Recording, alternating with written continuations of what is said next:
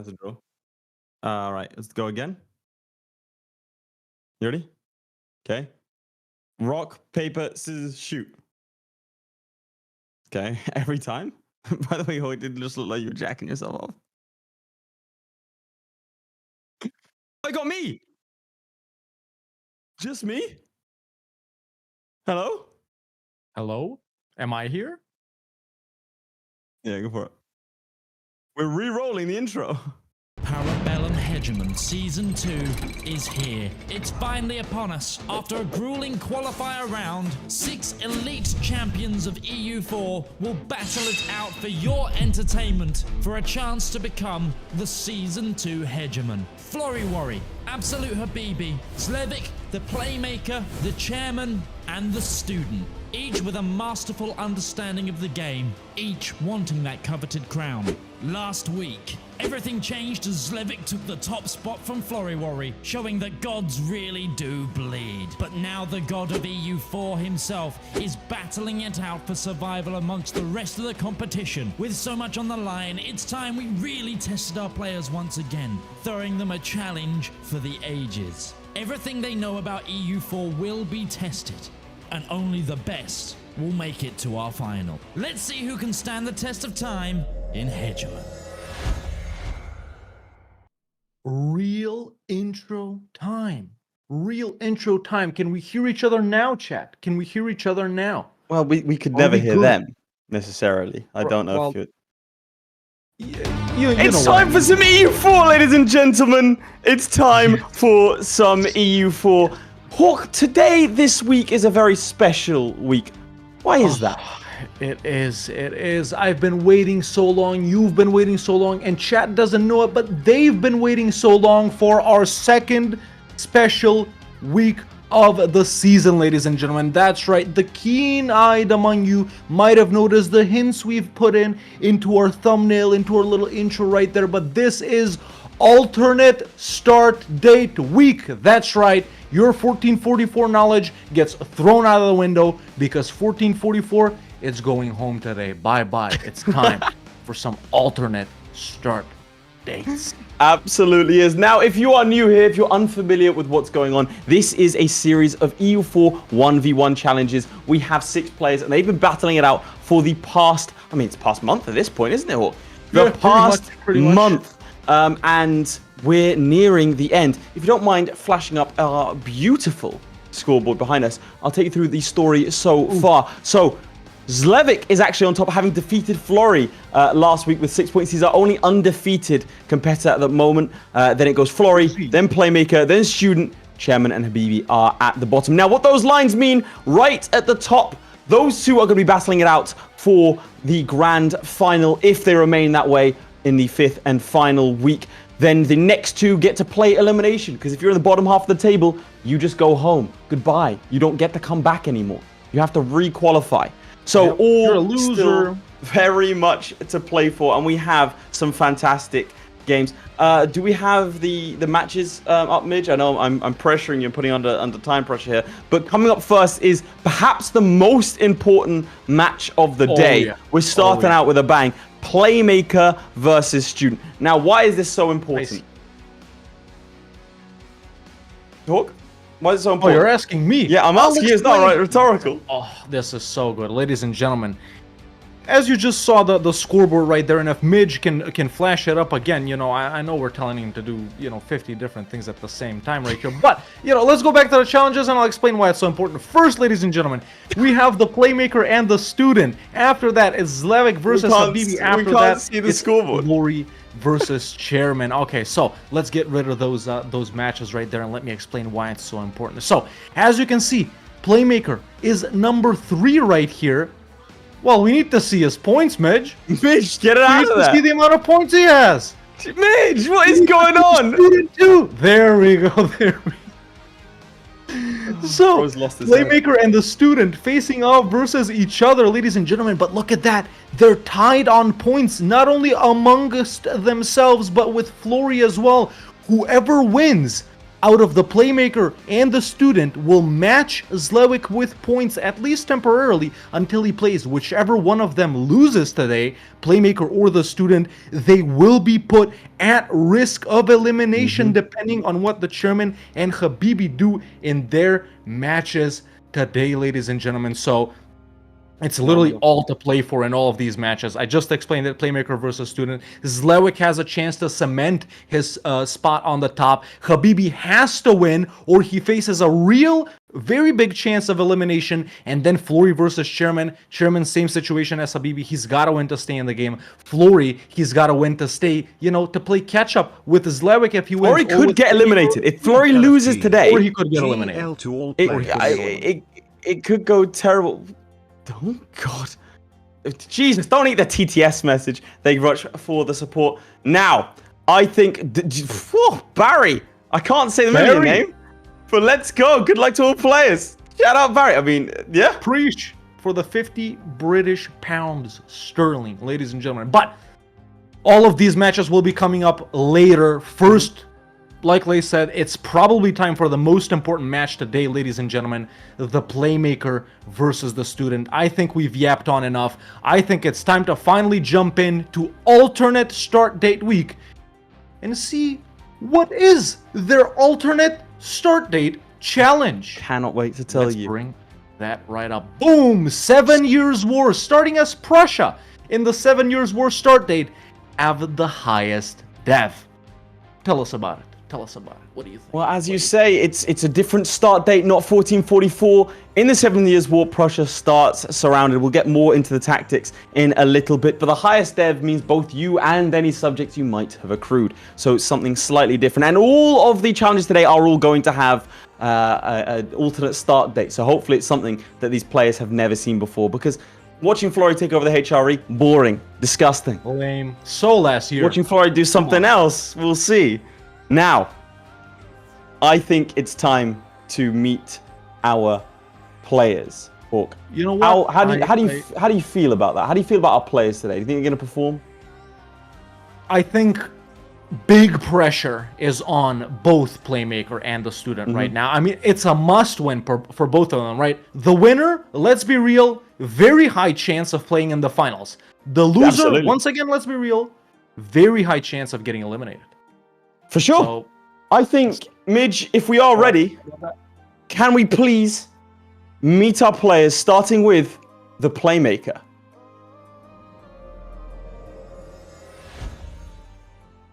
Last week, the Playmaker performed to halt Habibi and give himself a shot at the grand final. He has begun to make a name for himself in this competition, but he has to win today, or he could find himself in a relegation battle. He has reportedly managed to figure out that he should use the full 60 minutes, so perhaps we'll see a Playmaker stomp.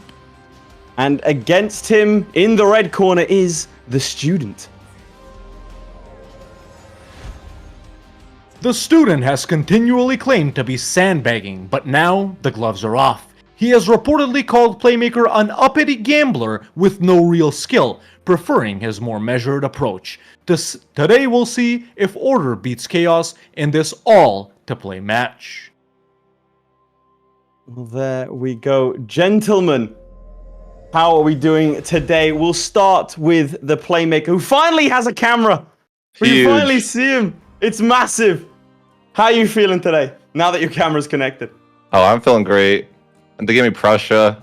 They love me. Like, I mean, you guys just, you know what I love. You must watch the channel. You say you like his favorite nation's Prussia. Let's put him on Prussia today. It is Feeling really confident. I'll give you that. And Student, you've got a fresh new look as well. How are you feeling? Yeah, I'm feeling great, man. This is a fun challenge to walk around doing stack wipes all ago and left and right, and that will be a crazy challenge, I think. Fantastic. And what about the allegations that you consider playing against the Playmaker to be beneath you? Actually, I think, first of all, gambling has or needs kind of skill as well, right? In some situations. So I wouldn't say, without any skill. So going bankrupt is also a skill on its own, definitely.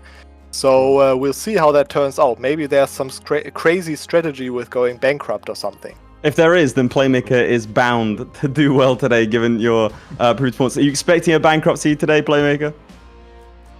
You know, I never counted out. It could be the strat. You know what I'm saying? Okay.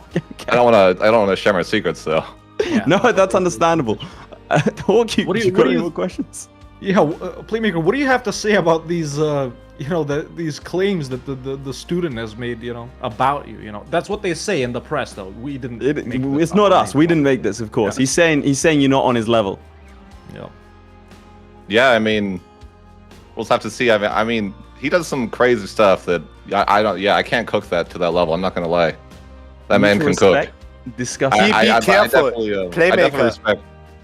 Be careful. You know, the press. You cannot trust the press. Yes. You cannot trust what the press is quoting. Okay, I'm just saying. So, Student is now yelling fake news, boys. We prefer to remain apolitical on this channel, but that's fine. We crack on. Well, I will say, and one last thing from me, both of you, whoever wins today has a very good chance of going into the final. Student, if you win today, then you face FLORRY next week. A win against him would actually knock FLORRY into an elimination battle, and you'll steal his spot. Playmaker, a similar fate could be yours if you win this week and beat Zlewikk next week. So, all to play for. And also, by the way, we did the maths. If either one of you loses today, there's still a chance you can go to the final by knocking out the opponent in front of you next week. So it's all still to play for. A win today matters a lot, and we're going to see who out of the two of you is the superior player for this challenge. I think that's all from us. I'll bid you all good luck. Hop into the game. Don't touch anything once you've clicked start game, and we'll crack on, boys. Good luck. Okay. Well, that was the Playmaker and the student, ladies and gentlemen. Both of them, smack talking each other, crazy allegations coming into the... Look, the press, the EU4 Even press... the press getting called out. I mean, look, Martin Luther's publications, 100%, like, we can be... I mean, they can be trusted. It's not them, it's not us. They're not one and the same. These are highly rated articles online that I found. I mean, I wrote. I don't know. Maybe the Europa Universalis official press should stick to reporting about actual news, like when is EU5 coming out, instead of publicizing tabloid like this. Last week, did you see last week's article? They were reporting about where FLORRY gets his hair done, the nail salon he goes to. It's just not we really don't care about that. We really don't care about that. Yeah. But I think we're almost ready to get started, ladies and gentlemen. If only my colleague here can tell me which of these players I'm spectating, because you are spectating the student. I am going to be spectating the Playmaker. That's going to be their POVs. We are starting on the 15th of May, 1756. There is going to be an hour on the clock, and we're going to see which of these two players comes out with a W. I like it, man. Alternate start dates. Both players playing the same country, so it's pretty evened out. They both sounded pretty confident playing with Prussia, but the Prussia you create is different to the Prussia you get. Very much so. That's in game right now, right? So I don't know, man. Is this the kind of Prussia that just rolls over everyone, or is it? Student cannot cook. We've got a text-to-speech. I don't know. They're bold. There are enough juicy sentences there to make a juicy quote. Student cannot cook like I can. There we go. Straight from the press. Zlewikk, fresh there. Those are the kinds of headlines I like to hear. Someone clip that. Someone edit it, and we'll see. Hawk, are you ready? I think we can't dilly nor dally any longer. I'm excited. I am ready. Then, ladies and gentlemen, for the first time today, let's get cracking on the count of 3, 2, 1, go. Our players have been told to start. Now, let me take you through what's going to be going on here. Firstly, chat, is it a W or an L week this week? Theme week, alternate start date week. Are we happy with that? Yeah. Are we excited? We're going to have challenges that they're not ready for. Let's see. Okay, we've got a couple W's. There you go, W week. There we go. Here we go. So this is Prussia. Prussia begins in a bit of a hefty war against Russia, Austria, and France. A significant outnumbering. This is not a pleasant war. In order to get out of this war day one, you will have to give up all of Silesia as well as a little bit more territory. So our players are going to have to decide if they want to fight. They start with limited manpower, and most importantly, they only start with 6,000 cannons. For those of you who are perhaps new to EU4, at this stage in the game, you have to have a full back row of cannons. So the combat width is 40. You need to have 40 men in front, 40 cannons behind, and the amount of damage that will do is phenomenal. The AI does not usually do this. You can see this 40k stack. With a full back row of cannons, you will stack wipe this instantly. 2-3 days, you'll remove them from the map. Late game AI is not the best at this. And with generals like Frederick the Great, a 6-6, and with full armed professionalism, so you can milk that for manpower as... Did he just peace out someone? He just peaced out everyone. No, he didn't. He peaced out France. France? They're the hardest ones to peace out, though. What did he give to them? Peaced out France. I think he... I cannot tell you. Go Diplo? Maybe it would know. They did. Oh, over here. New World there stuff? You go. No. Yeah, New World stuff. Look. Oh, he gave them the 13 colonies. Nice. There you go. Look at that. Nice. Bonjour, America. You are now French. My condolences. There again, going over to Prussia again. We've got Prussian militarization, which at its max gives you some manpower recovery speed as well as some discipline. This could be increased with some militarization. You might be wondering, why is he staying paused for this long? Well, he has to sort out building cannons if he is smart enough to do so. He should use all of that 10k manpower. He needs to set up his policies. Over here, you can get yourself artillery combat ability plus 10%, which is phenomenal. Really and then a couple of other bits and bobs around the place. At Para Bellum, is it possible now, to have an APM? I mean, that's. I think we've just about gone on pause. Has he not done? Okay, there we go. Let's see what policy he's gone for. He has gone for discipline plus 5% and artillery combat plus 10%. That's looking pretty good. And has he started to drain his manpower? I believe he has. Yes, he's starting to slacken. We get manpower when disbanding here, so that's very nice. Hollow Bump with the $5 donation asks, is it possible to have an APM counter for each of the players? Would be interesting to see who actually plays faster mechanically. This is definitely something we can look into. However, you know, I don't know. I don't know the logistics. I mean, I just tend to count in my head. I don't know if you... What we'll do, Hawk, is you count the amount of actions per minute on your end. I'll do it on my end. We'll divide by 60 minutes and we'll give the stats at the end. Of course, yeah. Easy. Now, I do want to point out what I believe to be an early mistake. Over here, getting the independent army to make up numbers. This is not going to win you the war. Cannons are initially cannons. And now I don't mind getting this in conjunction with cannons, but otherwise I'm not too much of a fan of that. He's not building cannons. You need to have cannons. You need to have, look at this. 9 cannons tearing apart that army.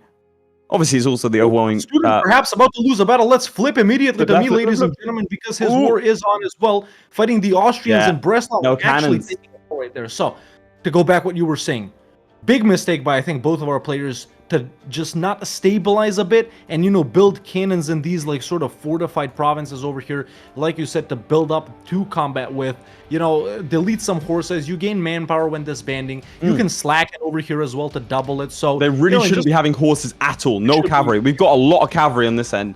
I don't know about you, but we've got about 15,000 cavalry here. That's 15,000 manpower you can put into infantry and you can put into cannons. Pretty much. Now, what the Playmaker that I like very much that the student hasn't done is getting France out early right here. Now, I have played this... Oh no, fix my POV.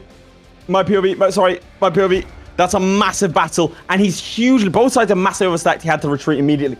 Huge loss. Now, just a quick note on late game battle. If you're a veteran of MP, this is a game actually Habibi should do really well in this.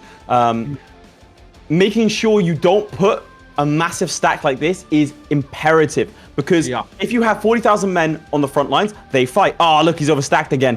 That's not good. That's not good. He's thrown men at the problem. What you need to do is trickle in men constantly so you refresh your morale, because otherwise, when you dive into a battle with full 96,000 men, 40,000 stay on the front lines, the others stay in what's called reserve. And in reserve, they still take morale damage, so you're more likely to retreat out of battles because obviously you'll just run out of morale. So that is undoubtedly a mistake, and I'm seeing none of the cannon production. 0. And so he's lost all of his manpower in battles he couldn't win, and look at how many men is just running around with attrition.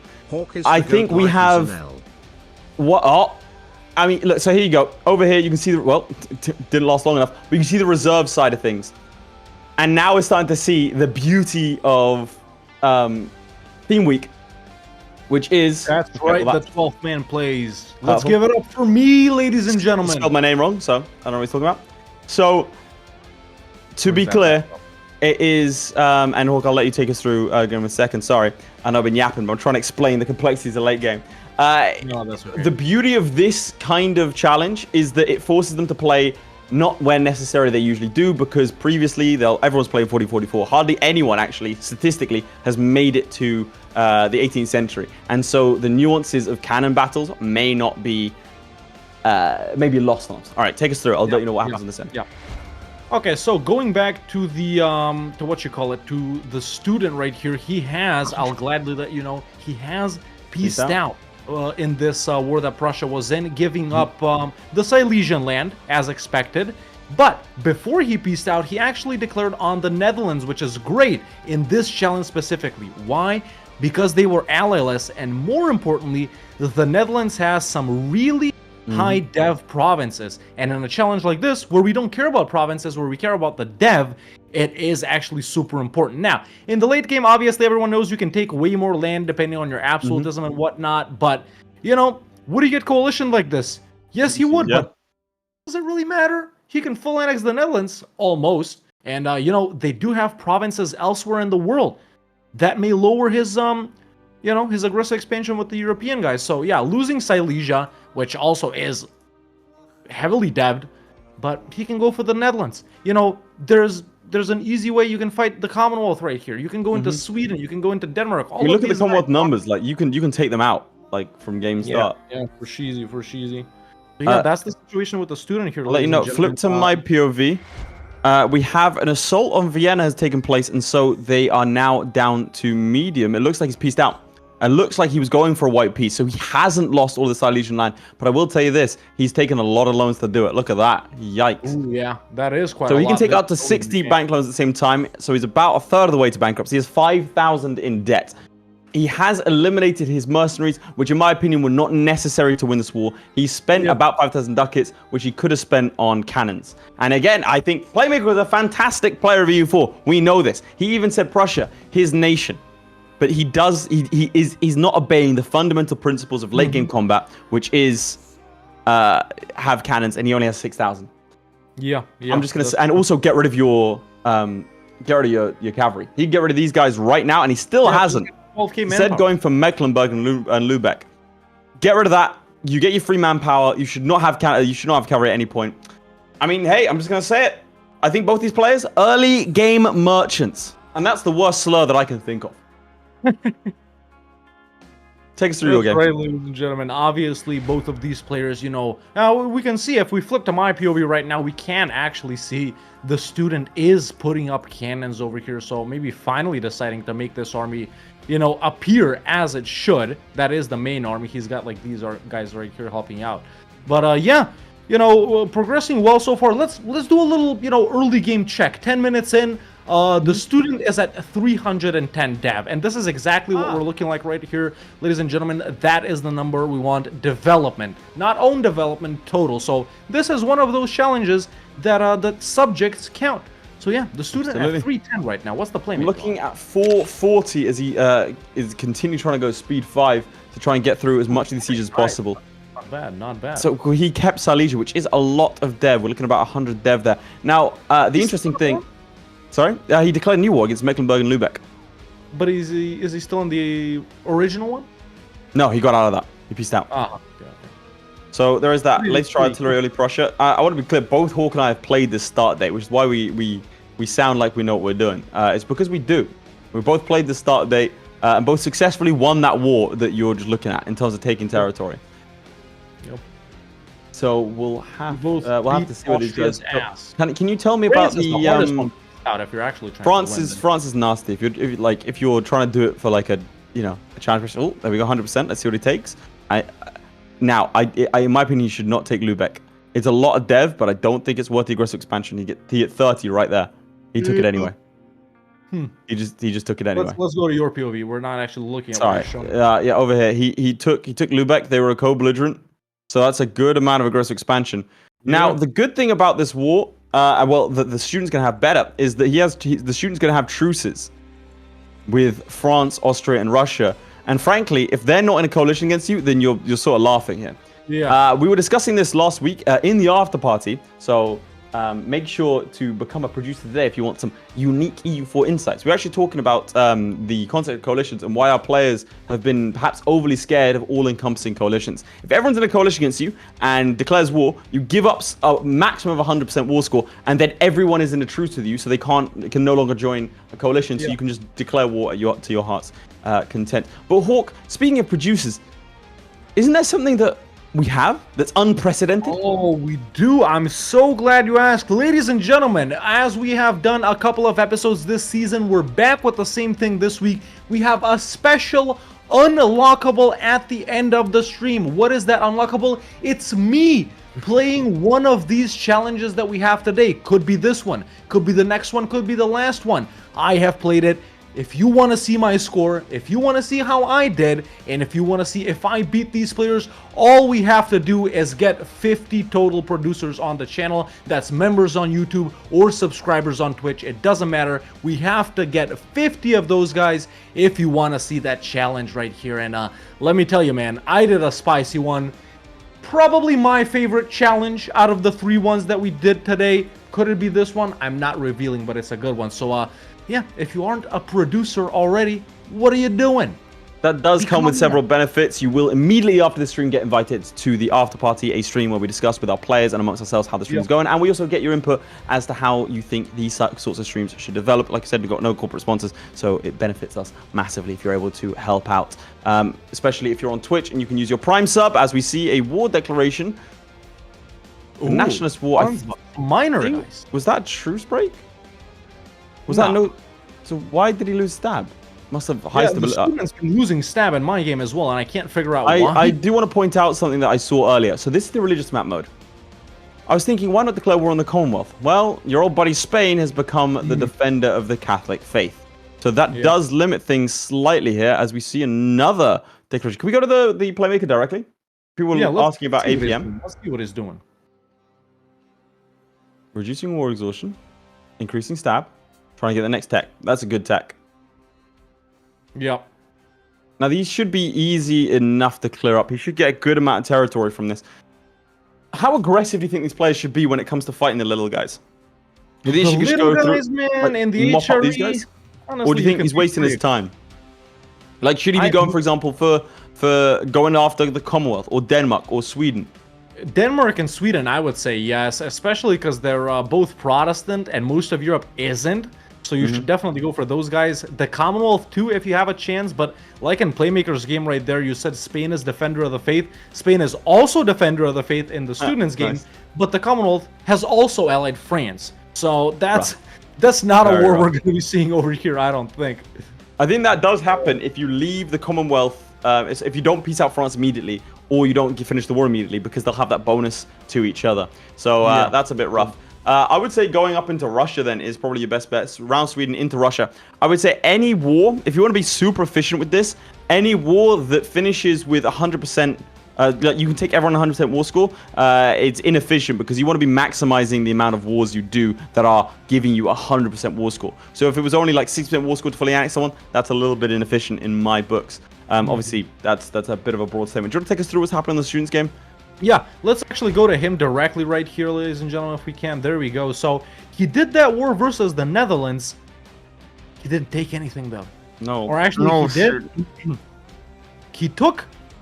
Oh, we can't see it over there, ladies and gentlemen, but let's go to my POV right here, and I'll show you exactly what he took. He took this. He took the Gold Coast or whatever it is, the Grain Coast or something. Now, who is he planning to fight over here? Is he planning to actually go outside of Europe? Maybe West Africa. Actually not a bad strategy. You know, like from here, if he fights Denmark, he can take stuff over here and down here. Then, you know, he can fight Dahomey, Benin, Segu, whoever it is right here. I mean, let's stop those guys. Look at the tech differences. Maybe these guys? Yeah, tech differences are insane, especially with these guys. It's 9 tech levels, ladies and gentlemen. 9 tech levels. Yeah, you just wander through. It doesn't matter about your artillery in that case. We didn't talk about this strat. I don't think we did. No. Yeah. I think it's an interesting strat. I will say I think it could be distracting. Because I think Also, if your also. attention's split into two areas with like a frantic challenge like this, we've been going for 15 minutes and we've only seen a handful of wars from both of our players. I would have expected to see a big war, if that makes sense. I would have expected the Commonwealth, like Russia, or Sweden to try and carve into new territories. Because if you can find one guy that you can just keep on beating in submission, the final 10 minutes, in my opinion, should be a flurry of activity where you are just sweeping nations. Because of the AI and because of you're Prussia, you can fight nations that are probably 10 times your size in terms of troop count, in my opinion. Like, that is no exaggeration. And with our challenges today, it's going to give our players a chance to show off some of those war skills, late game war skills, which I'm sure guys like Zlewikk and Habibi are salivating over, the MP guys themselves.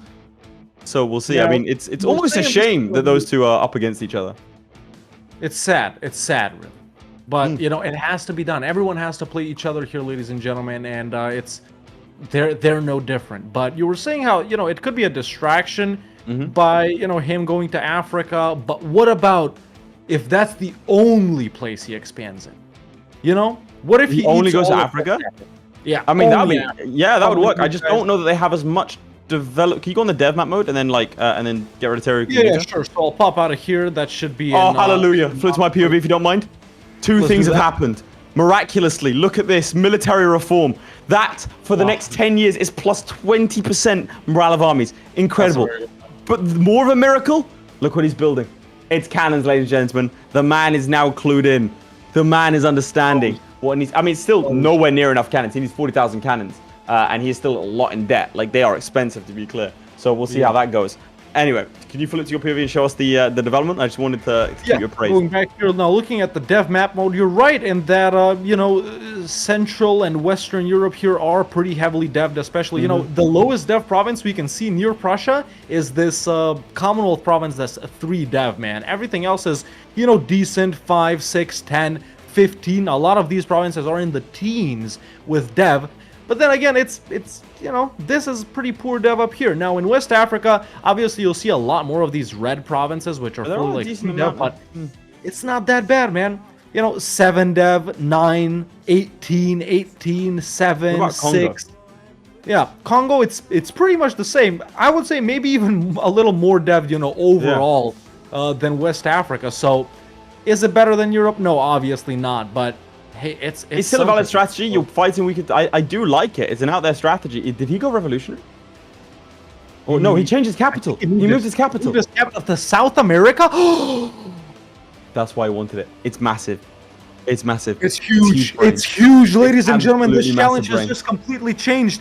With his capital in South America, he can declare on New Granada without fighting Spain. On Portuguese Brazil without fighting Portugal. Peru, La Plata, New Spain, one of the most powerful nations in the world if it would be independent.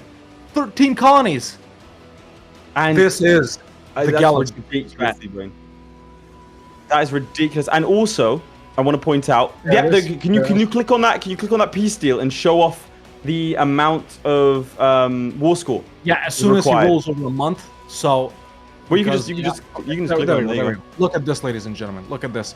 We can just go in and select whatever we want right here. Look at this, 5, 6 war score only. It's for absolutely galaxy brain. Oh wait, I can actually full annex Granada in 1 war with no aggressive expansion. Now the only caveat here is he's got to be fast. You will get aggressive expansion. If he's not fast enough, Spain will enforce peace. But if he's fast enough, and he realistically should be, look, 41 war score. Look at that. Full annex on New Granada, ladies and gentlemen. He's popped a siege and he's assaulting as well. Can you check the aggressive expansion? Who would join the coalition? Because sometimes the Overlord will join a coalition, which is the problem. Yeah, there you go. So aggressive expansion. It's the colonies. No, it said France. Oh yeah, no, revolutionary France, I think, and Spain. So I mean, Spain, you know what? I mean, enforcing peace is the problem. Yeah, you gotta run that balance. Now, given this revelation, let's see what you at home believe. Who's gonna win? Put a 1 in chat if you think Playmaker's going to win with a more conventional strat. 2 in chat if you think that the student has this one in the bag with a bit of a strange one. And I'm actually... they've ruined my intros that I wrote. The player intro is suggesting that the Playmaker was more chaotic, more out there, risk taker. Look at that, 87%. And we implied that the student was a bit more. Oh, look at those sieges. We implied the student was a bit more robust, and he's just flipped the entire script on his head. And if you flip to my POV, Playmaker's still not piecing out these wars. Still not piecing out these wars. The ones he declared like immediately. The tiny guys. Look, I think he might be waiting until this. He might well be. I think he's currying a favor with the Ottomans as well. He's allied the Ottomans to try and maybe bring them in against Austria. Austria and Russia are allied. Yeah, he does have good allies. Yeah, but I mean, what's he doing? Can we go to him directly? I'm really curious. Can we go to Playmaker directly, please? What's he thinking about? Age objectives? I think he might just be sitting in these wars until it's time to piece out everyone at once. I think that's probably going to be his play. He is, I think, underestimating, because I saw this. Oh, he can't take into the territory, maybe? No, God's like, okay, he's piecing them out now. Why did he only start now? Why did it take him so long? I'm trying to figure out why he would. It's been a while. He's been in these wars for 10 minutes. Still not piecing them out. Very curious. What is the Playmaker doing, chat? Curious minds would like to know. Let's go to the student as well here if we can, Midge. See how he's doing in his war versus New Granada. He is playing relatively fast. Spain hasn't enforced peace yet, and he's already got 34% war score, so I don't think we'll see an enforced peace. Now, the question is, the only thing that's limiting the student right now is aggressive expansion and admin points, ladies and gentlemen. Full annexing New Granada, I'm looking at that right now. 1,500 admin points, and he only has 200 there, as we can see. Not taking strength and noble privileges. He doesn't care about manpower. Stabbing up right there. But yeah, man, you know, full annexing Granada, 213. 126 aggressive expansion. He will get coalition by Spain and Netherlands. What's the dev of New Granada?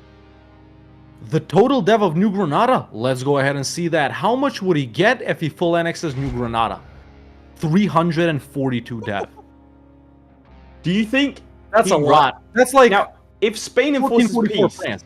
Will it allow him? Does he declare war on Morocco? No, that's New Granada. Oh, sorry.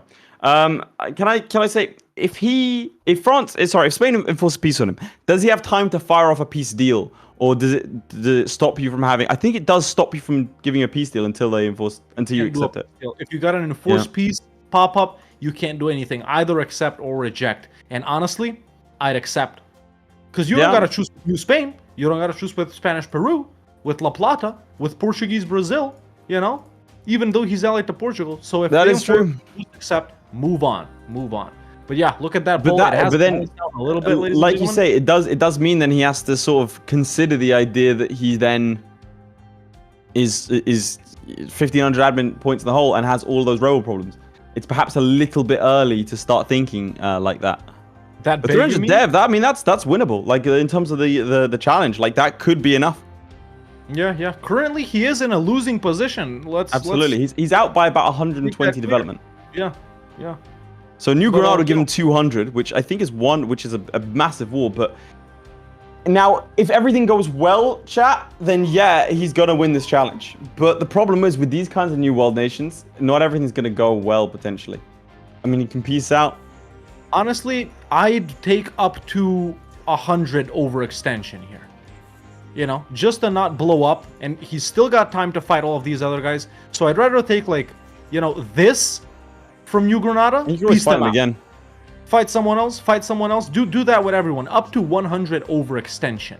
You know, would that get him coalitioned? This wouldn't get him coalitioned either. And he won't be suffering with rebels, but still, admin points is the problems, man. Now, he could create a vassal here. It would be half dev. I don't know what to say. Let's go to the Playmaker directly, Midge, and see what he's up to while the student is up to in this Granada war. There we go. He pieces out finally. More peace outs. Maybe? Making vassals? No. I'm going to unmute here so I can chip in with what I think is happening. So I think he's having to individually piece out certain nations because in the HRE in the late game here, they are too high in the war score cost to take in the singular war.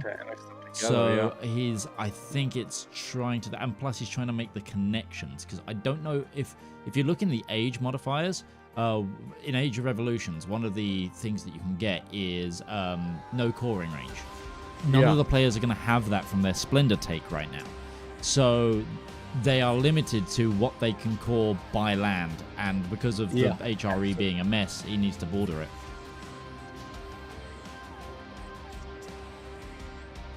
Yeah, that's it. Someone in chat was asking, what's the student's CCR?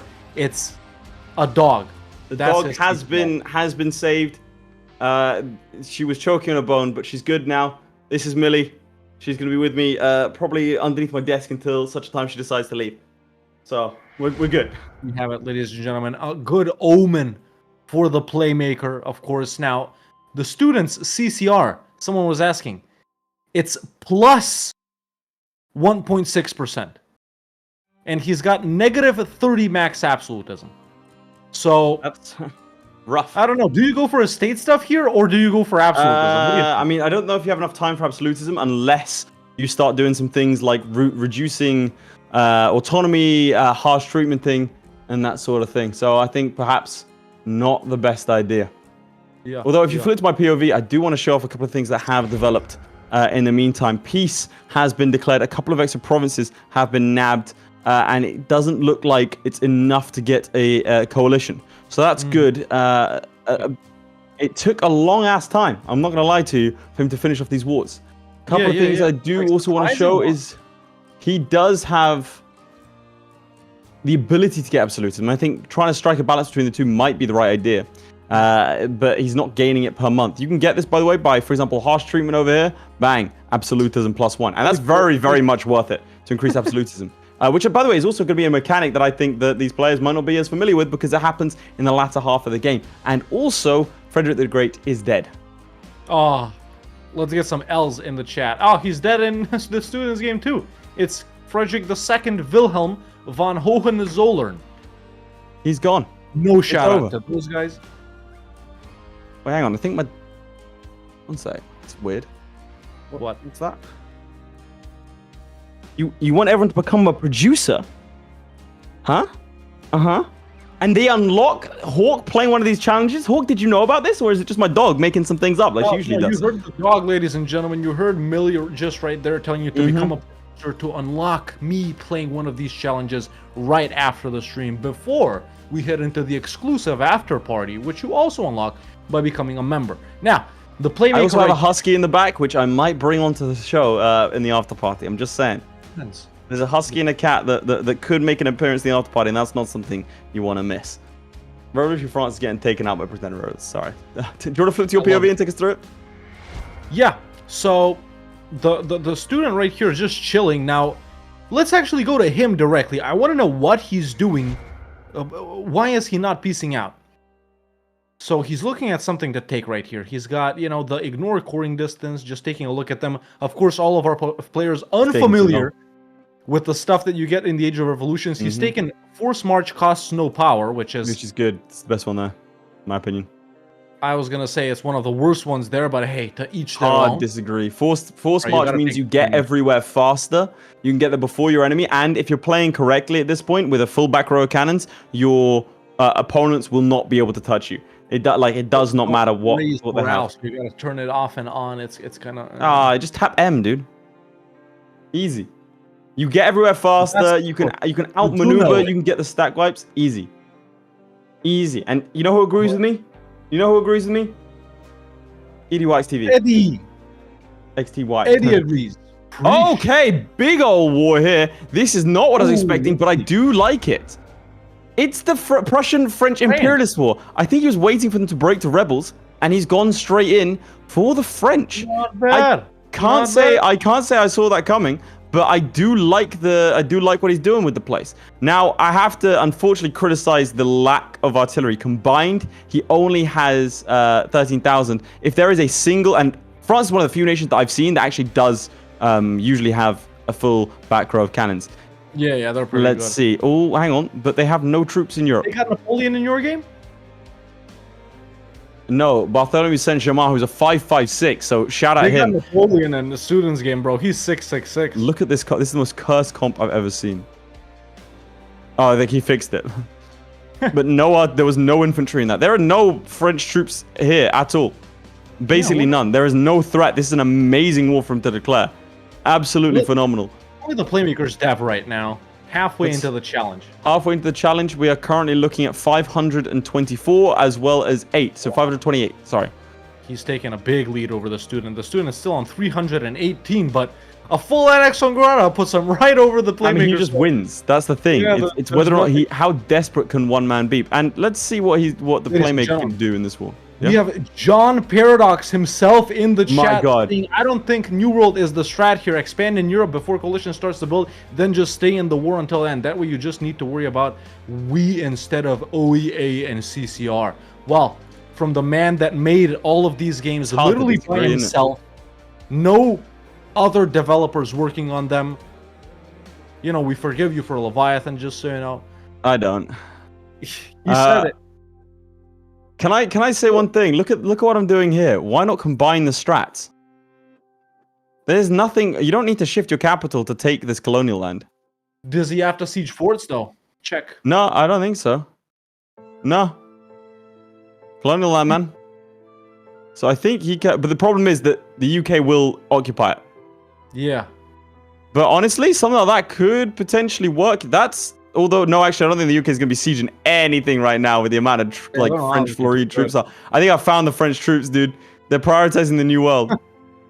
But I think honestly, something like this, you're gonna effectively get the same thing as the students getting. But this is a very much like last play thing. No, when they. Oh, you mean you don't core them? Huh? Yeah, I'm saying you don't core them. Why would you core them? You're gonna take way more than the students. I mean, look at this. I mean, if you peace out at the end, this isn't even half of it. Look at you that. can't live with like 200 overextension, 300. Watch me. I could. Well, hey, you know. Let's agree. Let's see where his troops are. This is a very confused war effort, in my opinion. Oh, there we go. France has 14,000 cannons. That is going to be nasty to deal with, and a 4-6 to deal with as well. His troops, look at that. They're not unified. He's gone straight for Paris, and he's taken Paris. It's only a capital fort. Or whatever it's called, yeah. Yeah, but I'm not a fan of this war at the moment. I'm not going to lie to you. I'm not a fan of this war. It's a good idea in theory. I don't like how he's prosecuting it.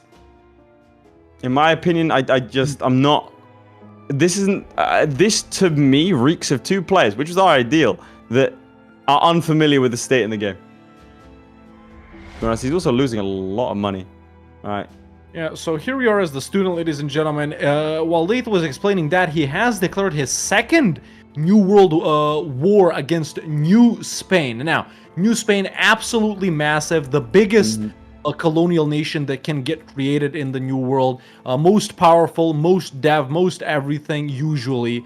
And, you know, they might be almost full annexable here too, man. You know, while you guys are looking at the students sieging down, over on my POV, I'm just clicking on random provinces around New Mexico to see how much the student could potentially take. Because at this point, I'm going to say that his strat is to stay in these wars till the end and peace out. Final moment. It's a good strat.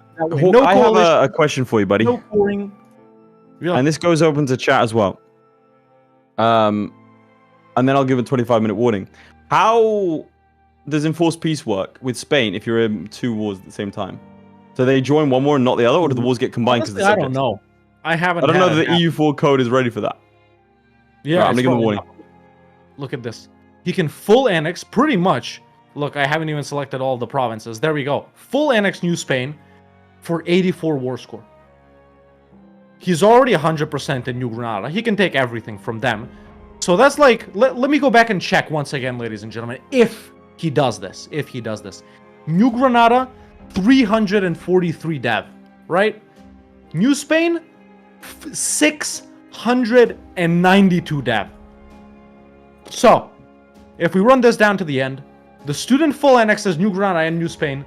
That's 1,000 dev for him. 1,000. You can't do that in Europe. You can't do that. You can. Absolutely can. If you do it the same way he's doing it here. If you stay pieced out, you can late game pressure, Nah, bro. 18th century Prussia, you can go one after the other. I don't fear coalitions at this point. For me, like It's you not can even just. coalitions. It's the overextension that's gonna get you. It's the I don't know that. Now I have to ask you a question. I'm just gonna and this is clarification for chat.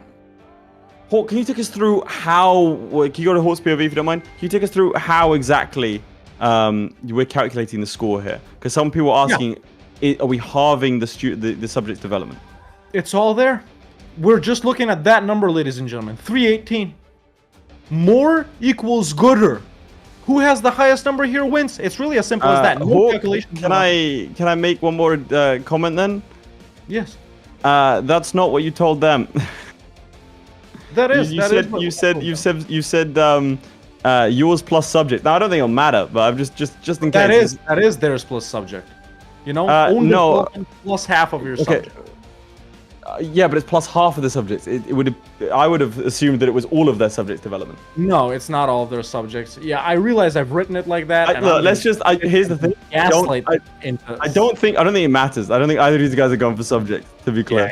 Yeah, they know what I mean. They know what I mean. So it's this. It's not all of your subjects. Okay, I would disagree with that. I'm not gonna lie to you, dude. I would say we have to go by the wording of the challenge, which is subject development counts. No. Wait, I don't know. I'm just gonna hope it's not an issue here, boss. If it's an issue, I'll take the blame, ladies and gentlemen, for Hawk not blame. explaining clearly enough. We'll see you in the tabloids, buddy. You want to flip to my POV? I'll take you through what's going on this war. Let's do that. He's hired more mercenaries. More mercs. Yeah, he's hired mercenaries to siege back these tiny little provinces. How much work is he losing out on that?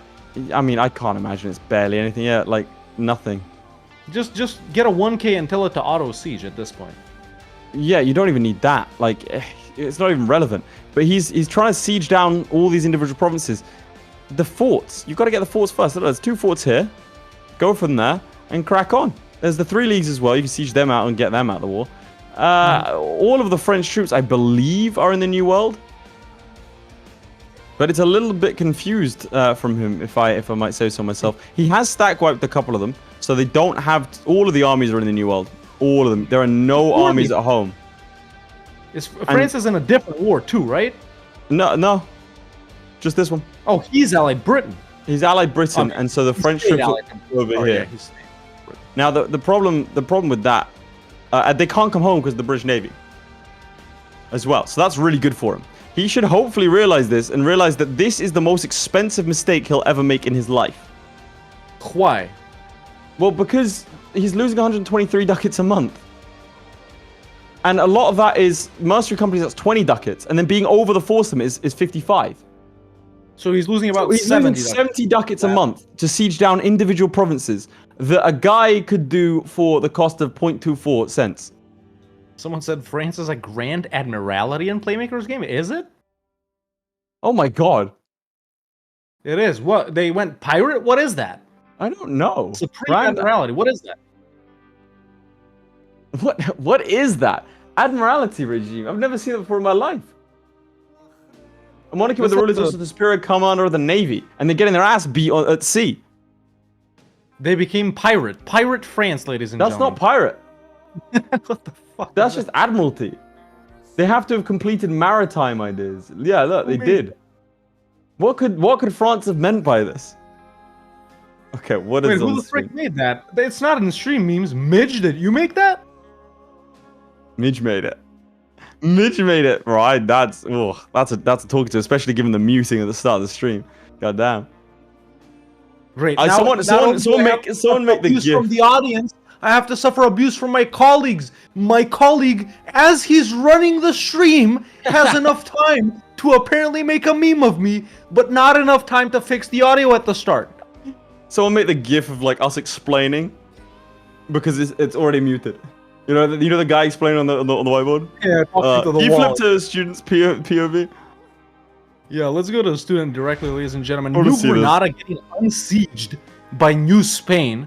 The colonies helping each other out. Oh, I thought you said Playmaker. Yeah. Midge, what's going on here, bud? Huh? Okay. He's too busy making memes, bro. He's too busy making memes to run. Bro's blank. We're being censored live on stream. Get the tabloids on. That is horrible. All right, let's try and bring some focus back here. What's his war exhaustion looking like? War exhaustion is actually not that bad. He's only 6.5 right now. There we go. Already pre-selecting the full annex. Pausing to do it. He's got time, bro. He full annexes New Granada and New Spain. He wins this. I'm just telling you straight up. Well, probably, yeah. Yeah. To be honest.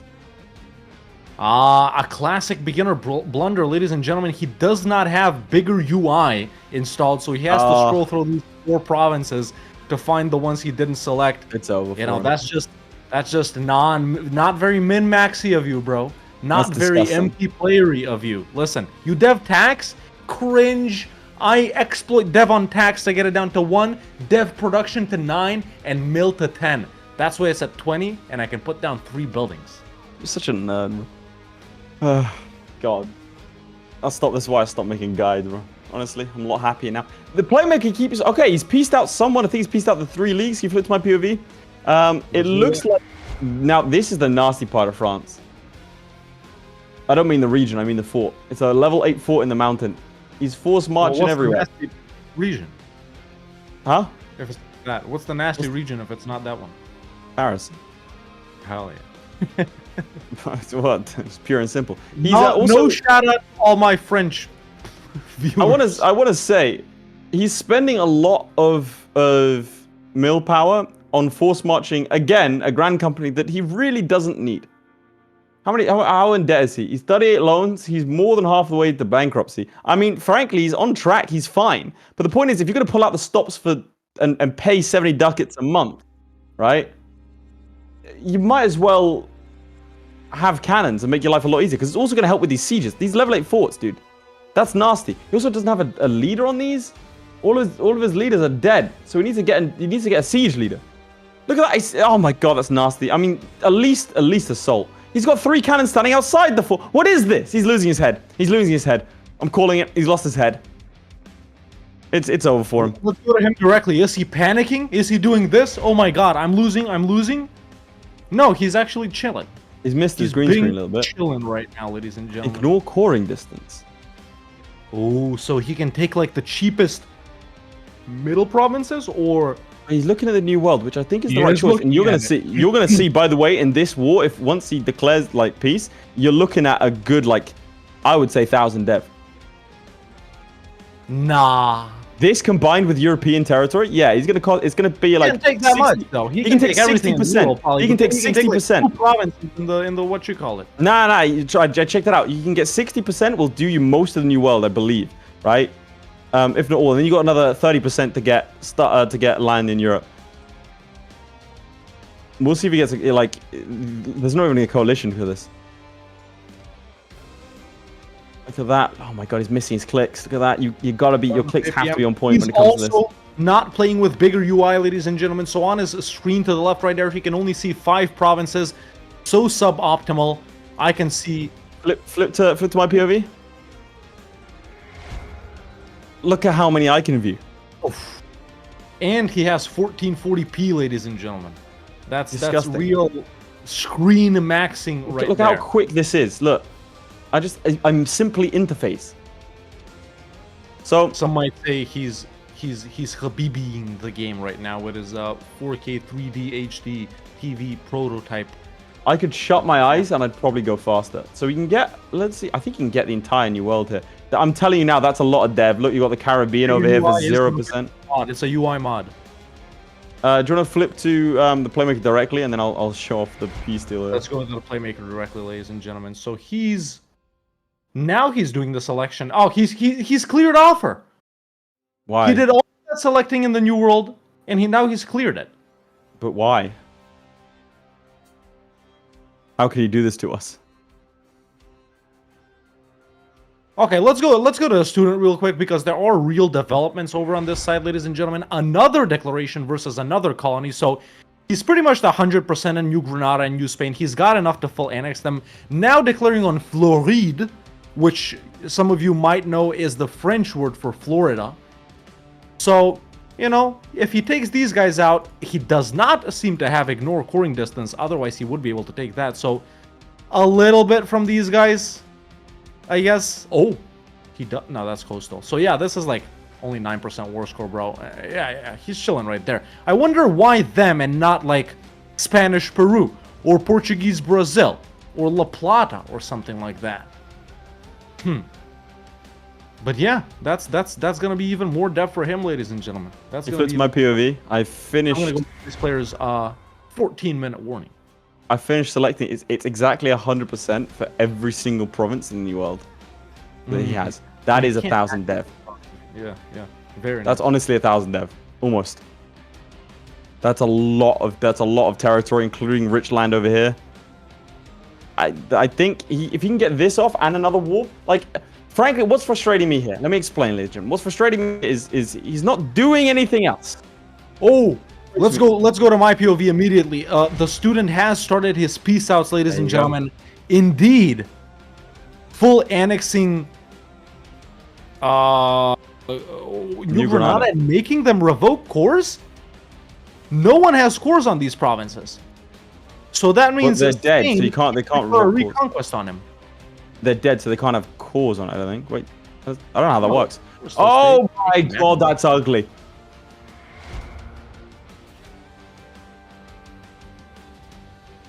I think he's gonna no CB France. He's taken every fort. He's ignored the New World. He's taken all the forts. I think he's gonna attack him again. We flipped him directly. The student has also pieced out, fully annexing New Spain, ladies and gentlemen. I can let you know that. Oh my god, I just took a look at his dev. I'm leaving. So Hawk is gone. Now, let's not forget that Playmaker can do the exact same thing. And the dog was here the entire time. So let's not forget those two things. It was him the whole time. Let's see. So, frankly, I think this is a good play. I think it's kind of too little too late. This is going to incur a coalition. I don't think he's going to be able to finish the war to great satisfaction without the coalition firing. And I think this is going to be the big hole in his game. I think he went too little, too late, too slow. I think we could have seen something big. Now, that's nothing. I'm going to show you something big. Flip to my POV. Okay, be careful. We are on Twitch as well. Okay, all right, we're good. The student, full annexing New Granada, full annexing New Spain, pretty much beating FLORRY's ass, and he's just decked on French Louisiana as well, all while being at max loans and 560 overextension. Nice. That's what we like to see. Ladies and gentlemen, it's Aldrahel gaming time, and he's still playing. Playing very Excellent. well. I mean, I think we're gonna see. It's gonna take a little while for him to explode to rebels. It is. Now I have seen his death, but I'm not gonna show you. We're too close to the end. Oh no! I know what it is. Let's see what the Playmaker is doing, because he did do that France thing. He's done this vote, France vote thing. while we're still here. Vote. 10 minutes left to vote. Who's gonna take it? Why do you think France is still very happy with this war? I'll tell you why.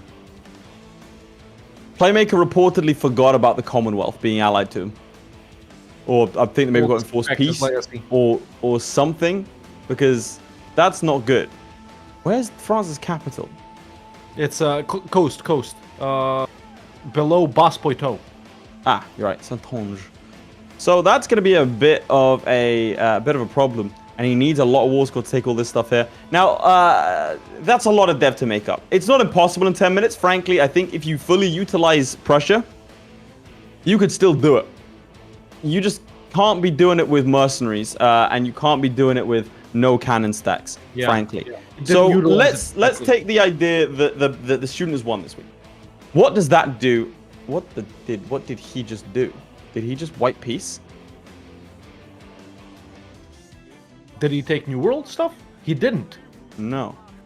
He didn't do anything? Check his shoes. Check his shoes. Truce with France, how long is it? He wiped peace, I think, to then get him again. He wiped peace and declared again to get Commonwealth out of the war. I don't mind that strat. So like 8 truce breaks, he's gonna get coalition. The coalition's gonna attack. Yeah, well, that was always gonna happen. Again, I don't mind this coalition. Again, let the coalition declare, sacrifice the 100% war score, and go again. Then you already have a truce with the entirety of Europe, but you've got 10 minutes, you got to go fast. So, a student win today is actually probably the most interesting outcome, because student faces FLORRY next week, which means that if FLORRY loses today, the winner of that match goes to the final. If FLORRY wins today, the winner of that match goes to the final. Yeah. Either way, it's all to play for. Next week, one of those two goes to the final. How important this match Playmaker can still get to the final if Habibi, who is a late game specialist, beats Zlewikk in the next match that's coming up next. So don't go anywhere, because if Habibi blinks Zlewikk for his first win, thanks, Celery, then it means that the winner of Zlewikk and the Playmaker goes to the final. So next week we will have the winner of Student vs FLORRY going to the final, and the winner of Zlewikk and Playmaker going to the final, which will be phenomenal to see. I told you how much I love it when you tell us these possibilities. I've got all the possibilities, bro. I sat there just like in a like with my legs crossed, like seeing every possibility. Yeah. You know, and how many Habibi wins? His third eye is on the back of his head, ladies and gentlemen, for some reason. When he went to training, you know, for that Doctor Strange stuff, it never popped out here. It was right here. No. That's why I had to grow the hair. There you go. Student, let's flip to the student right here, ladies and gentlemen. His game has a lot more hype, I can tell you that. Well, maybe not, but he has pieced out Spanish Louisiana. Oh, fantastic. What did he do with them? He took everything that he could. Yeah, just straight up taking everything that he could. I think he's still making money. No, I don't think he is. He's not making money. But he has 31k in the bank, dude. He has 31k in the bank. He could be going even faster. We go to the final 746, as we like to call it recently, ladies and gentlemen. There we go. He's just full annex Florida. Does he have time for more? He still hasn't blown up to rebels. No rebels are close to enforcing demands. He is at 43 unrest, 15 war exhaustion, no corruption, surprisingly. Who cares about that? Not at all. Victory. I mean, they're very close in time as well, which I'm surprised by, because Playmaker generally plays a lot faster. But unfortunately, I think it was that first war. He spent 10 minutes in that war against Hess, and I think he just kind of was a little bit stuck in the mud. Like, I think he didn't know where to go. I think he didn't like. This is genuinely the equivalent of us giving them 1444 Ottomans and going, go wild. I just don't think. I don't think that Playmaker understood that. I think Student didn't care about that and just went somewhere else with it, which I respect. This is a phenomenal strat, and I have to say I'm so glad of the wording of the next challenge. Yeah. Exactly. Yeah, the next two challenges. Challenge too. Yeah, I'm very glad of the wording in both of those, because this is that whole thing made me a little bit nervous. As we can see, Playmaker now starting to catch on to the game. Look how quick those clicks are, actually. If you had bigger UI, it'd be a lot faster, but look at those clicks. Missing a couple of times. That is actually ridiculous. This is a man who plays League of Legends, ladies and gentlemen. You can see those pixel perfect. Look at that. This man plays on his mouse. The ridiculous sensitivity. Oh man. No bigger UI though. That's holding him back. Also, the France won't accept. That's also holding him back. He's only got 64%, and they're on medium. So that is gonna make him stuff. Left, ladies and gentlemen. It's insane. It's literally insane. They're only 2 years apart. That's ridiculous. I mean, that's honestly the difference is a little bit night and day. I mean, what do you think of the strat, ladies and gentlemen? What do you think of the student strat? Do you think that the better numbers could have been put up? I think it could have been even more aggressive. I don't think it necessarily needed to be. But I think he could have been more aggressive. Mind you, that's kind of the case with the student the last couple of games. Has been he picks a really good strategy, sticks with it, and does it well. Yeah, we always yeah, that's what I'm saying. Our criticism of him is usually, oh, you could have pushed for more in your own strategy. But the strategies are usually so good that he doesn't necessarily need to push for more. Yeah, and if he's winning, what do we have to complain about? Yeah. You know? He's also doing the exact same thing he did in Season 1, which is have a really rough start and then just turn on for the last, second half of the series. Yeah. He's a momentum player. Volkswagen Golf 3. Bro hates the bookies. Winter. We did say he put a bet on his... Legit, since I said that the Paradox Weekly, the newsletter, had revealed that he put a massive bet on himself after dropping his odds, he's been absolutely tearing it up. He's on an undefeated streak. In fact, I think all of our players are on undefeated streaks, apart from The Playmaker. I think they all lost the first game. As in, like, the ones who lost. Apart from FLORRY. I'm just thinking. No, I'm completely wrong. It's only the student. I lied. Yeah. So yeah, there we go. Student continuing his wars with the 13 colonies. Playmaker continuing with France. Checking out possible peace deals. Less than 5 minutes left. Ladies and gentlemen, I've said it many times. I'll say it again. There is a very real chance whoever wins right now goes to the final. Do you realize how important that is? Big chance.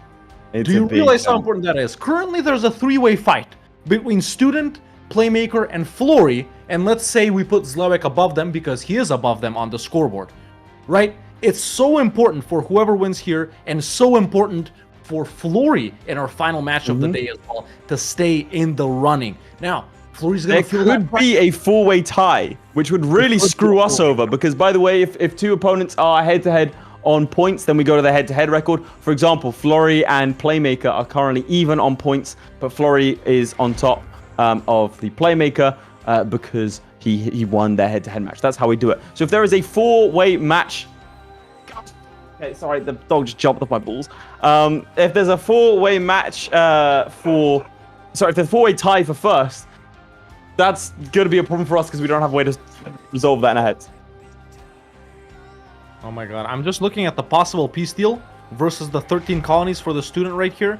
I think they are full annexable with about 40% war score, ladies and gentlemen. The 13 colonies. You know how much dev is concentrated in East America. Look at this. 43% war score on the 13 colonies. And I'm just going to take a look at this right here for 357 dev. That's a lot. What else do you want me to say, man? Meanwhile, this is what the rebel situation is looking like. Is he close to breaking? Nope. Not at all. He's still got a lot of time to go, ladies and gentlemen. 2 minutes left. He's got plenty of time. He's got their capital. He just needs to beat their ass a little. I'll give him a warning. Yep, go ahead and give them the 2-minute warning. So, yeah, he just needs to keep going. The 13 colonies guy, Governor Jacob Hawk right here. Hey, shout out. Shout out Jacob Hawk. He's a fierce negotiator. So he's not willing to, you know, concede. That's actually so annoying for him. Oh, but he can take all but one province, and they would be willing to accept. He doesn't know though. Let's go to final five again, Midge. Let's see what he's doing. What they're doing, both of them. There he is. He's selecting it all. By the way, Playmaker did peace out and is re-attacking France again. This is a valiant effort. Looks like it can take most of France, and that coalition not declaring. Just unselect one, student. Just unselect one. He doesn't know. Does he know now? He knows. He's seen. He knows. There it is. He just sent it. Oh my god, that is actually ridiculous. Look at that Prussia. He legit has conquered most of the New World in an hour. That is incredibly impressive. Leaving out one province should have been the strat from the start. He was planning, I think, on staying in the wars till the end, Nome Bello. But I think he realized he can't do that, so he started piecing out. But if you want to piece out insta, yeah, that definitely should be the strat from the start. 1 minute left, ladies and gentlemen. Did he just save the game? Because the student just saved the game. He is done. Saving the game. He's like, that's it. I want to reload to this one. Yep, there we go. Shout out the student, man. I think he's done. That was an amazing game. Let's go to the Playmaker here, ladies and gentlemen, for our final five if the student is done. You know, that's a boss move. That's amazing. Saves the game. I am done. Here's your save file, Hawk. He's saving that. He's going to give it to Zlewikk and be like, save this, bitch. Yeah. Bro's going to watch. He's going to... Oh, that's... That's disrespectful. Let's see. I think he's getting too bogged down, man. I think that was his mistake this run. If he does end up losing, ladies and gentlemen. Well, I think like you say, he is right. I'll give him a 20-second warning, but very much bogged down.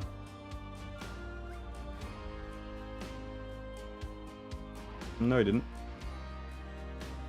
No, we're still seeing him. Sorry, Midge was whispering in my ear. 15 seconds left, ladies and gentlemen. He does run his own timer as well. There we go.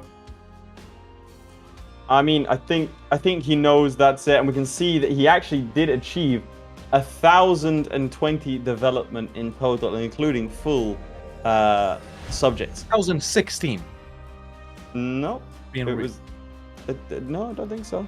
Let me check. 2016. No, it's okay. 2016 in real. Ah, I see that. Okay, right. So we were arguing for the same thing. I'm glad we resolved our differences. Okay, well, I don't think we feel the need to draw this out. I will say 1016 is the order of the day for Playmaker. Can you reveal the students' tally? So, ladies and gentlemen, to recap, we had the Playmaker versus the Student facing off in the 7 Years' War, where they had to start as Prussia in the 7 Years' War start date and end up having the most development, which is the number on the Great Powers list. Extremely important match for both of them. They came in with 2 wins and a loss into this with 4 points each.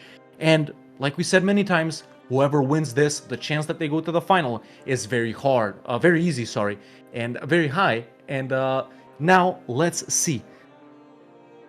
The Playmaker, 1016 dev. Am I correct? You are correct. All right, ladies and gentlemen. Midge, you can go to me. I'm going to show off the students' dev. So, who goes second on the table? Bro left. Bro left. Oh my god. Doesn't matter. I'm still in.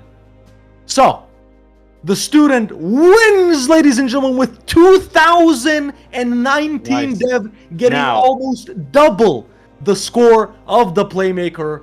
And he takes away our first challenge of the day, putting him in strong contention for a spot in the final. Congratulations to the student.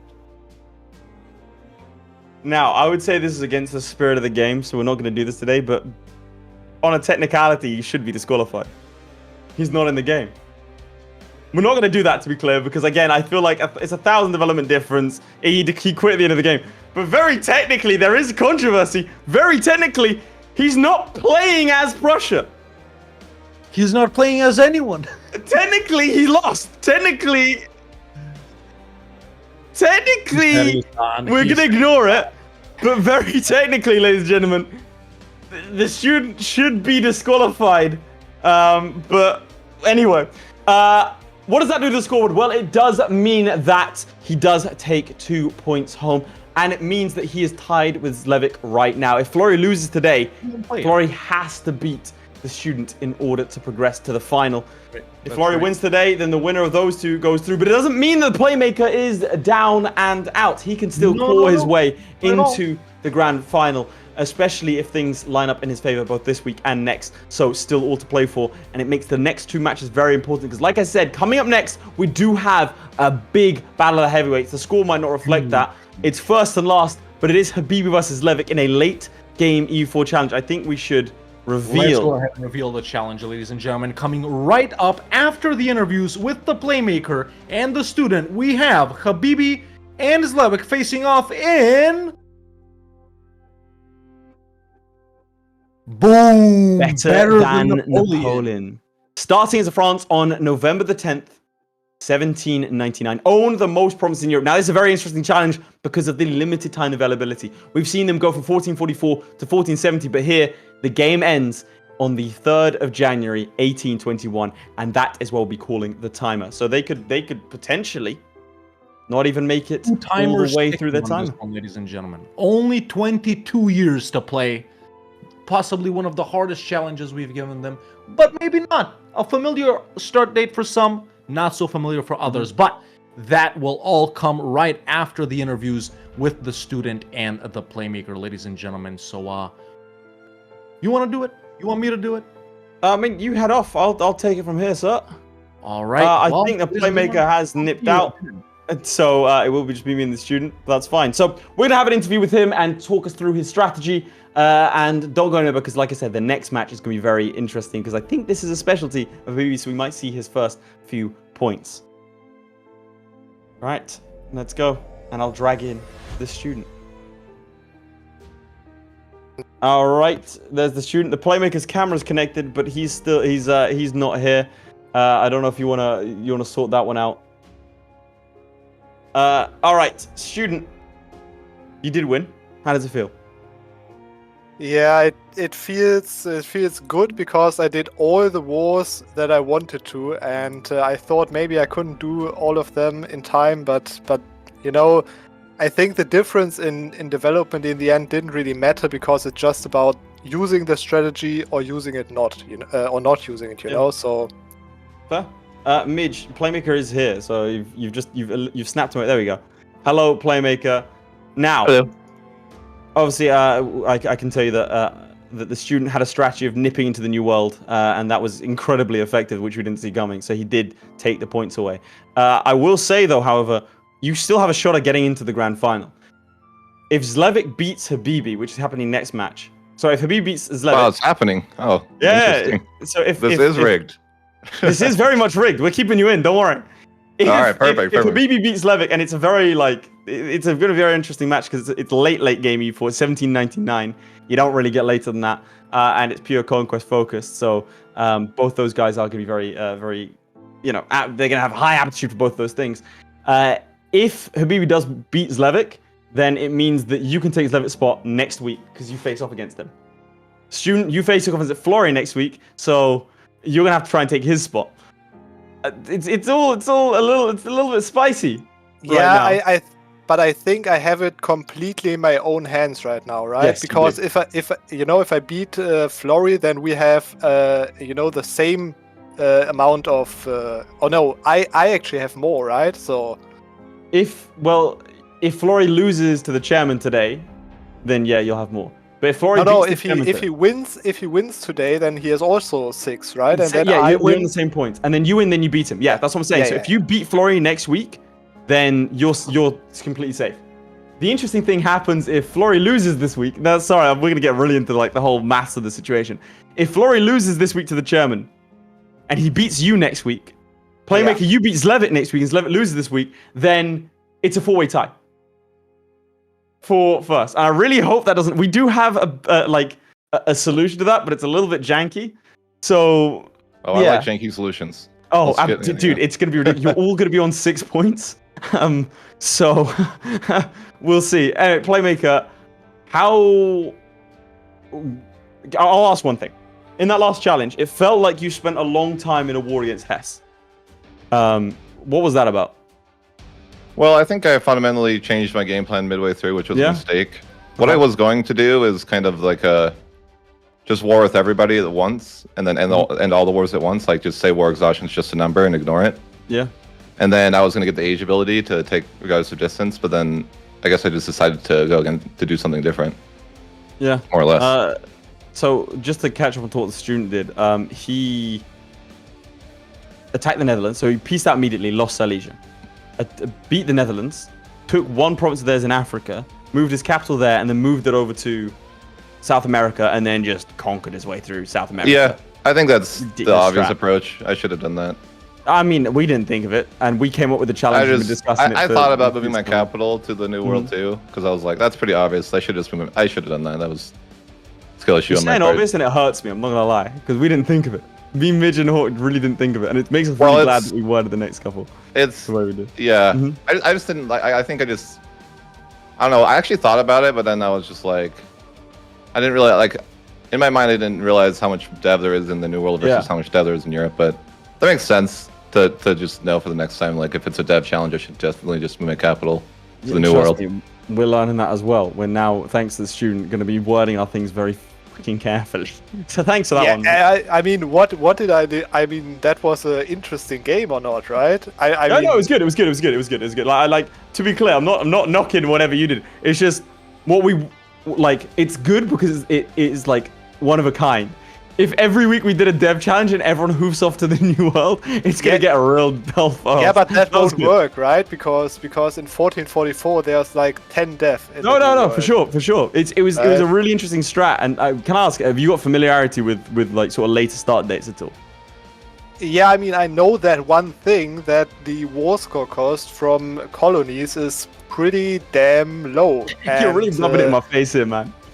Yeah, that's just all I knew, and I also knew that I don't want to fight the war in the beginning. So, yeah, that's where it ended up. Yeah. Can I say how long did it take you to come up with that strategy? Oh, I knew that. I knew that when I read the challenge, I had to go to conquer the colonies because it's not only because the war score costs, it's also because of the cost that you have to win these wars, right? So you probably saw that there's like 1-4 in entire Colombia and like 3-4s in entire Mexico, you know, and all of them were on like level 2 or level 1 even. Yeah. And if you do the same thing in Europe, you know, you will have a much harder time getting that. And of course, you can take a lot less land per war, so you would have to fight a lot more wars simultaneously, right? Yeah. So this is like all that it comes down to, honestly. If you don't do that, you lose. Yeah. I mean, I want to address one thing. So Jaden saying, if it was obvious, why didn't you do it to the Playmaker? I'll tell you why. Because when someone explains a very good strategy, you go, that's a really good strategy. Now it's obvious because you've been told it. I mean, that's kind of good. If I might say so myself, my friend, Mr. Jaden, it's obvious why it's obvious. It's elementary. That's, you know, I'm just saying. So, hindsight's 2020 always, right? Always. You're like, and I've done plenty of gameplay styles like that before. You know, I always go to the New World Movement capital there. Yeah, I'm known to take the White House. It's, I will say it's obvious when you think about it. Again, we came up with this challenge and we didn't think of it. We were happy to, like, I will say one thing, and I'd love to know if this is intentional. I'll go to Playmaker first. We did notice that neither one of you really decided to utilize like full back rows of cannons. Can I ask the reasoning behind that? Was it like an expensive thing, or is it? I think it's not the priority. It's not what you're thinking about. Okay. Your head's just in another space. No, fair. And you do have limited resources. Student, I mean, to be fair to you, if you're in the new world, it doesn't really matter. Yeah, it's exactly that. You know, there was like 2 level 8 force, but even that I could took them real fast because of my siege ability. So I think the back row actually only matters if you wanted to win the 7 Years' War, right? Which probably you don't want to. Yeah, I mean, fair, with your strat, absolutely. I'm not gonna lie, we lambasted you. I felt real smug, and then I immediately ate humble pie. There have been. You thought that was like a bad idea, or what? Yeah, absolutely. We didn't like, because in my mind, I'm like, you win that war because you get full back row cannons. You win that war, and then you just conquer Europe, or like go through the Commonwealth. That's where my head's at. Mainly because I played that start date. Hawk has done it as well. But what I'm realizing now is we both played it with the mentality of, we want to win this war as Prussia. We don't want to lose this war. It's ironic because it's the same thing I was criticizing you for. Right. In episode 1 and episode 2, which was losing a war for a strategic gain, I then fell victim to, and you proved me wrong. So it's really, really good. It's great. Yeah, great exactly that, man. I remembered exactly that problem of not losing wars. So there you go. So Playmaker, obviously you have lost today. How are you feeling about your chances next week taking on Zlewikk? Well, I think overall, Zlewick's always been the one I'm most afraid of. Okay. Because I learned the game from watching Zlewikk mostly. So I'm like, it's a little intimidating, right? To be like, these are the videos, like, I remember my first World Conquest, I'm like watching a Zlewikk guide where he plays Brandenburg. He's got like a 20-part episode that I'm like following along watching. And so there's definitely a little intimidation there. I've always kind of thought like, he's really good. I mean, he's way better than me. But who knows, in this format, maybe he's only got an hour, right? Only an hour, and a mistake could be very costly. I mean, Zlewikk, this is the same Zlewikk that beat FLORRY this season. Last season, almost lost to Kara, like beat her in the final like 10 seconds. And Kara, and I'm sure she won't take any insult from this, like she was not one of the stronger contenders. But it goes to show that one of the weakest ones can beat one of the strongest. I mean, Kara beat Student last season, you know? I mean, anything can happen when you have an hour. Anything can happen with your challenges because, I mean, you come up with a good strategy, you're in.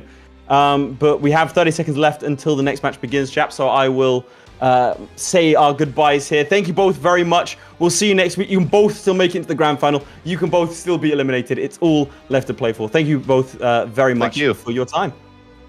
Thanks. Bye. And see you next week, guys. See you next week.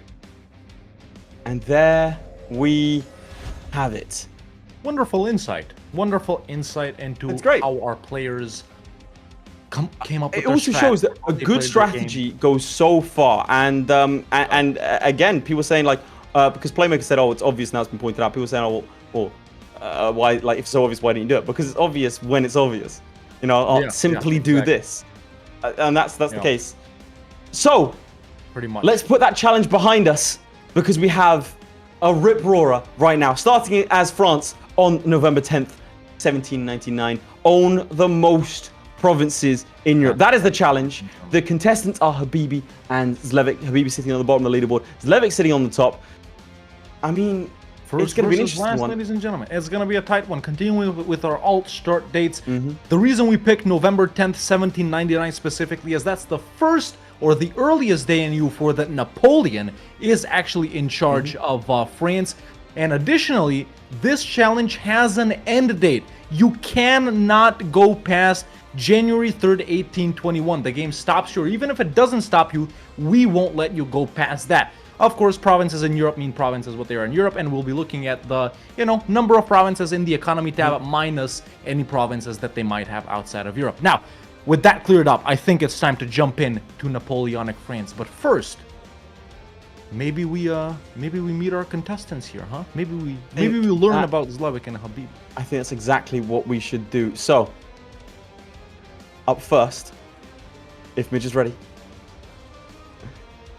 Up first, let's meet Zlewikk. Let's do that. A first-time 11 out of 10 rating from L'Equipe was given to Zlewikk after handing FLORRY his first non-final loss. A win today would guarantee his place in the final, so he's sure to come out all guns blazing. But will his fire go out now that he's beaten longtime nemesis FLORRY? Only time will tell. And facing off against him will be Habibi. The press found leaked DMs from Habibi that seem to imply he's been faking his internet and tech problems. Why? Well, all to crush an unprepared Zlewikk, who he described as a geriatric has-been. Habibi's on the wrong end of the scoreboard, but with raw talent like this, he's bound to go down swinging. And there we have it, chaps. How are we Who feeling made that today? last meme? No, it was straight. Look, Zlewikk. It's straight from the tabloids. It's nothing to do with us. It's Not the us. press. It's the free press. Nothing. So But Zlewikk, that was FLORRY making it. I'll start with you. You beat your demon. You did defeat FLORRY last week. How does that feel? How does that affect you going forwards in this tournament? I'm actually, because last week I actually wasn't stressed at all, because I was like, oh, I'm facing FLORRY. If I lose, it's fine, right? But now I'm facing Habibi, and I know that I have to win if I want to go to the finale. So actually this week is feeling like more stressful than the last one. Didn't actually much help to win. Well, I mean, that's fair enough. And Habibi, obviously a string of disappointing losses for you. However, this is a late game challenge. And I mean, forgive me if I'm wrong in this. I would say that compared to a lot of our other competitors, perhaps this is more your specialty, being a big MP guy such as yourself. Yeah, definitely. It's my specialty. Zlewikk going down today. Down. He never played Getting it. destroyed. SMP. Yeah, Zlewikk definitely has never played MP ever. He hates it, actually. Reportedly, if there's another person in the game, he'll quit to make sure it's single player. Habibi, this also actually does, like, and to be clear, the challenges are like randomly selected aside from theme week. So it's quite fortunate for you that you've gotten this challenge given it has a time limit, in-game time limit. So how do you feel about that? Given the fact that you can only play for 21 years odd. Yeah. All I'm gonna say is just check your PayPals after today's match. There we go. Both of you. Actually, and Random Midman too. All three of you. Yo, Midge is getting paid? Impossible. Yeah, It can't finally. be. Check your PayPal. It's because, I mean, Zlewikk, how familiar are you with alternate starters? I know you've done videos on them and they've been very entertaining to watch. How confident are you in this sort of arena? Played some. I have experience. I wouldn't say I'm like a master. I assume Habibi played some as well. But I don't feel like I don't know what I will be doing. I have a general plan, but obviously you can have plan for the first few years. How it's gonna go with actual wars and pieces, we'll see. All right. That's right. Very cool. Very cool. Now, how do you respond to the allegations that Habibi has allegedly called you a geriatric has-been? I said it's real. Well, maybe that's true. Maybe I'm just going around saying I beat Florry. I don't have Who to would do achieve anything that? else in EU4. Who would walk around saying they beat Florry? I mean, I don't know anyone else like that. I pointed the wrong way though.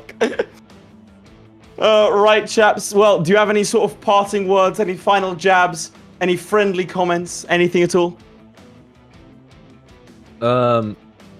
You're definitely going down, Zlewikk. Yeah. Oh yeah, it's time for Yeah. 12 in 10 performance today.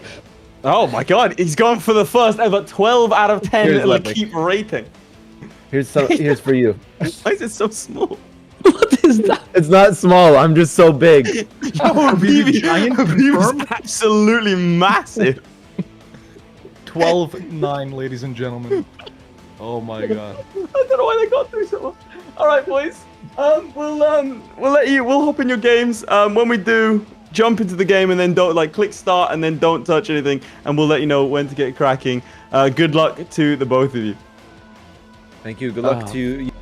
Good luck. All right, phenomenal That is, stuff. Zlewikk and Habibi, always fun banter. Those are the boys after all, ladies and gentlemen. But yeah, they'll be facing off in a late game challenge, man, like Lee said just a few minutes ago. Perhaps slightly lucky for Habibi right here, since we all know he's been having speed issues, that this challenge has an end date. And what we're presuming will happen here is both of our players will hit the end date of 1821 before the timer actually runs out, depending on how fast they play or not. But, you know, you do want to hit it. You do want to maximize everything over here. But, yeah, without further ado, man, if both of our players are in-game... Are you specking... have you jumped into Zlewick's game? Yeah, I went with Zlewikk because you're that's- closer to Habib. Okay, sure. That's not what's on the schedule, but that's fine. Give me a second and I'll hop in. It's incredible. Now, I mean, Hawk, can you do me a favor, please? Yeah. I'm desperate to see you play one of these challenges. I would love to see you play one of these challenges. How can I see that? Fine. Listen, if you want to see me play one of these challenges so much, you can just become a member on YouTube or a subscriber on Twitch. And after this stream is over, there'll be a super edited down version of me playing one of these challenges, and you'll get what you want. Okay. Today, All you will gotta see do- it today at the end of this stream. Today, That's what you're unlocking right now. Yeah. So if you want to see me do one of these challenges, that's Mitch, all you gotta do, what's ladies the and number? gentlemen. Can You you know, hit me up? You hit it and out with the also, number. if you're watching on Twitch, check your primes. If they're available, you can subscribe for free with Prime Gaming. That's right. You don't even gotta give us your own money. You can just give us Jeff Bezos' money, and we know he's got a lot of them. Absolutely. You know what I'm saying? I'm just waiting. On Mitch. Our current number is 12, Hawk. We're currently We gotta at get 12. those numbers up. We gotta pump those numbers up. Those are rookie numbers, ladies and gentlemen. Only 12 members / subscribers right now. Bruh, we got some Oilers in the chat. Start What gifting. happens, Hawk, Start if we gifting. don't, if we don't reach that 50? So we're at 12 now. If we don't reach 50, what happens to the footage? If we don't reach 50, you'll never see it. It gets deleted forever. It's not back next week. It's not, ladies It and actually, gentlemen. this is It's the gone thing. forever. It will genuinely go. You will never see Hawk play one of these challenges. If we get, in the first 10 minutes, if we get 10, or actually, we'll say 5. I'll be generous. If we get 5 in the first 10 minutes, then we'll reveal which challenge it is that Hawk played today. Let's do that. Whilst the chat is pondering whether or not they should do it. Are you in the game? You ready? Yeah. I'm in the game. I'm ready as well. Let's go. That ahead and, means- get the party started. On the count of 3. In 3, 2, 1, begin the timer. Boom. There it is. Here we Take are us through the as situation. revolutionary France, ladies and gentlemen. And Zlewikk immediately, I didn't even have time to explain, immediately piecing out of the war of the Second Coalition, which France fights with all of these guys at the start of the game. Britain, Austria, France, the Ottomans. Zlewick's immediately out, only giving up, what's this? 7 provinces to Great Britain, cores, still his cores, and he can still get them back. Now, to explain, revolutionary France, we are revolutionary here, man. We do start off with Napoleon and in 2 different wars, the quasi-war with the US, which really you don't care about here. Like, after 5-ish years of playing, you can just white piece these guys. You don't really have to do anything with them, but it was a smart move, I think, by Zlewikk to immediately piece out of the War of the Second Coalition so he can just get cracking. Now, as we all know, the challenge is to get the most provinces in Europe. So he has truces with a lot of these guys right here, man. Everyone that's yellow, he has a truce with. So not a lot of nations he can fight. But who can he fight? Who am I seeing up here? Oh, it's an ally-less Denmark and an ally-less Sweden? Count me in, ladies and gentlemen. Now, France, starting off with 106 provinces. Not all of them are in Europe. Let's be clear, they've got 2 over here, a couple in the Caribbean, you know, South America. Yeah, a couple islands over here. So let's say it's 10, give or take.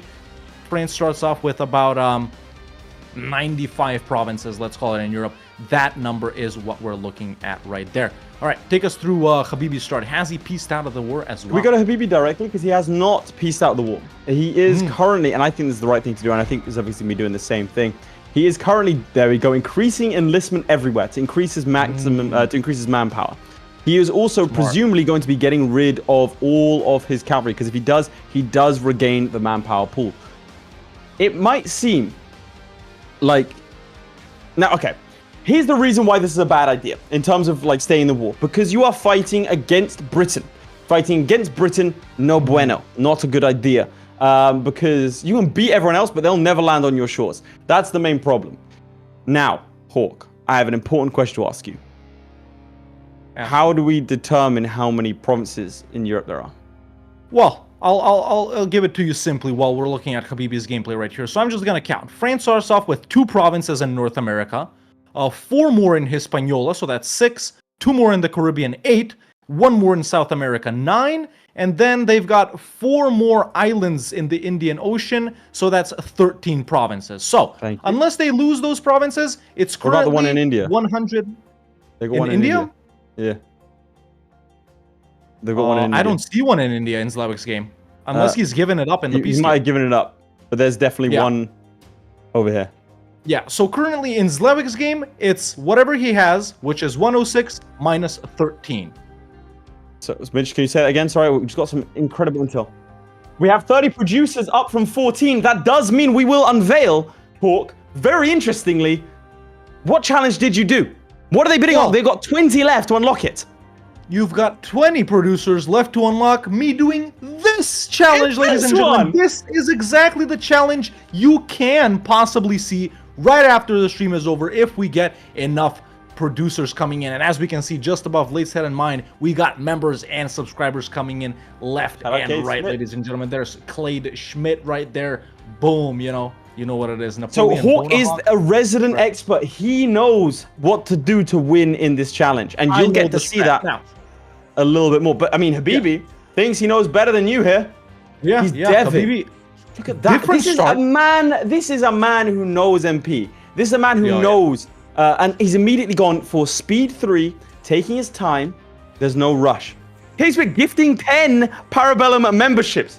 Massive. This man really wants to see me play France. Thank you, Cade. Spam out WCade in recognition of that man's effort. WCade. I want to see the entire chat spam that, because he's gotten you 10 closer to seeing Hawk unlock this challenge.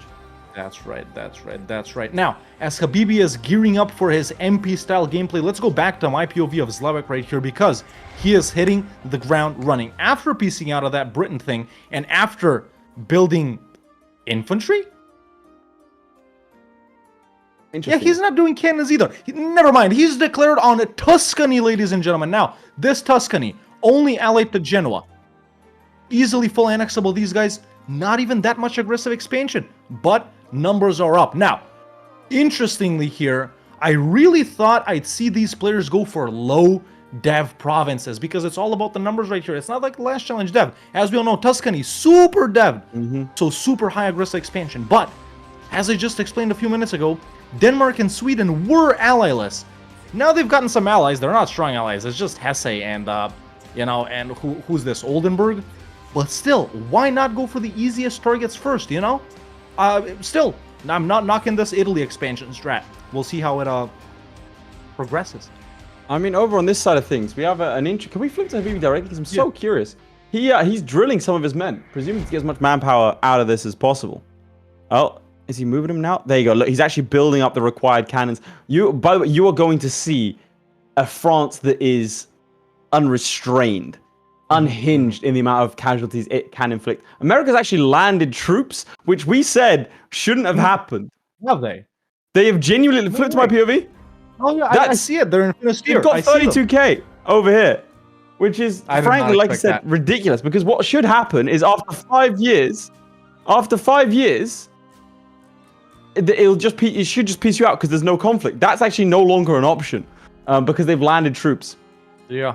And again, Habibi looks like But he's in the meantime, ladies and gentlemen, we getting do cannons. have our poll up. Now, if you want to vote, you can put 1 in the chat if you think Habibi is going to win with his late game MP strats, or if you think Zlewikk is going to win with his hitting the ground running Tuscany. strat by piecing out of this and taking Tuscany and Genoa immediately. So, 1 for Habibi, 2 for Zlewikk in the chat. Habibi currently 0 wins. 3 losses. Habibi 3 wins. Sorry, other way around. Zlewikk 3 wins, 0 losses. So yeah, at the top. Finally, of the leaderboard. I'm here seeing some good high level late game over here. Right, you see this? Yep. This is what we like to call a cannon stack, ladies and gentlemen. You want It's a one good stack one. because cannon's so expensive, right? To maintain, you only want 1 or 2 cannon stack depending on. Did you just piece out with someone? He pieced out with something or someone. No, he just only decked one. on the Pope. Who did? Zlewikk decking on the Pope, ladies and gentlemen. He Nice. said, "Frick Pope Innocent the 14th. I'm Napoleon. Rome is mine." I am the Pope. So over here, like I am said, the Pope. you'll see 1 cannon stack. Now, the important thing to note is why would you not put everything in together? Like I said, last challenge, you want to have reinforcement stacks. So those are pure infantry stacks, and now you're going to start to see a lot of damage. Oh, look at that. Phil Swift, eat your heart out. That should be a stack quite gone. 40,000 dead. Now, This is the most 130,000? back and forth poll I've seen, ladies and gentlemen. Oh, no. Netherlands. Actually, that's a great fight from the Netherlands. Look at Netherlands that. are The Netherlands. France's vassal, Huge. ladies and gentlemen, along with Italy and Look at who this else from the was it? Netherlands. And Mainz. That is incredible. on it, Look click on at the damage. I'm too busy showing off this Ottoman stack. Get absolutely destroyed. Is that stack wipe? Just 1 away. I think you can follow it. I think you can follow it if he gets his navy out. Yep. Not quite. Not quite. But this... Oh, there you go. The English are dead. 32%. Now, show superiority. Now, there is a viable option of winning this war. 35... that's so true. you can get 35... 40 war score from battle. And 25 from getting the war goal. Yeah. So 65% overall. Britain's already on medium. That's just free land.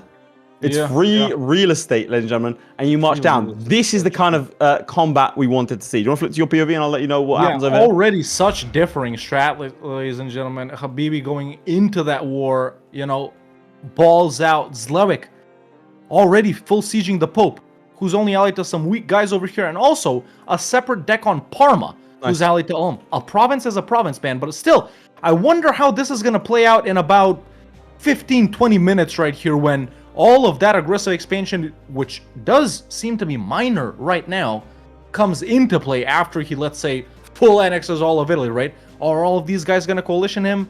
Some are Protestant, some are Catholic, different cultures all around. I have to wonder right here. And still, there are actually missions that he hasn't taken. He could have taken Liberate Normandy right at the start, but he didn't because he insta-peaced, right? That is what... he can form these. Here. Can I suggest something? Can we flip to my POV? Suggest it. I think the plan here is he takes Munster, which is a nasty fort. Level 4. It's not that nasty. I think he's going to be piecing everyone out because then he has truces with them. This, despite the fact it says War of the Coalition, you can still separate piece out these guys. Donkey Man Gaming gifting 10 Para Bellum memberships. That's a man who wants people to join the producers. He is. 65? Shout out Donkey Well, Man that does Gaming. mean, I think... Congrats! There you go. Ladies and gentlemen, the challenge has been Big unlocked. stack opportunity. He missed it. He missed it. Well, let's get some big dubs in the chat for Donkey Man Gaming and for this battle that's unfolding in Brescia right now, as Habibi now does stack wipe. But that does mean after the stream is over, so after this match and after the next one, you will see me play this challenge and see if I can beat Habibi and Zlewikk. Even if I don't, chat, let's face it, we all know I am better than them at EU4. Everyone knows this. Just ask the EU4 Reddit. These they love you over casualties there. are ridiculous. Yeah. This is... Oh my god, phenomenal. Can you flip to my POV? Because frankly, that wants me to scratch makes me want to scratch my own eyes out. Look at the casualties. He's lost 200,000 men, 100,000 from attrition. Most of this, by the way, these casualties, 100,000 himself. Look at the casualties dealt. He's dealt 700,000.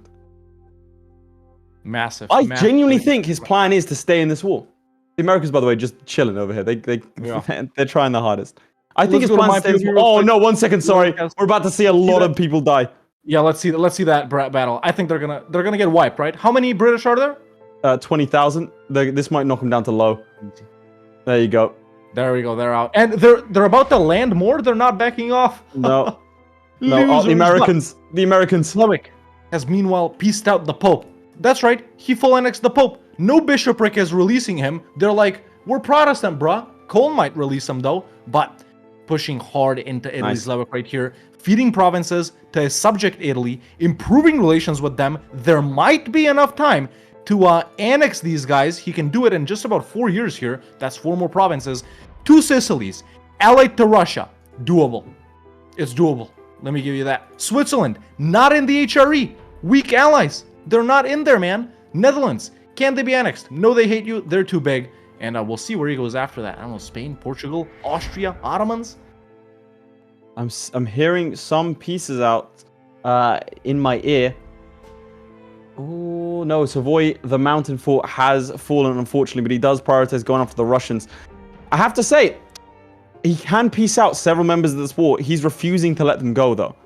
I think he might just be gearing up to just take this land, to be honest. I think that is the plan. Take all of the land, all of Cole? I think, well, he can't afford all of Cole because they're co-belligerent and it's rich land. But I think the plan is genuinely to just like stay in this war this entire time. I don't know if that's necessarily the best strategy, given that this is double numbers. And they're not co-belligerented, are they? But he's already. Oh, he took out Cologne. He took out Cologne. Yeah, now I think the interesting thing here is that might give him a coalition, right? But he's already at war with everyone that would kind of bother him. If these lot join a coalition, he'll just fight him. Yeah. As we only have about 19 years left over here, as we enter the first quarter. Remember, this is not a game limited by speed. Habibi running down. Why is that? Where is he going to go?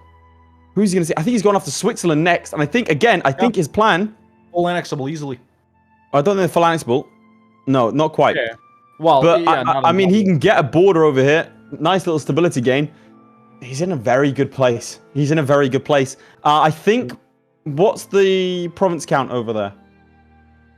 I'm lagging out. So if you flip to this POV, ladies and gentlemen, I'll go ahead and show you the province count. So, we concluded that Zlewikk in my game has 13 provinces outside of Europe. That will be 126 minus 13. So Zlewikk, currently, his score is 113. So, growing by, well, everything that you see here that's being cored, along with the Genoese and Tuscan provinces. So, quite a lot, Wow, actually. okay, so there's only... What was the number you said, sorry? 113. Zlewikk is 113, so it's 105 over here. So really not that many provinces in it. Yeah. So all. Zlewikk has already made up the difference from the provinces he gave up to Britain by conquering more than he gave up. Absolutely. Yeah. Absolutely. Yeah. Okay. Now, Well, I think... Zlewikk is at peace, we can go back to Habibi. Of course, let's flip to Habibi directly. I want to see what he's up to. Now, he is going to be a master of managing his resources. Unfortunately, these are nasty forts. A level 9 fort, the highest level of fort in the game. Yeah. Horrible to deal with. There are 10,000 men sitting in that fort. There we go, and he's taking on 28%. Very useful. Now only level 2 fort remains. The Savoyard one is nasty as well. He's pieced out someone else. No, he does piece out Switzerland for nothing. Interesting. I'm not sure why you'd do that. He can check on them in 5 years, full annex them. I mean, yeah, you absolutely Or can. in the chat asking, do they get revolutionary zeal? They do. Zlewikk is currently at 2 out of 65, maximum possible. 2 out of 65? Yeah, I'm looking at 0. 0 out of what? 65. Cool. Do you wanna go to your POV and show off what a revolutionary target means? Yeah, so basically, as we all know, the revolution is active in the Age of Revolutions, ladies and gentlemen. Interestingly enough, France doesn't have a unique one over here. Weird, huh? Oh, come on, bro. But France is the birthplace and the target of a revolution, so they got this, hats right here. It isn't spreading you know, if you're revolutionary, you do gain some awesome modifiers. Oh, a deck on Spain who's allied to the Austrian Empire, catching it live, ladies and gentlemen. You can take a lot from Spain. You can take half of Spain in one war.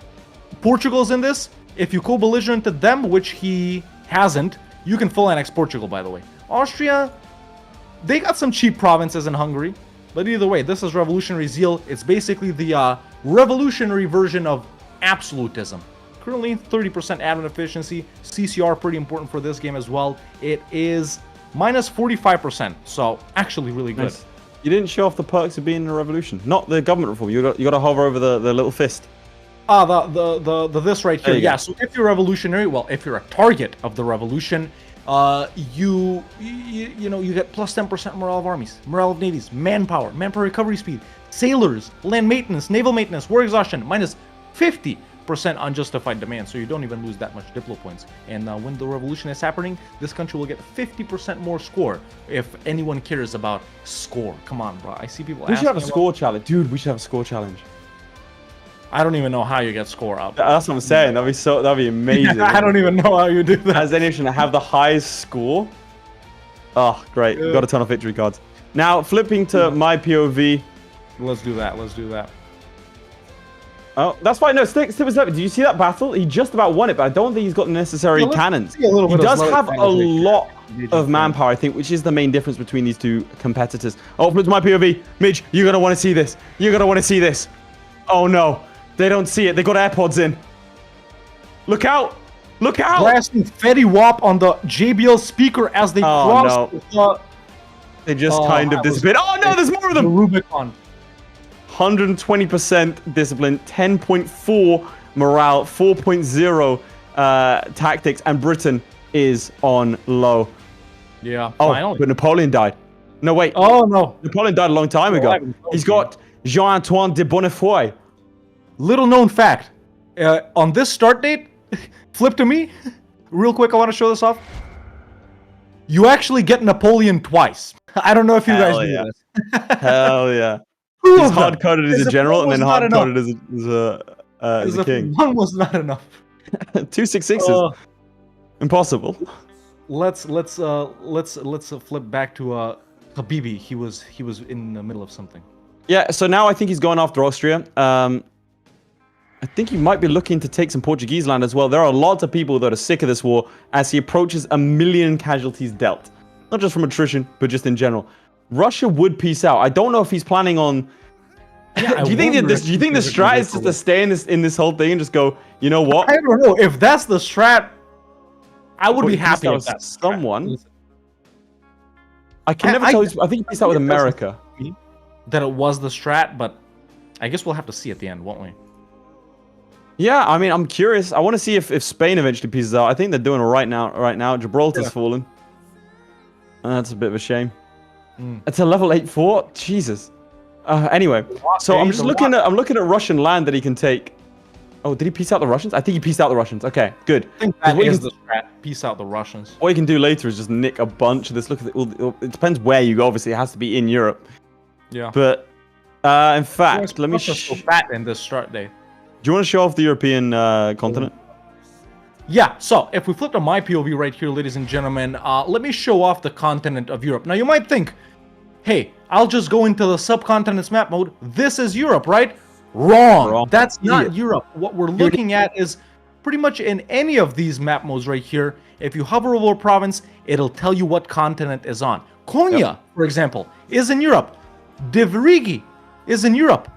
Kars is in Europe. Tenerife is in Europe. So is the Azores. Well, this is debatable in real life too, I guess. But, you know, we all know how Europe works in EU4, ladies and gentlemen. And it's not just Western and Eastern Europe. It's most of Anatolia and most of Caucasia and some provinces in the Maghreb as well. So that's what we're looking at. I'm going to point out some high-level strats over here. If I flip to my POV. Yeah. I like this. Look at that. He's drilling troops when they're not needed on the front. And by the way, Napoleon Bonaparte might be dead as a ruler, but he lives on as a general. Ghost Napoleon confirmed back from Elba and from St. Helena, ladies and gentlemen, for the first time. Cracking on. In terms of his armies, we're starting to see now So he needs 26,000. He's not that much in terms of manpower there, and he is starting to carve a path through. I think guys like Bavaria, you peace out when you can. Yeah, like It's negative 27. But Bavaria, you got, look, he's gotten out most people. I think it looks like he's going to be taking territory from Portugal, if I had to guess. I think he's going to be taking territory from Austria, and I think he's taking territory from Britain. Well, maybe not Britain, but they have to stay in the war anyway. Can he, like, nick some land from Ireland? No, they won't do it. Is he building a navy? Go for it. I think he's building a navy. Let's flip to me Probably not. real quick. Go for it. Now, someone in chat wants to be a smartass, and I love arguing. Well, we with can't flip to you just yet. Midge isn't here. Midge is not here? Midge has legged it. Oh, Midge has been kidnapped from his own home, we've heard. If you give us 2 more members, we will bring him. No, okay, he's back now. All right, cool. All right, flip to me. Now, let's all laugh at someone in chat, ladies and gentlemen. Let's so ready to at laugh at someone in chat. Someone, Jutsu here says, there's a continents map mode. Oh. Use it. Oh, Midge, get rid of our cams if you can, real quick. Get rid of our cams. I want to show something. Yeah. A sec here. Oh, and the time. God. Everyone Get rid of just this is, ugh. Where, bro? Where? Bro doesn't know. He doesn't know his map mode. Where's the continents That's so map mode? embarrassing. That's so embarrassing. I'd be so embarrassed if I was you. Fortunately, I'm not you. Therefore, I'm not embarrassed. But if I was, I would be embarrassed. Bring us back, Midge. Let's get the cameras back. Where, Jutsu? I think, can you flip to Habibi, please? Yeah, let's flip to Habibi. Oh, there we go. That's what he's looking at. He's still, he's still unpaused. Is my only concern, and there is a limited. I mean, about halfway through, and he's played about 6 years. Yeah. So he Zlewikk can. has white pieced Austria, and he is 2 years ahead of Habibi. And he pieced there we out go. 2 provinces. For what? 2 provinces from Habibi, for Habibi in Portugal. Now, will he be the target of a coalition? Not yet. Not yet, indeed. What's that? He's looking at his reforms. Oh, his flagship's gone. Welcome, Ryan Garrett. What are you looking at, Alt? You look like you're also Midge. I'm sorry, I don't want to expose you live on camera, but can you eat quieter, man? All I'm here is. I don't hear. It's horrible. I don't know what. Okay, Midge, can you pop into the stream? What are you eating? If you're gonna violate my ears, I might as well know. It's a double cheeseburger, motherfucker. It's a double cheeseburger, and I tell you what, try and put more of it into your mouth, because frankly, it looks like it's gonna fall out. Close your mouth when chewing. Short and mozzarella stick. I actually would, honestly, I want them so bad. I'm gonna have 2 burgers the second this is done. You know my normal order. Well. I was looking stumped because let's flip to my game right here. Oof, I was wondering why Zlewikk didn't do anything with Austria and Spain. He just white pieced Austria, by the way. But I think he forced Spain to be revolutionary. Why would you do that? He didn't take any provinces from them. That's for sure, because there's obviously no provinces taken. Yeah. Might have made them break alliances, because Portugal or Spain aren't allied to anyone. What does that give him? Does that give him like zeal or something? I don't know. No. Yes. Yes, it does. Because he's at max now. It's like there's an admin of plus 18%. I mean, we know, but we want FLORRY to explain it. He's up next. I mean, it's close right now, I think. I think marginally. 999 of every monarch point and max zeal. 999 of any monarch point? What the? He needed admin points. So he was like, let me go loot Spain? Depending on the size of the country. Yo, revolutionary kind of cracked, bro. Not actually ridiculous, dude. I need to make a video on that. For this Spain, it's gonna be 999, he said. Okay, infinite monarch point generator unlocked, ladies and gentlemen. Now, his truce isn't even that long, man. He's got, spread the revolution, so he can deck on Portugal. Full annex everything they've got in Europe. He can deck on 2 Sicilies. Full annex. He can deck on Denmark, who he's allied. No, that's Prussia. Full annex. He can deck on Sweden. Full annex. Russia. Cheap-ass provinces. White piece on Austria. Push it to Hungary. So many possibilities for Zlewikk. Set himself up nicely. He currently sits on, still, 113 He only has provinces. about 12 or so years left, mate. Yeah, only 12 years to go. So, I mean, he's done all this nice prep. I can't be sure. If you flip to my POV, yeah, I think Habibi's going to take land for the British because he's building a navy. But the British have 52 These guys' heavy. navy sucks. Huh? These guys' navy sucks. Let me tell you. I'm gonna give you a little spoiler from this challenge, ladies and gentlemen. Spain and Britain's navies, non-existent. I just built 20 galleys. You built 20 galleys and it was enough. I built 20 galleys and blockaded London. But they have 52 heavies. I don't know where they got them from or where they brought them in from, but they weren't there when I played it. I think the AI is just a little bit confused as to where to put all of its ships because it has that one navy. I think what Habibi's probably trying to do is have enough that he can engage them and then land troops. Yeah. Oh. Okay, I think that's going to be the play here. Meanwhile, Habibi munching his way slowly but surely through the entirety of Austria. You have to assume that's where he's going with this. You have to assume he's going to take in only a couple of provinces. Yeah, I mean, I think...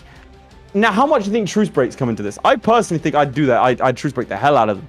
And depending on how stable you're at the end. Now, I can see him staying in this initial war, right? But for Britain, who's the main belligerent, to take stuff from them, like the other guys, man, you just get them out and make them end some alliances so you can fight them later, even without... I think maybe...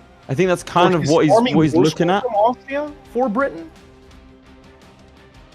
No, I would be very surprised if he's going to do that. If maybe he is. But look at this, though. Your deck by Zlewikk, ladies and gentlemen. Let's your flip POV right there, declaring on the Ottomans. That's right, no Franco-Ottoman alliance in 1808. Good shout, very good point. No. And as we all know, the Ottomans suck balls late game, ladies and gentlemen. He can take them down so easily. Constantinople only level 3 fort, Salonik level 2. Look, he's standing in Austria. Maybe he's got forced mill access through them or something like that. Massive stacks walking around. Another deck of Russia. Who dragged he shouldn't have done that. He shouldn't have done that. Look, he got black flagged. He did. He should have waited until he was there. Look, I don't think he realizes he's black flagged as well. We flipped him directly. Let's flip. He doesn't realize he's black flagged. He has to. No, there you go. That was the reaction. Clip that, chaps. He didn't realize he was black flagged. He's just realized now. Little bit of a problem that's going to set him back a couple of months. And those months do matter when it comes to a challenge like this. He does only have 10 more years. He's 3 years ahead of Habibi. And Habibi looks to be like he's going to be staying in this war for some time. At least, I mean, he's building up a massive navy. I'll be honest. It's going to be huge. He's got a naval invade Britain.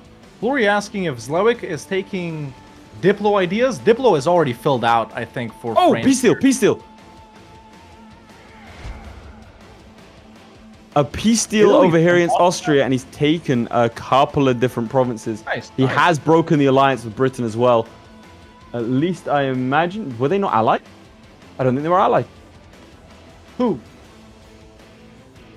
He's pieced up Bavaria as well. I'm talking about Austria. So Austria now, by the way, has barely any allies. Oh no, they've just allied Russia. I don't think they're allied at all. No, he's just allied Austria now. That's a bit of a problem for him. Yeah, a little bit of a problem. I'm not sure. Okay, he's declared war on the Pope. I think he might have decided he needs to go here. I think he's waiting for this. Okay, I think what he's going to do is he's going to take Phalanx the Pope, in my opinion, right? He's going to do this. Yeah, he's got truce with everyone. So he should. Well, he's going to do this and probably take this lot. And then, in this war, probably going to take as much as he can over here, potentially. Let's do a province check halfway. So Zlewikk still at 113 for quite some time. Still 105 over here as well. Yeah, still, so it's both of our players. It's one war in it.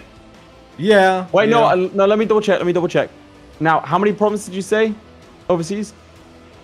I think it's 110, so 3 provinces in it.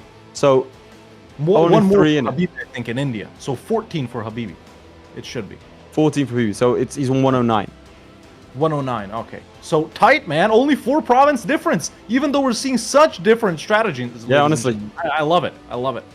Very, very tight. I mean, I think Zlewikk probably has the better setup to go and explode and push a bit more. But Habibi's just so good in these sort of late games. Look at this. Making sure his extra troops are drilling. Nothing wasted. No losses, I think, at all, really. Yeah, he's just... It's a perfect game so far in terms of executing strategy. I think this is going to turn into who has the better strategy. Because bear in mind, the amount of land he can take from Britain if he lands is staggering. 1, 2, 3, 4, 5, 6, 7, 8, 9, 10, 11, 12, 13, 14, 15, 16, 17, 18, 19, 20, 21, 22, 23, 24, 25, 26, 27, 28, 29, 30, 31, 32, 33, 34, 36, 37, 38, 39. So between 35 and 40 provinces you can take off Britain. That's a huge amount of provinces. Quite a lot. That is a lot, and he can do more in the meantime.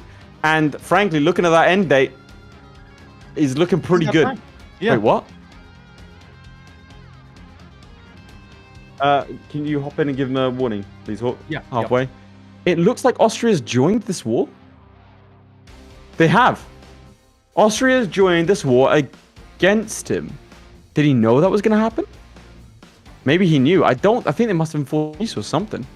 By the way, they also have this Napoleonic Square thing. The Revolutionary Guard. Just to catch you up, Hawk, Austria's in this war now. I don't know how they're in this war, but they are. So that's a thing. In what war? In the Papal War. They think they just joined. So there's that. Also, Spain being a very useful ally. I don't know. Either way, let's go to Zlewikk a bit, ladies and gentlemen. We've been missing his, destruction of the Ottoman Empire and of Prussia as well. Prussia also fighting Goslar in the Prussian-Goslarite War. There we go, just carpet sieging the Balkans. He does have naval superiority in the Sea of Marmara, so he can also cross over to Anatolia. Now, as we're looking at Zlewikk right here, I'm going to be examining the max number of provinces Zlewikk could potentially take in this war. Not going by cheapest or anything like that. There we go, he's pretty much sieged down all of the Balkans as we speak. And there's a lot of provinces he can take here, man. I think he can take all of the Balkans, honestly. Yeah. There we go, I'm not taking Constantinople. If he 100%s them, he can actually take all of the Balkans and about, the Anatolian coastline or something like that. Yeah, and a third of Anatolia, a quarter maybe. So many provinces with 100% peace deal on the Ottomans right there. But he's even in Egypt, sieging down Cairo. Let's flash Midge. I know you have this on hand. Let's flash up Napoleon in front of the pyramids on his horse. If you don't have this on your PC, have this on his hand? You're not a real history enjoyer. Why would he have that to hand? Oh my god, look at the amount of provinces he takes. Oh, there we go. There's the peace deal. 77% war score on the Ottomans currently, ladies and gentlemen. Look at the amount of land he's going to take. A lot. That's a lot. He can take more. There we go. All of the Balkans and 4, 5, 6. Wow, that's a huge peace deal. Yeah, without Constantinople. So far, that's going to put him squarely as a favorite. And look at that. That is also 60,000 manpower still in the bank. And you have to think that is... oh my god. Yeah, why is the horse look so terrified? You have to think that is going to be a pretty good score. That's a really good score. I can confirm, and I'm going to reveal this because we're so far from the end. He is currently at 175 provinces in Europe. Wow. With 11 years to go and 26 minutes left. That's a very strong number. This does put him at 185% overextension, and he doesn't even have enough he doesn't have range to core up the inward provinces. So this is going to cause problems for a little bit of time right here, but let's see how it pans out. We can go to go see what Habibi is up to in the meantime. Habibi's right now that's a minus 100% for minus 100%. Negative 100%? Yes, because he doesn't have any cannons on. I have literally never seen that. There is no chance of him getting that.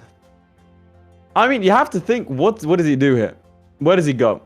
Do you think he could also declare war on his own vassal, Which I think would probably be a good idea. Just rinse in and take out. I think that's I'd try and Russian annex on them, but I think they're too big. No, I think that's. I mean, he's improved relations with them, so perhaps he's gonna look at doing that. What's he in terms of what? Relations with Naples. Someone asked in the chat, how does Naples have level 8 ports, but Ottoman still has level 2? Well, Naples don't you know your history? Yeah. Naples is rich, Ottomans are poor. Now, how is Naples in Habibi's game, but it's 2 Sicilies in Zlewikk? Well, they never got out of this war, so they'll form it immediately after. They're never so they've never pieced out. This war's been going on for the last God knows how long. Wait, what? Naples? Which war are you in? Yeah, it's still War of the Second Coalition, so it's just Naples now that remains in this war. And I think he is going to take land from them. He's going to be taking a lot of land from this lot. I personally would maybe just go for like something like this against the Austrians and then nibble at them, because these forts are horrible to take. He has started to coalesce his heavies. I believe a landing in Britain might be on the cards. Now, what he doesn't know is that Britain has basically nothing guarding over here. They have split up their navy a decent amount. They have nothing guarding the home isles. We're going to have to see how that one pans out. Yeah. Interesting. We'll give him a 20-minute warning because I think it's important. Oh, no. Now, I think Italy just stopped those troops from getting stack wiped. But those are the reinforcement cannons that are meant to be in here. Look at that. Does he know? I don't believe he does. He can retreat at any time. Can we flip to Habibi directly? I think he knows he needs to pick up the pace a little bit. He's got 12 years left to play. Yeah. Zlewikk 10. Ooh, urban infrastructure. Always nice. Yeah. Now that's gone down to a minus 57 in Naples.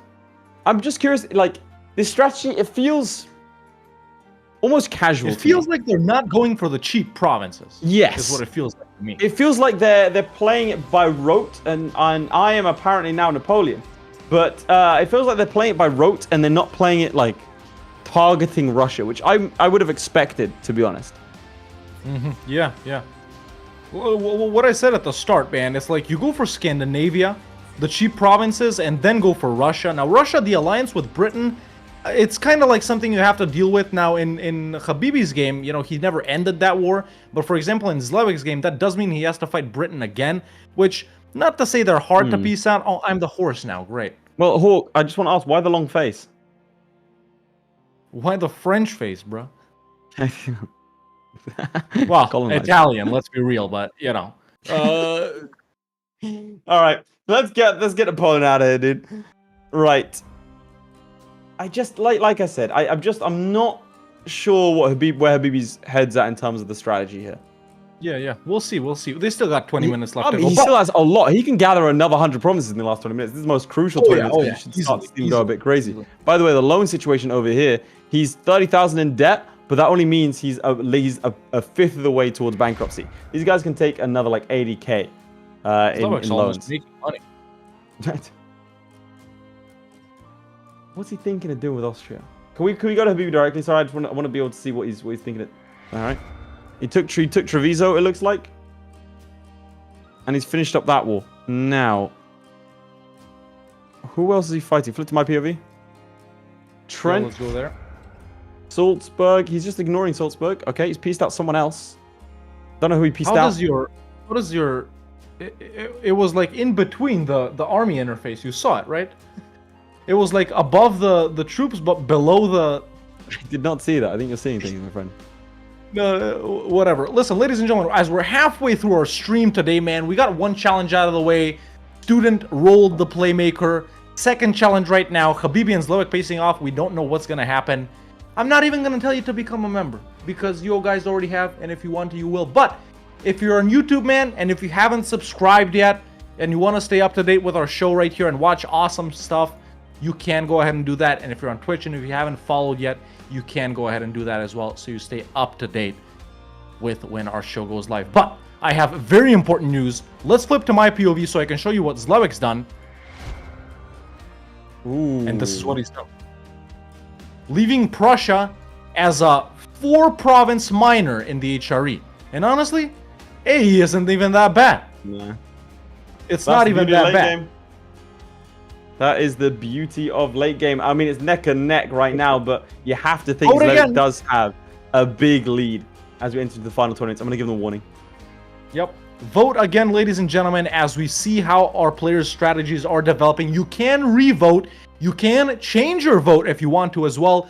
1, if you think Habibi's going to win. 2, if you think Zlewikk is going to win. You can vote both on YouTube and on Twitch. I believe I've seen a minor mistake over here. Let's see what that mistake is. He has taken Naples instead of taking a bunch of provinces over here. He's pieced out Britain. Oh, he pieced out Britain. For what? Oh, for nothing. Then why do you stay in the war? They're just for money. I think to fight Naples, that's thrown me for a massive loop now, because he could have ended that war at any time, and he started to stay in it for 3 provinces. He could have had 30 if he landed troops. Yeah, I don't get that. But he just got an extra 55,000 men though. That's good. That's that's thrown nice. me that because those 30 provinces were kind of what I was banking on for him. Because right now, between the start of the game and now, he's gained about, I want to say, around 10 provinces. Yeah. This went from a dominant idea to, I think, a poor showing very quickly. Yeah, I don't know, man. I guess we'll have to see. Still plenty of time left. Now, I wonder how Zlewikk's game is going to develop because he is currently sitting on, if we flip real quick, a 345% overextension. Really bad. Rebels are going to start popping everywhere, and, you know, you're going to expend so much manpower. Was it worth it, do you think, to just chill a bit, finish coring, and then fight? Because obviously there's still time, man. There's 18 minutes and 9 years left to go right here. So, do you think this is too much all at the same time?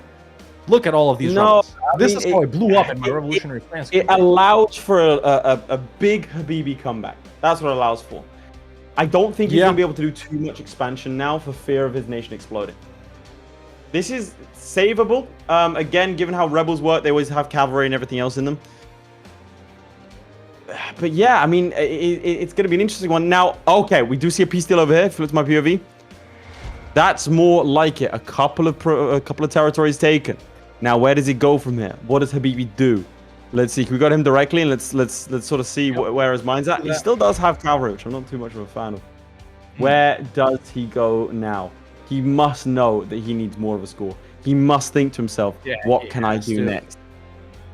Would you say he's only taken like 10-ish provinces since the start? He's taking a lot more now. He's probably taking about 20, I'd say. I think he's going to go for Tuscany, it looks like. It's like he's blowing up hard, man. It's like Habibi might actually have a real chance right here. I mean, yeah, he definitely does. Now, we're seeing a coalition start to form in Habibi's game. He needs to go now. He needs to go now before Prussia joins. Flip to my POV. Oh, no, they're left. Yep. They got scared. Let's see that. He needs to declare war immediately because Prussia can join. Austria can join. Spain can join. He needs to fight these guys because otherwise they all become co-belligerents in another war. They don't become co-belligerents, sorry. He declared war on Spain immediately. I think that was the right choice. That was the right choice. Who's their allies? Any European allies? USA, that's it. No other European allies. He can just march into Spain at will, and that's great. Tuscany, by the way, no allies, but in the coalition against him. We're going to start to see Habibi pick it up a little bit, I think. He has to know what's going on. What happened to his navy? He's declared war against the Badenese. He's co-belligerent Austria. Very good. Very good indeed. He has co-belligerent Austria. I think he's probably going to focus. No, he's fighting two at the same time. I think he's going to go for both. All right, this is good. This is good. He's actually spat out Rome. He's just, the papal state now is here. So that's good to see. All right, Hawk, take us through.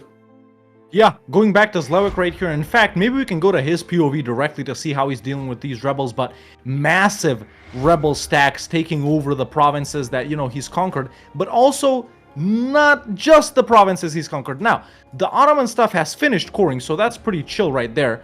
But, you know, he's got so many separatists over in Italy, particularists in France, separatists over in Prussia, and he's currently at 231% overextension still. And there we go. He's actually about to drop down to under 100. So even this temporary hurdle that Zlewikk hit, he's just dealt with it relatively quickly, ladies and gentlemen. Aggressive expansion high with only the Central European nations right here in Sweden. So he's still wide open for no. He doesn't see it again. No, Habibi. No. Let's see what Leith is knowing about. He just saw it. He took a massive loss. This army, huge, 18,000 cannons in the back row versus his 0. And the bad thing was, his morale was so high, his troops kept on fighting, and they kept on dying. I do want to take one moment to sort of to say that the biggest loser from this duel, this 1v1, is the Playmaker if Zlewikk wins. Because if Zlewikk wins, he's guaranteed entry into the grand final. And because of head-to-head records, it means the Playmaker will be in an elimination battle. So that's like Playmaker's on the sideline thinking, Habibi needs to do something. If he's ever cared for the Playmaker's well-being, Habibi will start to go. I mean, I'm just saying that is currently where we're at. We're gonna have to see. We're gonna have to see. You know, on the other hand, if Zlewikk does win this, ladies and gentlemen, he will almost. No, he is. He's guaranteed. Mathematically, yeah, he's actually, guaranteed. he is guaranteed to be in the final. Does it guarantee him the #1 spot though? No, because if FLORRY wins now, No, next week, he's the #1 spot. He is still the #1 spot. Like, because if he wins today, because he's beaten FLORRY and he's beaten the Student. That's right. That's right. So if he's playing for the #1 spot. He's playing for the #1 spot, ladies and gentlemen. Which That's obviously right. doesn't You're matter right. realistically because it's still in the grand final. But the biggest thing is the Playmaker will be knocked out if things stay as they are. Let's flip to my POV so we can see these decks. Zlewikk starting the war of the third coalition reversed. He's just declared on Russia, ladies and gentlemen, who drags in Kazakh, Deccan, all of these British guys, Britain, colonies, and a separate deck on the Austrian Empire who drags in everyone because it's the French Revolutionary War versus against Austria and whatever. But they have so many cronies right here in the HRE that they've somehow managed to drag them all in. How? Is it subjects and subjects of subjects? I don't get it. They're not all their vassals or allies or anything Wait, is like he that. co-belligered to them? He probably He co-belligered might a have bunch of the little ones. belligerented someone, but no, there's no No, co-belligerence. they just straight up join. They just don't like him. They're just in it. They're just in it. So yeah, massive wars right here. Still some separatist sentiment, getting sieged down in various places. He doesn't have that many armies though. So I'm curious to see how he'll deal with this. Maybe we can go to him directly a little bit. He's killed a lot of the rebels. Because there are multiple fronts. He has to fight this quickly. We're doing nice. Nice. This is good stuff. He has to handle this quickly because those rebels are going to come back. I think he did a good job. We're seeing another 11 out of 10 L'Equipe rating potentially over here for Zlewikk. Because he did the right thing by taking out his rebels first and then popping off the wall to give them the maximum amount of time. Unfortunately for Habibi, he's just not seeing into the future. He's not seeing all these different dimensions. Their dates are so close. Look at this. Oh no, it's the same date that we're looking at. Habibi's 3 years behind. Yeah. Habibi does have 95k just kind of sitting there over in Trieste next to Venice.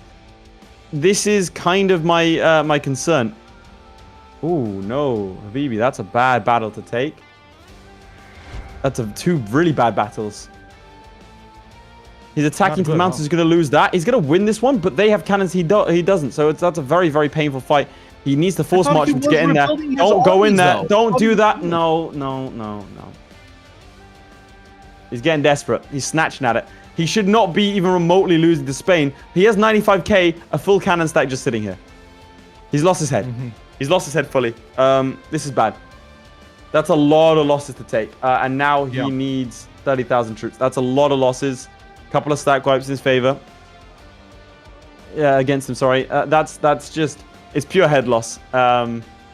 He's racing to get to the end of the game, but he's also racing to his own demise, unfortunately, here. This 95k just not doing anything. It just isn't. He has spare manpower. He needs to be pushing. I'm just not seeing... I'm not picking up what he's putting down right now. I'm not seeing the vision. It feels to me like he's getting distracted on this front and then not pausing and making his decisions. He's getting distracted by this front and he's going, look, 11k just running in on its own. No backup. No friends. No cannons. No cannons on this one as well. Look at that. I mean, this is... He'd get kicked from his own Discord. That is loss after loss. Look, he's not just struggling. Look, what is going on here? He's trickling him in. I think he doesn't like Playmaker. He's throwing. He's fully throwing. Can we go to him directly and knock out the Playmaker? I think so. Hawk, can you go and give them both a 10-minute warning? Yes, I will. I think it is personal dislike. Basically, I think what he's determined to do is to stay unpaused. And in staying unpaused, he's dragging out the existing wars. At least I think that's what's happening here. Because he's getting distracted by Vienna. He's getting distracted. He's going over here to Spain. Then he's not thinking about what's going on in Spain. He's throwing his troops kind of willy-nilly. like he needs to just focus on a front, sort this out. If you go to my POV, Yep. he needs to focus on this front, fight over in Spain, win that, then go over here, fight over here. Because right now the time is ticking. He's taking attrition and just sitting here with 90,000 troops. This is a full cannon stack. He's got another full cannon stack over here. They should just be tearing through Spain. Send 2 west. Destroy Spain. He's got literally 1, 2, 3, 4, 5, 6 forts to siege. And these are unfortunate. These are nasty forts. He should just go after them and then go east. That's right. Let's go to my POV right here. Check out what's going on in Zlewikk's game. It's Fighting heads-up. multiple front wars. So this is what's going on in the region of France, ladies and gentlemen. He sieged down all of his cores that, you know, he gave up to Britain in the early portion. Over here, he is getting sieged by the minor German guys. He's popping off some, you know, he's gotten sieged up here as well. Battles. He had sieged down Vienna. It got sieged back. He is getting sieged himself in Italy and in the Balkans. He was rushing for Moscow over here, and he's taking care of some of those forts over here. So he does have quite a lot of war score versus Austria, but he'll probably still need forts. Actually, he doesn't. Not anymore. I guess that thing, you know, you gotta occupy a fort isn't valid anymore. There we go, a battle right there. So, you know, Nice stack wipe. And this is shows playing priority these stuff. wars extremely slowly, but they seem to be working out. Oh my god, Habibi. You flipped Yeah. my POV? Let's He's go. gonna get stack wiped over here. There you go, that's a stack wipe. Retreating armies fleeing France. Like, what? There's no cannons here. You can't win that fight. I genuinely don't know what he's doing. There's no cannons here. Can we go to him directly? Let's see. Let's see. He's gonna be looking at Austria. Yep, there you go. So what's And going he's on? getting like what's going on? He's half committing to both fronts, and he's losing. He's losing the Spain one. I think he's starting to get ticking war score against Oh, him. this I'm distracted playstyle, ladies and gentlemen. Yeah, it's just he's like this is manageable. He's just not focusing on Spain, and he's not fully focusing on Austria. So he's not doing either one. He's kind of like he spends because look, he's on speed 4 right now. He doesn't even like he's winning a battle down in Spain. Finally, big stack wipe in Spain, massive stack wipe in Spain. That was huge. That's actually going to reverse the tide a little bit because he was getting ticking war score against him. Now we see, but look, just he needs to take a second and move his troops. Zlewikk just piecing out the Austrian Empire, ladies and gentlemen. Yeah, that's very huge. nice by him, putting more numbers on the board. That's pretty big. Again, I think as we enter into the final 5, Playmaker gonna be tearing out his hair here. He's not. Yeah. I think. I mean, I don't want to call it too early, but Habibi really not doing as much as I think we would have hoped. I think we were looking at sort of like, oh, that's useful. He got military reform. I think in terms of total provinces, we were thinking around sort of the between sort of 180 250 mark. You could have gotten even more. That's kind of where our sort of ambitions were. And Habibi, 300 would be easily doable as well, depending on the strategy. At least I that's think what Zlewick's close to it. found He's out. literally in Britain right now. Yeah, Whereas- Zlewikk has landed in Britain, yeah. Sieging down Cornwall as we speak. There he is. Yeah. He's in the Balkans, unsieging. He's got Moscow. Again, it's that show At priority. least get his cores back from Britain, and Britain isn't co-belligerent. Oh, truce break on the Ottomans as we Nice. speak, ladies and gentlemen. And like I Hell said, yeah, with only 5.5 minutes left to go. nice. If you look to my POV, Let's do that. that's what I'm saying. It's speed 4 right now, and these troops are sitting here. At least put them on Madrid. There you go. Now they start to move a little bit. Yeah. It just... I think at this point I can let you know mathematically Habibi was already eliminated from Para Bellum this season. He is gonna have to requalify next season. That was gonna happen regardless of what happened here today. Maybe that plays into this. But this is not the Habibi we saw from season 1. This is not the Habibi that we saw to the sort Even of without, that took FLORRY to task. These Yeah, I mean, definitely has been lacking. The media would say. the media would say, and again, we were hoping like maybe he was going to take 30 provinces off Britain. That didn't happen. We were hoping for maybe an attack on Switzerland. That didn't happen. Right now, he can't even take any territory from Spain. He hasn't got show superiority because of the amount of losses he's taken. It turned out that war he stayed in at the start, which was the War of the Second Coalition, there was no real point to staying. No, he took 3 provinces here, and then 3 provinces here. He took 6 provinces overall. Yeah. I think Zlewikk cost himself 7 provinces, so there's a 13 province swing. But that opened up so many more options for Zlewikk. So many more. Yeah, for sure. For sure. Easily fighting multiple. Do you want to give him I'll give him a 4-minute warning. Yeah, go ahead and give him a 4-minute warning. So Zlewikk currently sieging down London as we speak, ladies and gentlemen. Going in to siege down, the Ottoman capital, pushing hard into Russia, getting some of those forts right there around the Moscow area. The Russians are rushing into his That's my POV if you don't mind. Sorry, I just want to. Galicia It's just Volhynia region, but emblematic of a further problem. See that stack white? More war guy's gone. He's not. He still has loads of loans he can take. Like, this isn't even France being stretched thin. Finally, he breaks through in Spain. He is in Tuscany, sieging that down. He's declared that war. But yeah, it's the as coalition's you can joining. tell, ladies and gentlemen, sometimes even the biggest yappers among us, which is us two, obviously, we're at a loss for words. Sometimes because of excellent gameplay, we're like, just. Sometimes we have the same reaction because of not so excellent gameplay, some would say. But yeah, we're nearing the final 3 minutes. Don't go anywhere. Right after this match, we have FLORRY versus the Chairman. Chairman battling for survival, just like Habibi is. Well, the interesting thing about Chairman is that he can, in fact, he can secure himself safety. Yeah. Wait, can he? 2 wins. Let me think. With 2 wins, 4 he points. Might. Yeah. He has to beat. Well, because here's the thing. He has to beat FLORRY. So here's how Bernie can still win. Here's how Chairman can still survive. He's on 0 points currently. But if he beats FLORRY this time, and the Student beats FLORRY next time, Student goes to the final. FLORRY, in fact, gets eliminated, and it is wait. It's FLORRY battles. Playmaker gets eliminated. Playmaker would get eliminated. Yeah, Playmaker and Habibi would get eliminated. Student and FLORRY would battle it out for 3rd place versus 4th place. Who gets eliminated? Yeah. What's up, Beijing? Let's flip to.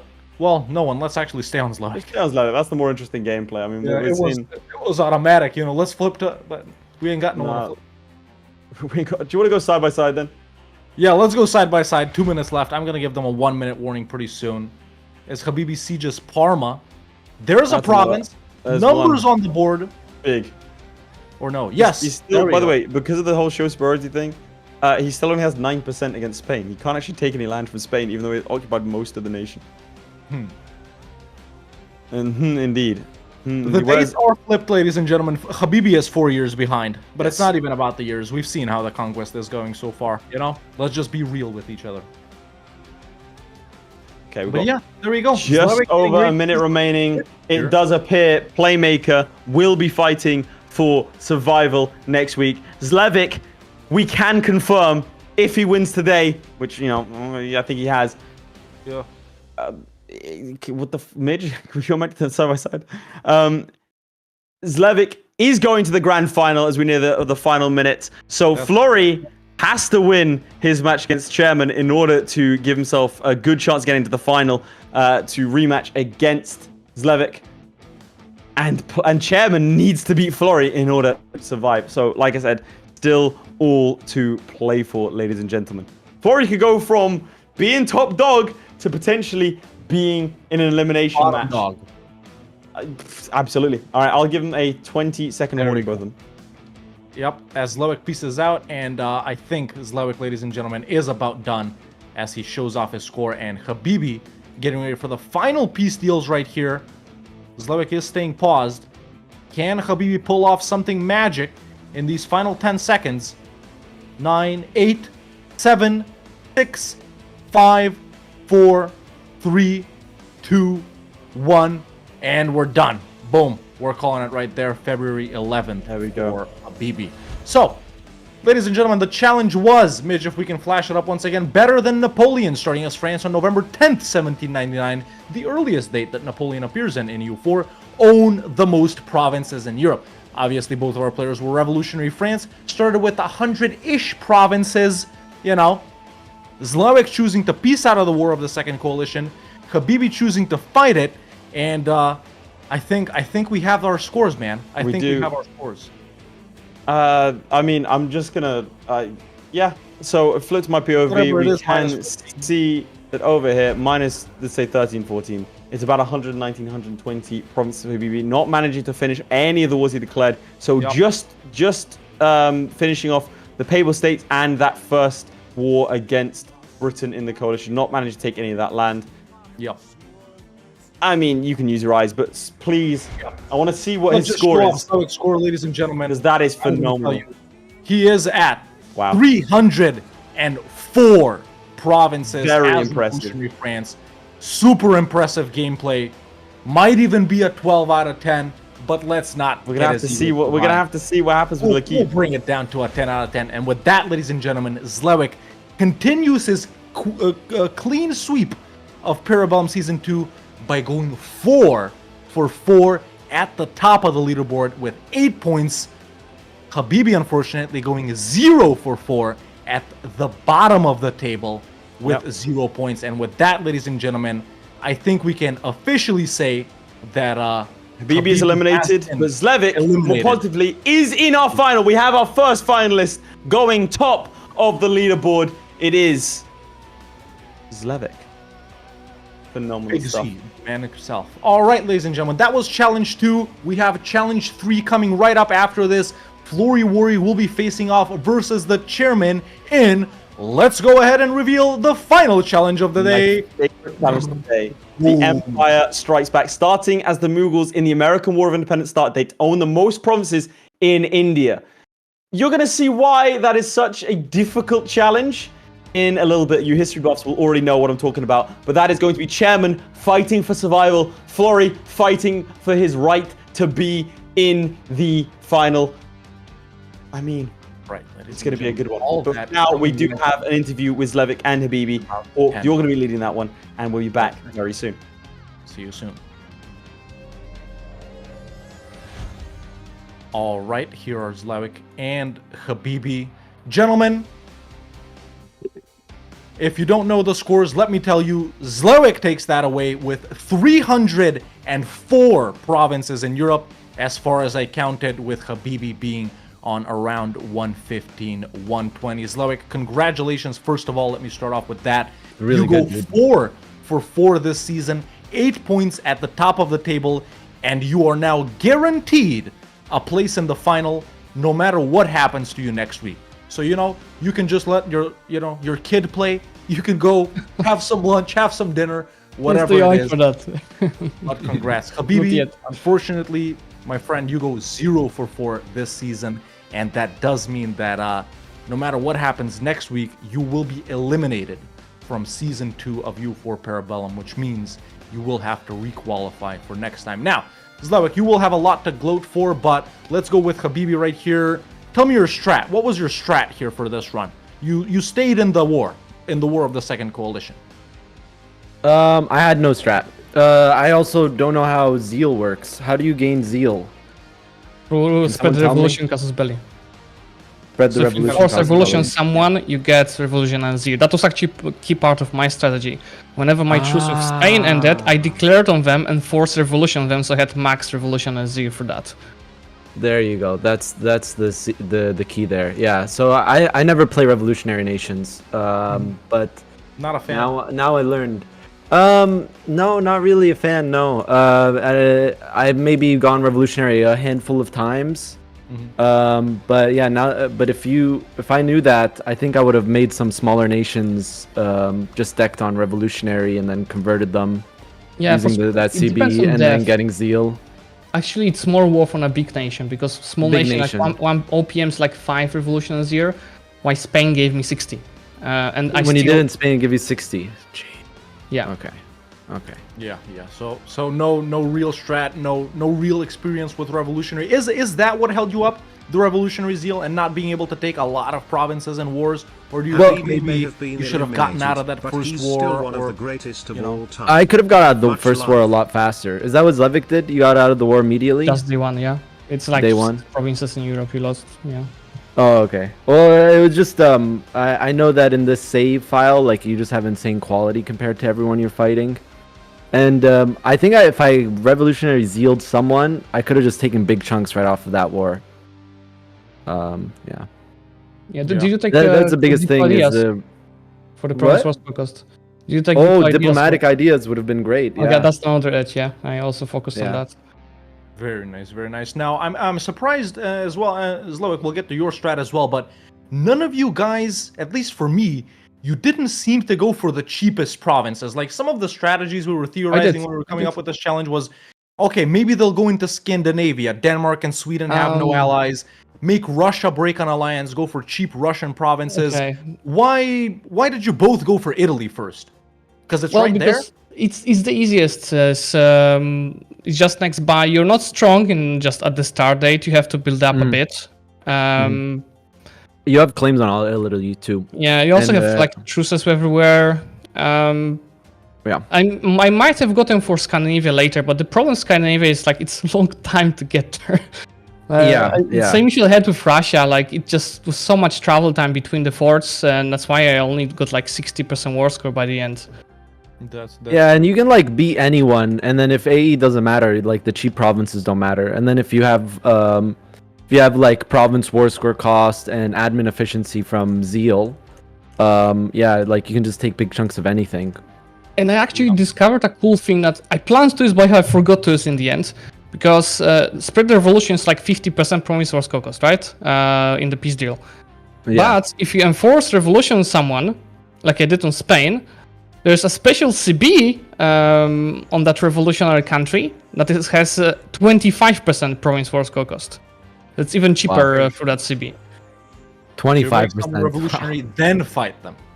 Yeah, I should have used that on Spain, but I honestly just Truce forgot. break on Spain. Yeah. Yeah, that's true. I don't think It's even had funny- truce by the end. No, I had one more year of truce. I find it funny in these save dates that there's like 0 buildings. It's like you go into the game and there's 0 buildings. Yeah. That's one of the things. The provinces are devved. They're more devved than 1444, but no buildings. Yeah. And a lot of unnecessary forts. That is just Yeah. too much money spent. Hey, at least the Ottomans got no forts, right? Yeah. All of them are level 2 and there's decadence. Yeah. Now, Zlewikk, did your strategy, was this your original strat, like everything you're gonna do, or did something not work out so you pivoted to something else? Did you maybe like want to fight Britain earlier, or like you just said, you should have gone for Spain again? What didn't you do that you wanted to do? Yeah, I did it exactly what I did. I even took more provinces in this peace deals than I actually expected. It's just the CP allows you to a lot, combined with the province war score cost. The only thing I think I could just play it a bit faster, and that's it. So I could do an extra war with Spain, get more war score on Russia, and got more war score on Ottomans. That's pretty much it. I also wanted to piece out Great Britain, but even taking most of the British forces, like only 20% war score, I thought I would get more. Yeah, not that much. Now, with this game, sort of broken down enough, I want to get into, before we get to the final week. Next week is the final week. Obviously, we know how your performances have been going so far. We know who's satisfied, who's not. What are your expectations, talking way into the future right here, for the finals? Zlewikk, if you get into the final, or Habibi, if for whoever's in the final or the third place match or whatnot, do you have any predictions? Let's go with Habibi first. I think that Zlewikk is putting a lot of attention into Para Bellum this season. It's like completely opposite with me. Like I said last week, I've been doing 0 practice. Like the last season, I was practicing a lot. Spent a lot of time just like theorizing what the next challenges might be. But I feel like Zlewikk is putting a lot of attention into that, and he also like isn't playing any multiplayer and spending his evenings just like getting better at like these kind of things. So I think that Zlewikk is honestly a really strong contender this season, stronger of a contender than me last season. Even last season, I don't think that I win in any way unless the things were really rigged for me. I think that Zlewikk has an even shot against FLORRY, and I think that he got this as long as his nerves don't get to him.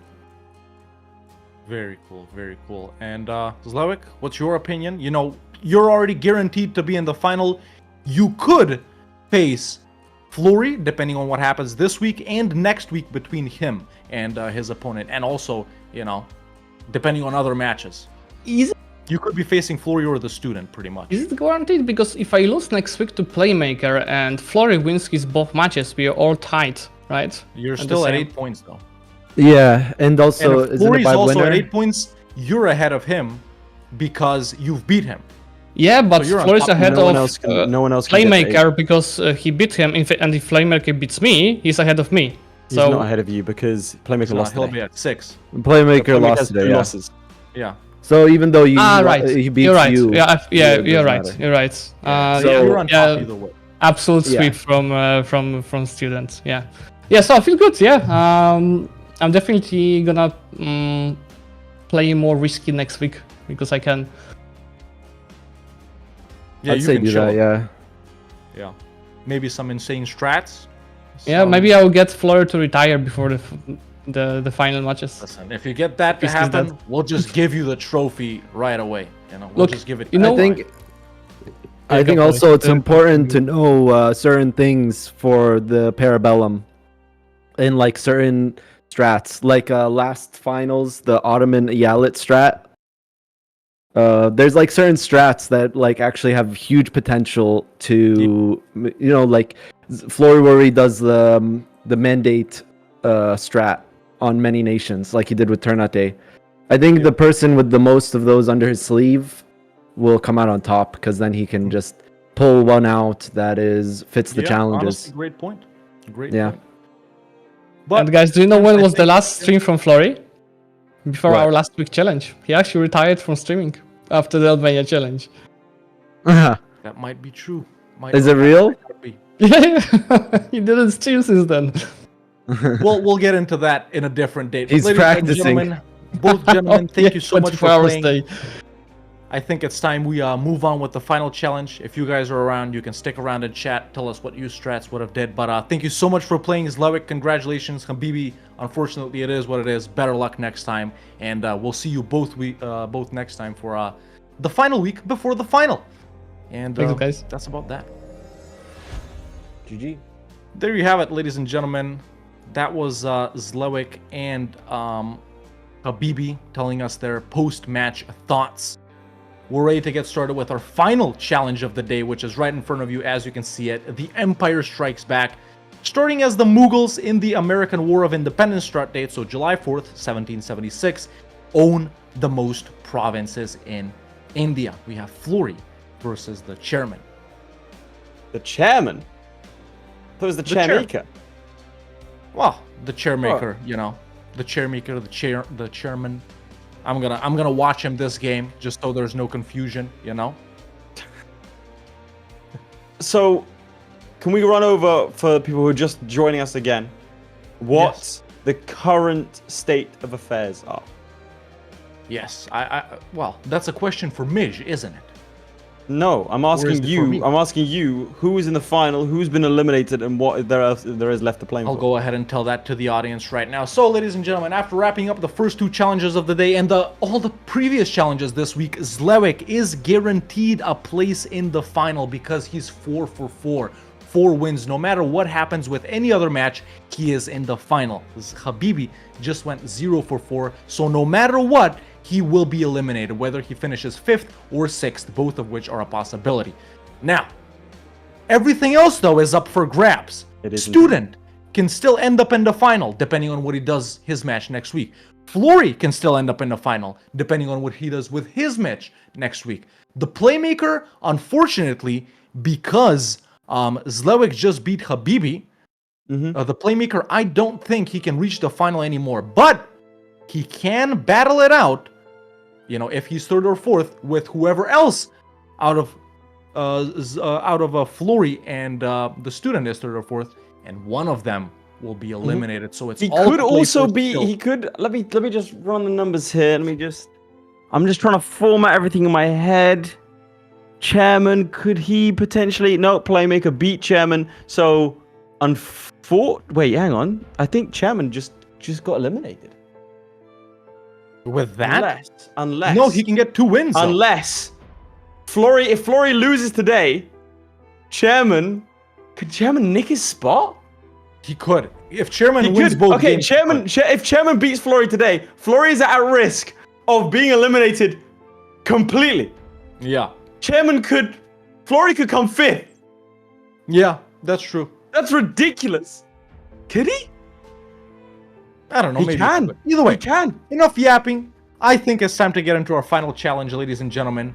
But before we get into our final challenge, why don't we learn about what Florry and Chairman have been up to in this past week and what Zlewikk and other tabloids like EU4newsonline.net have been writing about. I mean, you're saying about the tabloids. I think they've been very respectful so far. I won't have you disparaging their good name.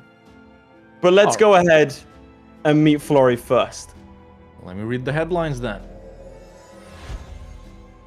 It turns out a god can bleed. Despite an impressive performance last week, he was not able to close the distance with a transcendent Zlewikk.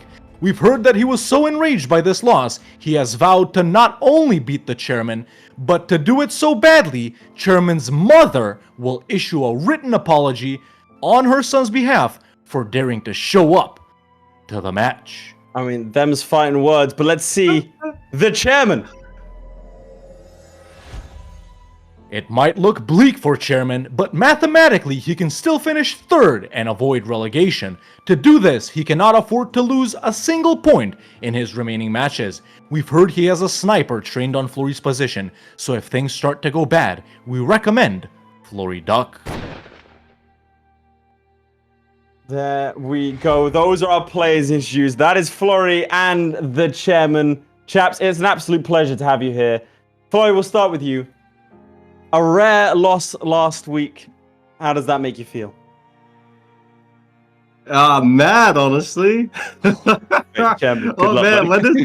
when the stream stopped, I was so mad. I was like, holy shit. Why didn't I just restart, man? Like, why am I being so stubborn sometimes? And, well, you know, it is what it is. Bro had an introspective sense of self. He actually texted me. It was horrible, really. He had a punching bag, you know, at the gym, and he had taped a picture of Zlewikk's face onto it. Yeah, it was I saw it 6 too. minutes straight of high kicks, nothing else. Yep, Scary just stuff. Bang, bang, bang. Chairman, you stand across from an enraged Florry.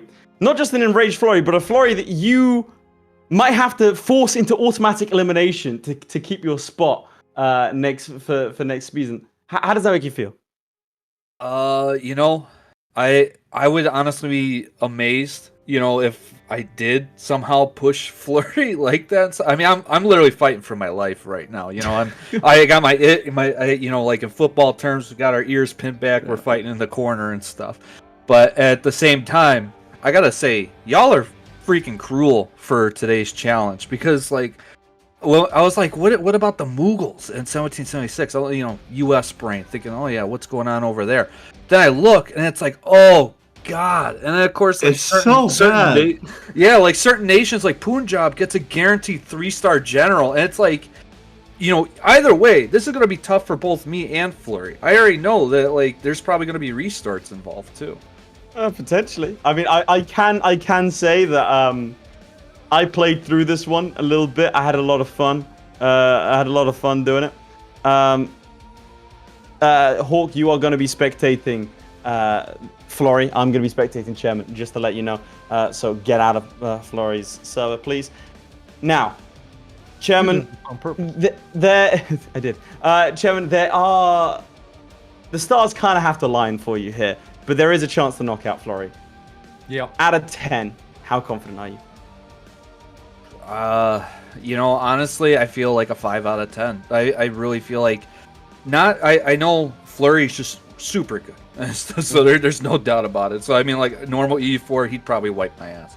But in this particular, he'd probably kick my ass. He'd probably wipe your ass. Florry, I wouldn't take that personally, mate. Those are fighting words. 1 second, Florry, how do you respond to the chairman saying you can wipe his ass?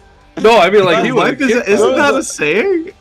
I'm just saying, dude. No, it's not. That's not. It's not. Like it's a that's wrong saying kind of that you thing. that like, that's he. I mean, I'm not gonna say. Wait, this, I'm but- supposed to make mistakes like that. I don't. That's not my first language. Wait, hold on. This is a reverse Uno. I don't.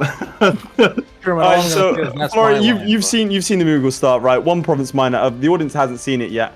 How much Vindy? Give me a percentage, rough percentage. How much Vindy are you planning to get? I mean, I don't know. Wow. So you obviously, I think Britain would probably be a mistake because there's like a whole bunch of Britain in there, and you're gonna want some allies. As much as I don't like allies, so like maybe like 20%. It's a really rough start, guys. Like it's a really. Oh, we know. Yeah. Trust me. And I want to say this. There is an even rougher start where you start as a vassal of someone else. Hawk wanted to have you guys do that one, so you have me to thank that you're at least independent. We tried that start and That one was even worse. it was so bad. Well, chaps, I mean, Hawker, let's go. Anything else? I really just want to see him get into this. I want to prolong. I don't want to prolong the misery. That's all. I think that's Phenomenal. all, ladies and gentlemen. It's time. Florry, for these guys to you're get fighting ready. to get into the final. Chairman, you are fighting for survival. Chaps, hop in, get ready, start the game, and don't touch anything until we let you go. Okay. Good luck. That was Florry and the Chairmaker, as he's been dubbed, getting ready to have his ass wiped by Florry. I don't know what that's all about. And Oh, that the means- people saying I've said that before 20 times, I've literally never said that. Definitely. I mean, I want it confirmed. He looked at Florry in his eyes and said, "You are going to wipe my ass." Yeah. Maybe it's a power move type of It is. thing. It You know is. what I'm It saying? is. It's like, Bro, that's what I'm saying. yeah. You're not like that's Make that's my how bitch, beat. You know what I'm saying? Yeah, that's what I'm, bro. I'm just saying those are fighting words. You get arrested for that. They That's are. horrifying. Ladies and gentlemen, you I in the think game? it's time we move on for our final challenge of the day. The Empire Strikes Back, starting as the Mughals, July 4th, 1776. Own as much of India as possible. Like Lace just said, Florry fighting for the final, the Chairman fighting for survival. If both of our players are ready, my friend, you can go ahead and tell Right. them to get started. Because Final I am- challenge. My favorite challenge of the day, starting in 3, 2, 1, go. Here we go.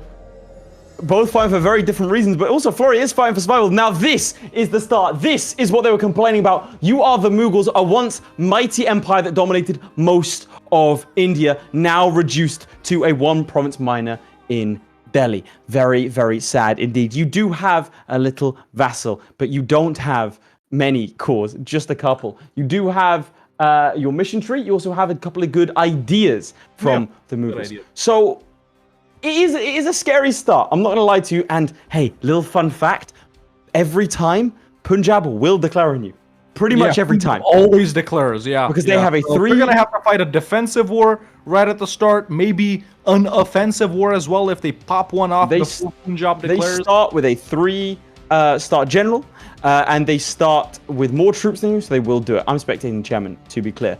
What you do have in your favor, though, is this. The AI doesn't know you have a fort level 4 on your capital, which means, including all of your bonuses and everything else, Punjab can't actually siege down your capital. They cannot beat you. Yeah. General strategy. Do this. Declare war day 1. He hasn't declared any wars. It's, let's see, 3rd of August. Declare war over here. Day 30, pretty much. Declare war. I mean, frankly, I think this might be restart worthy. Looking at it, I would restart. I 100% would restart. You want to catch this lot early. I will. Today, what is this? My father asked me to clean his kitchen for him, so I spent the whole morning doing it. After some time, I went to the living room. My father looked at me and asked me how the kitchen was looking. Chairman's ass. I just replied. He just smiled and nodded. He knew that it was wiped clean. I want that man banned. And Hawk, I know you brought that up. I want you banned as well. Christ. Anyway, as I was saying, this is restart worthy. He's declared war on Rohir clan. Yeah, okay, well, this is the war you start with. The problem is Punjab will declare war on him. So, Yeah. I mean... Does he not know? Did he not do a test? He has to have done a test. You do start with the Mughal government form, which is pretty good. Every time you unify a group, you get some bonuses. It should be a stack one off the bat. One as well. Already unlocked for tier 2. He does. Super rare in these alternate start dates to have. Very rare and also very good. He hasn't done any estates. Now, I think that's a big problem. Let's I go think to that was a 40 mistake. because this start is more dynamic, ladies and gentlemen, just to show off. So he has already given out, and Midge, I have reconnected. Oh, it's about to happen. Sorry, it's about to happen. It's about to happen. He doesn't know. He doesn't know. Punjab is 100% about to declare war. They've got their 3-star general. They've got it ready. Punjab instead actually opting to declare war on his enemy. This is a phenomenal start for him. This is a phenomenal start. That's really good. If he gets lucky here, he can start to, because you can snowball quick in this area. Again, the AI does not know how to handle the troops. The AI does not know how to handle late game EU4. I'll keep your praise situation, but does he put him to the post? It does. It's like a player is on Punjab. They're playing very well, but again, he has to defend against this. Again, he's going to have to fight this, and this is winnable, to be clear. It might look really, really bad, but it is winnable with enough mercenary. Ladies and gentlemen. He does not let Punjab declare on him. Instead, he seizes central Doab from his subject Mewat, and he himself declares on Punjab in the Mughal reconquest of Panipat. So, there we go. Got the armies up, the Ganges and the free companies up. Punjab catching them with an ally, which is Bukhara. Wait, isn't Bukhara big? Big-ish, but they're also fighting Afghanistan. No, wait, what's going on? Oh, he's allied Afghanistan. So he's allied Afghanistan, dragging them in versus Punjab right here, ladies and gentlemen. And I think he's about to take a lot of provinces. Now, FLORRY, already doing well. He's doubled his score from 1 to 2. It's huge. Very successful. Vassals don't count. On Punjab right here. And by the way, this is what we're looking at. This is where they need to own provinces, obviously, if you guys didn't know. Fun fact, no, the Maldives aren't in India in EU4. Stop telling me to conquer them when I conquer India. To my POV, I will say that Punjab has very, very... Midge, you're just flashing up stats? Okay. Over here, Punjab has ridiculously wealthy land. Very, very good if you're to take immediately. But look at this. Signs of life in the chairman's corpse. He might not be dead. Ladies and gentlemen, what are you... Midge? Oh, it's just on my screen. Sorry, I'm being unprofessional. Midge is trying to show me things. Is that Hawk in that? And is he wearing a dress? Anyway, okay. So looking at this war, he's declared another one against Kumaon and Bangladesh, which I mean, again, very, very good to see. And it looks like Punjab's finished up their war, so he does have his 100%. He can sue for peace, and he can take all this land. That's a good start. Base tax, very important. Unfortunately for him, this land, not exactly the richest. So that's not going to be too helpful in the base tax, but he does have cores on some of these provinces over here. Permanent claims on others. But where does he go from there? Who does he go after next? It has to be Punjab. He can't be scared of this. He has to go for it. 100%. And look, nationalism, 50% cost, it's pretty good, and he has cores. I mean, so far, it's better than imperialism, right? Yes, it is. It's 50% cost versus 75% cost. Nationalism is very good.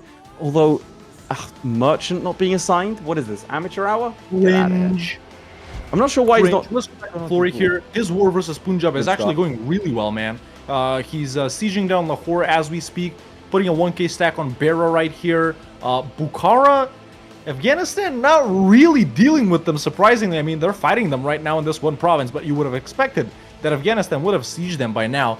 It's great, though, because he can take all of this land for himself. He declared with the Reconquest CB, so let's see how does this fare.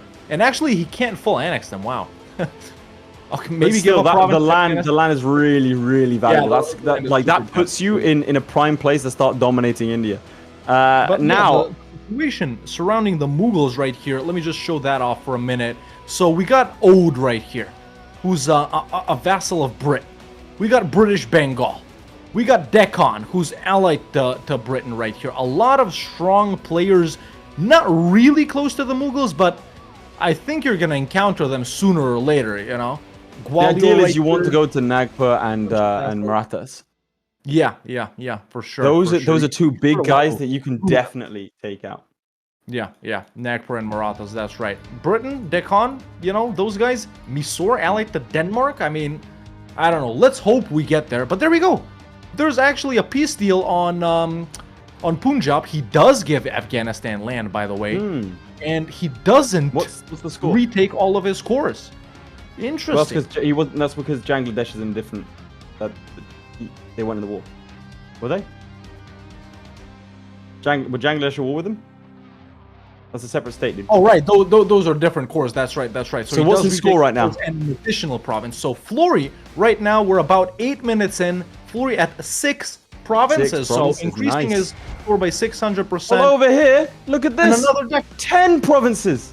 Oh, Chairman in the lead. Chairman currently winning, and he's on the cusp of taking 2 more, prioritizing low dev provinces. Now, where does he go from here? Again, Afghanistan, he is allied to, but you have to think the Punjab war is next. You have to think the Punjab war is next for him. And I think it's a war that he can win handily and on his own. He's gathered up the base attacks. Interesting strategy. I personally would go after Punjab immediately, like FLORRY. But interesting strategy that he's built up immediately, built up soon, and has managed to avoid the Punjab deck. Them decking on this province for Upper Doab, very, very useful for him indeed. And with nationalism, very low cost for him to take all this land. From there, ideally, going to have to go after Gwalior, but unfortunately in this game, allied to Marathas, it's only Nagpur that doesn't have any allies. So he's going to quickly run into a bit of a problem, which is why we like this challenge. You can grow immediately in your surrounding area, but then where do you go next? That's the problem. Wait, did he declare another war? He did on Doti, and which means he's going to go after Nepal, which means he's probably going to go after Jumla. If he goes after, he needs to go after Jumla. He needs to go after Jumla now. Yeah, that's right. Yeah, take him one by one. But yeah, ladies and gentlemen, in the chat, if you're not seeing it yet, we do have a poll up. Vote 1 for FLORRY, vote 2 for Chairman. A lot of you are voting already. You can change your vote if you want to. And listen, if you're enjoying the stream, boys, you can always become a member on YouTube or a subscriber on Twitch. You gain lots of awesome bonuses. We already unlocked the special challenge for today after the stream. You gain access to the after party and lots of cool bonuses. So if you're not a producer yet, like Samwise and Mage Xandor right here, what are you doing? Come Honestly, on, what are you doing? Disappointing. Your parents raised you better. War versus Rohilkhand and Dundar right here.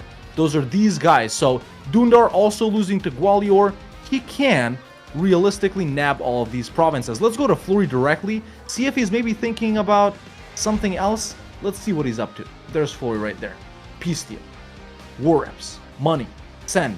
Done. Dundar is out. Oh, if he's brave enough. Sorry, flip to my POV. If he's brave enough, there's a big war here. If he spotted it. Let's see. Chairman. Has Nepal fully occupied? If he declares war on Dang, he can bring in Kachar, Sikkim, and Makwanpa, who are all around Nepal. He can take all of this territory. And frankly, you're not going to get a better time than it because he needs to build up enough such that he can fight Gwalior and Marwar and the rest of them. And also Punjab, who have declared war on Simmer. Are all those small guys right there that... Yeah, well, this is the thing. I think he's going to do it. He has to do it, surely. Goes to all for Dang and then connects up this land. Huge war deck by FLORRY, ladies and gentlemen. Let's flip right here immediately. So, declaring on various nations around him. Bangladesh, Gwalior, who drags in Mawar and Mewar, and Sirmur as well. So, you know, sizable guys, man. Sizable guys. You know, that's what she said. 23k, 7k, and 5k. He does not outnumber them. In fact, they have more than double what he has. Checking Miltex, he's the same as them. You know, nothing special. Sirmur, OPM can be pieced out quick. It's just, you know, Gwalior and his vassals. That's the tricky part, I think, here. So, oh, there we go. A battle about to happen in Sirmur. Will he run away in time? 21k with a 4-2. Coming in on 17k with a 2-2. Does he? No, he doesn't run away in time. He has slightly more morale. Yeah, but it's in the hills. More discipline, but this is not going to be a win. It's more than obvious right now. Look at that initial, you know, damage right there. And there we go. Why this war, though? You know, does it seem too risky for you? Can he call in, like, Afghanistan? I think he's you not have even to allied make to the them. plays. It is risky, but you have to make the plays. Oh, they are in. Afghanistan isn't. There we That's go. why he started. There we you go. go. Okay. Now it's not that risky. All right, yeah. Now, can I trouble you for a moment, Hawk? I made a critical error. What? So can we flip to my POV? Yes. So I said he should declare war on Dang. Hang on. We can get next Wednesday off work. I promise you guys we'll hit the sub goal next week. Shout out Cade. He's been here the entire stream. Let's get another W Cade going. He donated a bunch earlier as well. It's guys like him that keep everything ticking over and keep the lights on. Right. But I just wanted to show you this. This war is getting, like, it's fine. It's not untenable right now. The only problem is he can't take these provinces without first taking this. But that also means he can't take Nepal. So probably take Nepal as a vassal and nick this province, I think, has to be the play. He's got 100%. Otherwise, there's no real reason to stay in this war, if you know what I mean, Hawk. It's, yeah. Yeah. I don't know, really man. see any value. Both of our players having strong starts, I gotta say, with Chairman's potential right here. Once he ends this, chain of wars, I just don't. I think he's doing the same thing we saw in the first one, where he's just getting bogged. Like, I don't think he realizes there's no reason to be in this war. There's 100% one. Like, can we flip him directly? Because he can't take the land. Okay, I think he saw it. Did he vassalize them? Yes, he did. He vassalized them. Nice. He vassalized them, took the land. You can just declare war on them, or you can seize land off them. Like, frankly, it doesn't matter. But he needs to border these guys. And I'm going to disagree with FLORRY here. I think fighting Britain is a good idea. He said it's not a good idea, huh? Yeah, well, I mean, you got to be able to fight Deccan, but I don't think they're going to have... Let me just put some view over here. They've only got level 2 forts. I don't think they're going to have troops there, you're right. They're not going to have troops in land. Like, it's just going to tick up. And you need it to fight. You need to be able to fight Deccan anyway. Who, like, you can fight Deccan and then or fight Britain. I personally would fight Britain, then co-belligerent Deccan. It's a last 10-minute kind of war, in my opinion. But I think you do that because they're I mean, busy with the US right now because it is the July 4th start date. Yeah, I don't think they should do it now, to be honest, because if they were to do it now, they're going to get stomped by Deccan, who has 23,000 troops. And you need to be able to be sure that you're not going to get caught. Yeah. That's kind of your main problem here. So we'll have to see. Who's he currying favors with? Afghanistan. Okay, interesting. What's the year in your game? Can we flip to let's POV? go back to FLORRY right here. It's a 1780 right now. His war versus all of these guys is progressing pretty well. Some sieges popped off by him, some by Afghanistan, so he won't be able to take, listen, it's not like he's going to full annex these guys, all of them, let's be real. Cade again, gifting 5 Para Bellum memberships over on YouTube. Is this going to be thanks to Cade, is this going to be the week that YouTube has more members than YouTube might finally actually beat Twitch in members/subs. YouTube might be dominant. And that's never happened. So the Twitchers, the Twitch viewers are lagging this week, boys. You guys are slacking, Let us slide down. He's too far ahead. Nabbing another province. Just these guys left. That's just Gwalior and all their vassals. And Bangladesh, who was the main deck, obviously. Oh, there we go. A battle right here that he's about to lose badly, ladies and gentlemen. Retreating into the fort. I guess that was, a sacrifice that had to be made. But siege racing, Gerd versus Central Doab right now. And it should be fine. Yeah, that's a lot. What's his debt situation? But it's taking a while. Debt situation currently is he's actually losing a lot of money. He was losing 43 ducats a month. He can have a max of 77 loans. He currently has 30. But of course, as he grows, loans will get bigger and so on and so forth. So no real risk. There we go. We're about to see a battle in Central Doab right now. He's about to dispatch his troops into Gwalior and their subjects and allies. Oh, and there we go. Big win that. Easy battle right there, wiping all of those disconnected armies. Super strong, ladies and gentlemen, super strong. Yeah, let's go to FLORRY directly, see his APMs a little bit. I always love to see this guy play. And there he is, vibing. Nice moving troops down there. He's about to finish the sieges, 65% war score already. He's got all of the forts except for Mewar's capital. And that gold mine that Mewar has, they still have it, could be of big help here. Could be of big help if he can get it. There we go. More battles won. Easy for him. To my POV, I've just spotted an opportunity that Chairman should be taking advantage of. These are the only troops that exist over here. I think you might spot it. Can we flip to him directly? He can bring in Afghanistan. He's gone after Gwalior instead. Okay, interesting. I would have gone after Punjab, but that's a massive war. He's popped off a huge war. Instead of going after his cause, he's going south. What are the numbers saying? The numbers are in his favor, mainly because of Afghanistan. He has to hope that they come in clutch here. And he also has to hope that Punjab, by the way, are diplomatically isolated because they are Sikh. Oh, that's bad. Oh, that's bad. You gotta wait for the Afghans.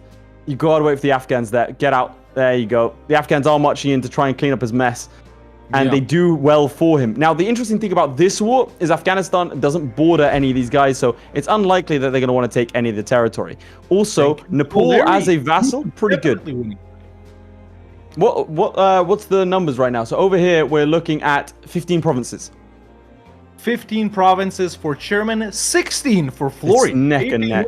Man, they're neck and neck. I love it. I love it. Ooh, another deck by FLORRY. Massive deck, actually. Let's flip immediately, ladies and gentlemen. As FLORRY decks on a Nagpur, who doesn't have any allies. Nice. Ally-less Nagpur, so a potential for a strong conquest right here. Although, here's a problem. Nagpur have also... Oh, wait. It's not a problem. Is it? Who are they occupying here? Bundelkhand. And those are not his vassals. A different war. So, yeah, it's a different war. He actually... Rough. Nagpur is losing this? Come on, bro. Yeah, I mean, they surely have he was to just... Can he attack Bundelkhand? Who are they allied to? He can definitely attack him. Yeah, They're I small. mean... He can definitely unsiege this. Just a small hurdle. But yeah, this is what he took from these guys, man. Just 4 provinces in that major war that he was doing with Gwalior.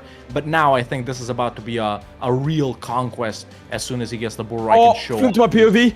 Punjab coming in and saving Nepal. Look at that. Punjab are in a separate war here, and they actually cause a wipe. A massive wipe. This was a war that he was, in my opinion, losing. But Punjab not attacking him and also defending him.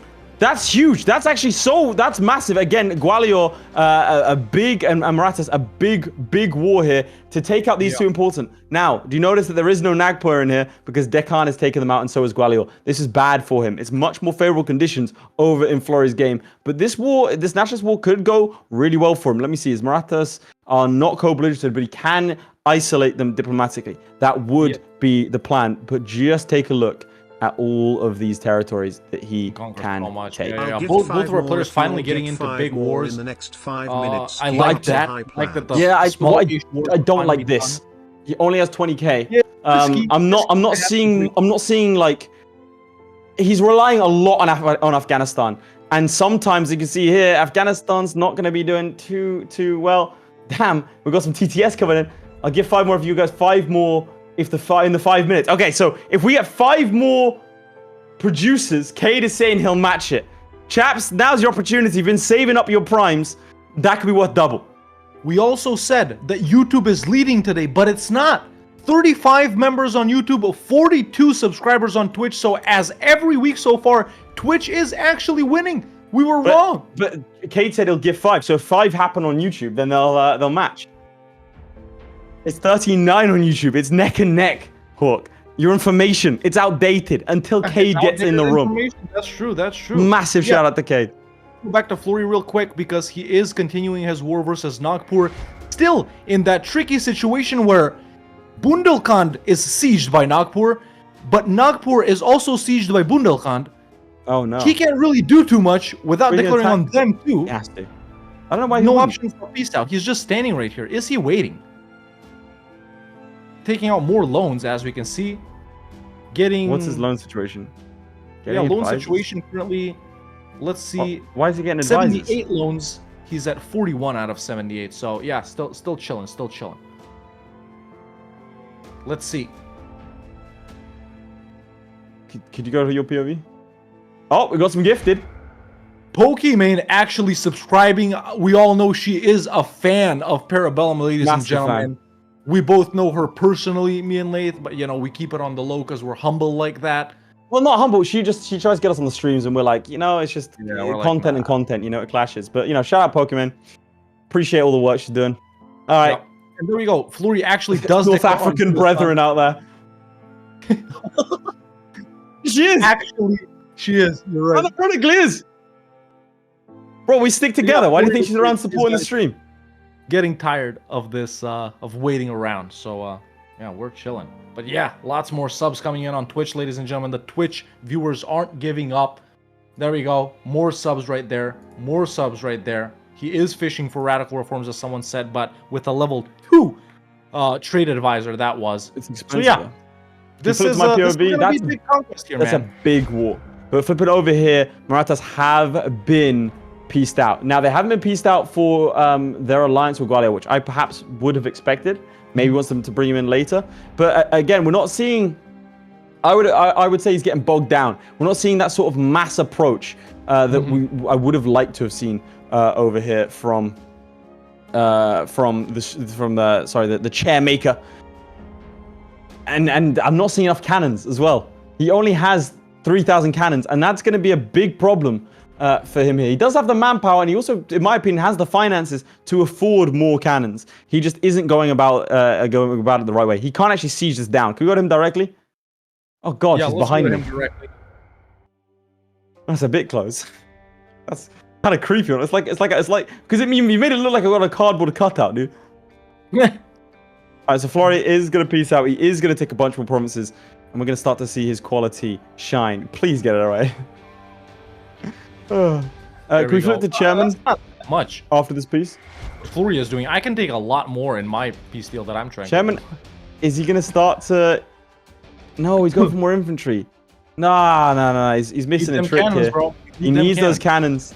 This good province is nasty. 27,000 troops to siege it down, and he just about starts, and he has to breach it. So he needs more. At least I can move from Macron off to Simo. I mean, I'm not that big of a fan of Simo, so that's okay. But he needs. I think we just killed Simo. No, I'm Chairman not sure. is firing shots at FLORRY, ladies and gentlemen, with his trained sniper. That's what we're hearing right now. Chairman resorting to violence, not banned, by the way. It's not, but we are seeing he's got more infantry. He's not familiar with these later start dates, I don't think, because this will drag out for 5 years. Flip my POV if you don't mind.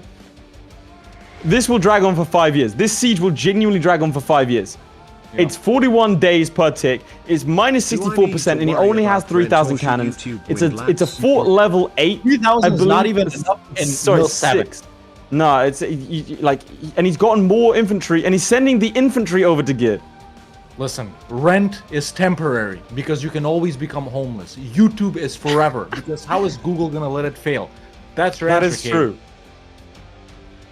And 20 worried about rental. That's what Hawk was addressing. We'll see all of you in the after party. So if you were lucky enough to be gifted a sub or a membership, or you were brave enough to do it yourself, then make sure to join the Discord if you're on Twitch, so you can join the after party. If you're on YouTube and you're a YouTube member, you'll be taken directly there immediately after this stream, and you'll get access to behind the scenes, including unedited footage of myself attempting a previous challenge. We are seeing some now trickle in, a couple of bits and pieces of cavalry, but frankly it's like he's got too much infantry. 30 out of 17, way too much infantry. Now this war is not the Chairman. FLORRY with another massive deck on Marathas, ladies and gentlemen, catching them without any big allies too. However, he has been started to get coalition by Marathas, Nepal, minor guys. Now he prevented this pretty much, the coalition decking on him by him decking on Marathas, who's also fighting Deccan, who is actually his ally. That's right, Marathas very strong, for alt start dates. 28k troops now, 35 minutes in. I'm gonna tell you FLORRY's numbers right here. He's at 31. Cade gifted 20 memberships. Bro, well, everyone needs to spam WCade. WCade in this today's live stream sponsored by. Oh no! What? Wait, did he do this? No, he was attacked by Britain. By Britain? By Britain who? attacked him.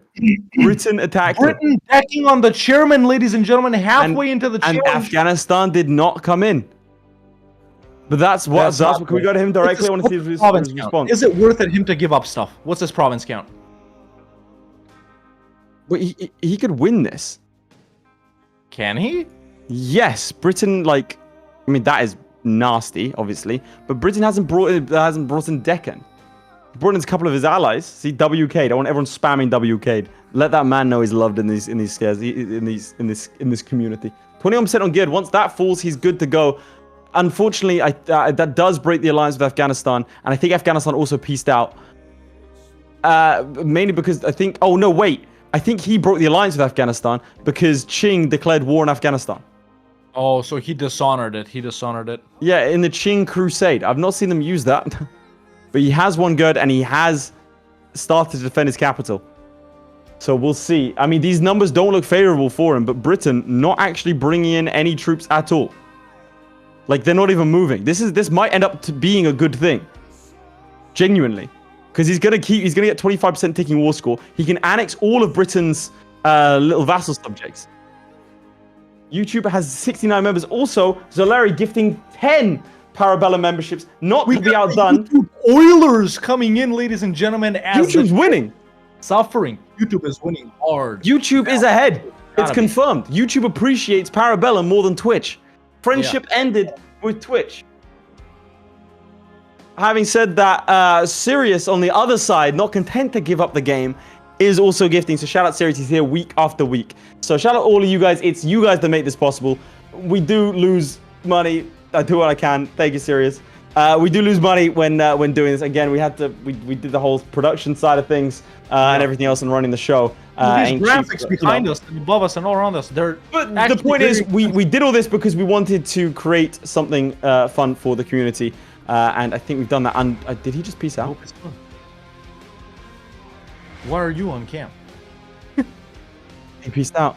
He peaced out. He peaced out. He's out? He peaced out Gwalior. Oh, with Gwalior. Did he take stuff? What did he do? I don't know that he did. Maybe he took 1 or 2. I don't think he did. Wait, let me see. Yeah. Either way, let's go to Florry here, ladies and gentlemen. His war is pretty big as well. Did he give up one? As he wanted. Look at this. Still in that war with Marathas. He hasn't sieged down a single fort. He's stuck on a level 6 fort with 8k cannons. Like Late just said on that other fort, man, this siege is gonna take so long. He's already been sieging it for, let's see, half a year. Yeah, so it's gonna take a while, but obviously Florry in a more stable situation since Britain hasn't declared on them. Tell me, what's Chairman's province count right now? Halfway exactly. Chairman's province count currently is sitting at 18, so it's not too bad. It could be better, and he has actually not surrendered, but he's ended all other wars to focus solely on this British war. I think he starts to smell. If he can win that, he's gonna put a lot of numbers on the board. And it's that big if. If he does, then again, this is imperialism, so he does get the Casus Belli. Look at these numbers. Yeah, it's a good amount, and there you go. So it's a good amount of territory you can take. Also, he can separate piece Baroda. What he needs to do now is focus on Baroda solidly. I'm not. There we go. He has to focus on this directly. Can he get there? I think he can get there. He's to defend this territory. He can. He has to focus on Baroda. Get them out, and then focus everything on Britain. Yeah. Let's see if he manages 28%. He doesn't lose it on 28%. Successful defense, but actually, does he have the provinces? Oh, I don't know about that. Very tight. He rolled a 0. They rolled a 9. He rolled a 1. He rolled a 4. He rolled a 1. Oh my god. Man, damn. That's just unlucky. That's genuinely just unlucky. Unlucky, man. This entire thing. This is now unfortunate for him. This is really, you hate to see it. It's very, very unfortunate. Let's go back to Florry because he is in trouble too, ladies and gentlemen. I'm sort of struggling to figure out here, Midge, if we can flip, why he's not dominating this war. He's like moving back and forth here between Doti and Marathas.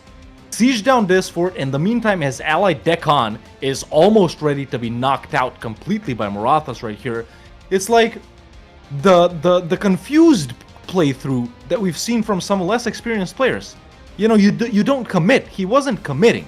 Yeah. So he sieges down here. He goes back up to fight these guys, but he doesn't siege them out, even though it's a level 1 fort. Then he's back down here, and look, Deccan has actually been knocked out already. Now, he does outnumber Marathas and Doti, but he is in trouble with manpower and with loans a little bit. He can now have max 58 loans. He's at 37 already. As Lathe goes in to give them a halfway warning, as new subs continue to roll in on Twitch and on YouTube. Appreciate the support, boys. But yeah, Florry losing a lot of money, man. Now, in this position that he's in, this alliance with a not-so-strong Afghanistan, honestly, man, you know, if Britain doesn't have anything better to do, and it looks like they did because they're so low on troops, he's lucky here that no one else is declaring on him. But this massive ching that we see right here could also be tempted to deck on Afghanistan, just like it happened in the Chairman's game. I mean, that's kind of what's been unfortunate so far. Yeah. And again, the problem is he softened up Gwalior over here. If it's my POV, he softened up Gwalior, didn't take any land from them to the point where now they're getting decked on by Deccan. So, and who are allied to Britain. So there's a lot going on here. He also keeps on giving up. Well, there's not giving it up, but he gets Baroda, and then watching live on TikTok at the same time. That's the kind of dedication. No, don't do that. There you go. He's baited them maybe. Big battle. Big battle. Let's see. Can he do it?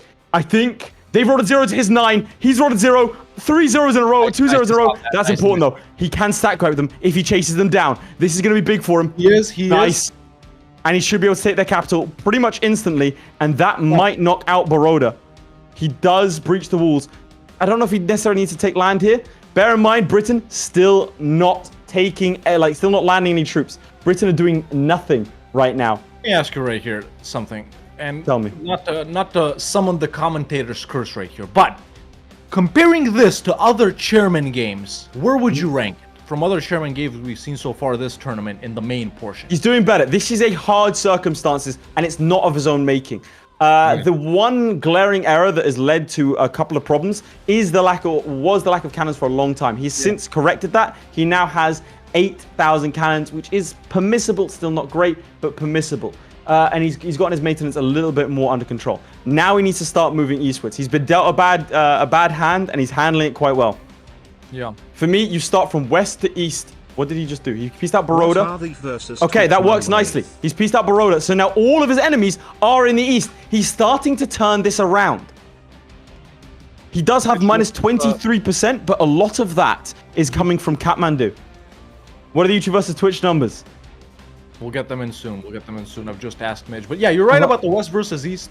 Because west, it's smaller nations. East, my headphones just died, so I can't hear you. Whatever you're saying right now. But yeah, west is smaller nations, man. East is the British Bengal area, bigger nations right there. So you're right about starting there. Now he's closing on bankruptcy though. What are the numbers, Midge? There are 69 to 55 in favor of YouTube. Cade, you've championed your people to what appears to be a stunning victory, which is what Chairman is trying to do now. He needs to rush to Kathmandu. He has to take territory. I predict 2 more years he can do of this. Only 2 more years. He has pieced out Marathas, ladies and gentlemen, taking about half of their land. Very successful. After that, an immediate deck on Mysore, who's dragging in Kolatunad right here. So, FLORRY snaking around some of the smaller guys and bigger guys. He is in trouble, even though he's going hard, though. Losing a lot of money. 40 loans max. He has 39. So money trouble, manpower trouble. Let's go to him directly, see how he deals with this loan situation. Debasing, exploiting dev, what's it gonna be? Let's go to him directly. With him directly. But this is what FLORRY's a master at, man. I don't think there's anyone else in this challenge that is better than FLORRY at this, which is restructuring his loans, making sure to maximize his efficiency. Now, if you don't mind flipping to my POV, I just want to show off a mistake that I think keeps on getting made. Coming in with 5 more gifted, though. Bro, let's get some subs in the chat once again. Once more. Oh, no. Oh, boy. What's going on? What's the bad news? Give me the bad news, Doc. Are we going to lose him? Now, Are we losing him, Doc? Punjab has declared war on the chairman. This isn't disastrous. Again, all of this means and spells trouble. What unfortunately, the mistake I'm saying he's making is he's constantly going after these level 1 forts in terms of capital forts, instead of taking these forts, which are the ones he should be going after. Takes a little bit of land. Yeah. Now, frankly, this is rough. Hanover is over here. Shout out them. Traveling all the way to India. But where does he go from here? He's in a rough position. Does he go east? Does he go west? Frankly, I think he goes west. Delhi can't be taken by Punjab, to be clear. But look, he's going for it again, and like either you, okay, if he's gonna do it now, I'll be honest, he's been so unlucky in these, really unlucky in these sieges, and he does. There it is. He's gonna go bankrupt now. Is he? Unfortunately, yeah, I think so. Next month, November? Yeah, it looks like it. January 1970. Yeah, it's happening soon. He's been super unlucky on these sieges. Super unlucky. 71%. Should win that. There it is. If you can, you occupy all of this. But frankly, I think he stretched his nation. Bad RNG, bro. At the end of the day, honestly, it is. That's just the nature of EU4, ladies and gentlemen. But look, he's doing it again. He's going this. There's no point in like running to this lot. Yeah. The distracted gameplay. Either way, let's look at some better gameplay as we flip to my POV. We have Florry fighting Misor right here, still sieging them down hard. They're the only guys he's focusing on, so the wars are down in the south. Look at this battle right here. 2K versus 7K. That's a win. That's a win right there. Easy. Just 11K Missourian revolutionaries left right here. Okay, Che Guevara, you know, go back to Cuba or whatever. Let's beat these guys up over here. And, you know, if he takes down Missouri, man, you know, not even going by the cheapest provinces, he can take quite a lot. Maybe full annex? No, almost, but yeah, without 3 provinces pretty much. So yeah, let's see right here. Lone situation. And there we go. There's the peace out. Does exactly that pretty much. So now Florry in a really, really good position. This is starting to look, well, honestly, like Delhi in EU5 start date, if you guys have taken a look at the maps of India with all this border gore. But yeah, where does he go from here? You think focus on small guys or? I just want to show this up. Cade said if you get within striking distance, we'll break 100. We're at like 69. He's saying that 74 right now or something, 75, I guess. Well, he's saying that if chat summons the will to get us close to 100, chat, you gotta hype it. 10 You gotta help more. him out. We've got 21 minutes left of the stream. Then he said he'll take it upon his shoulders. There we go. Chief Walha coming in with the 5 gifted on YouTube. There you go. What is up with YouTube today? So 79 on YouTube. 79. A little bit closer. And I mean, Cade said he'll take us to 100. Boys, this could be our most successful stream of all time, and we are eternally grateful. And that means so many more of you. What?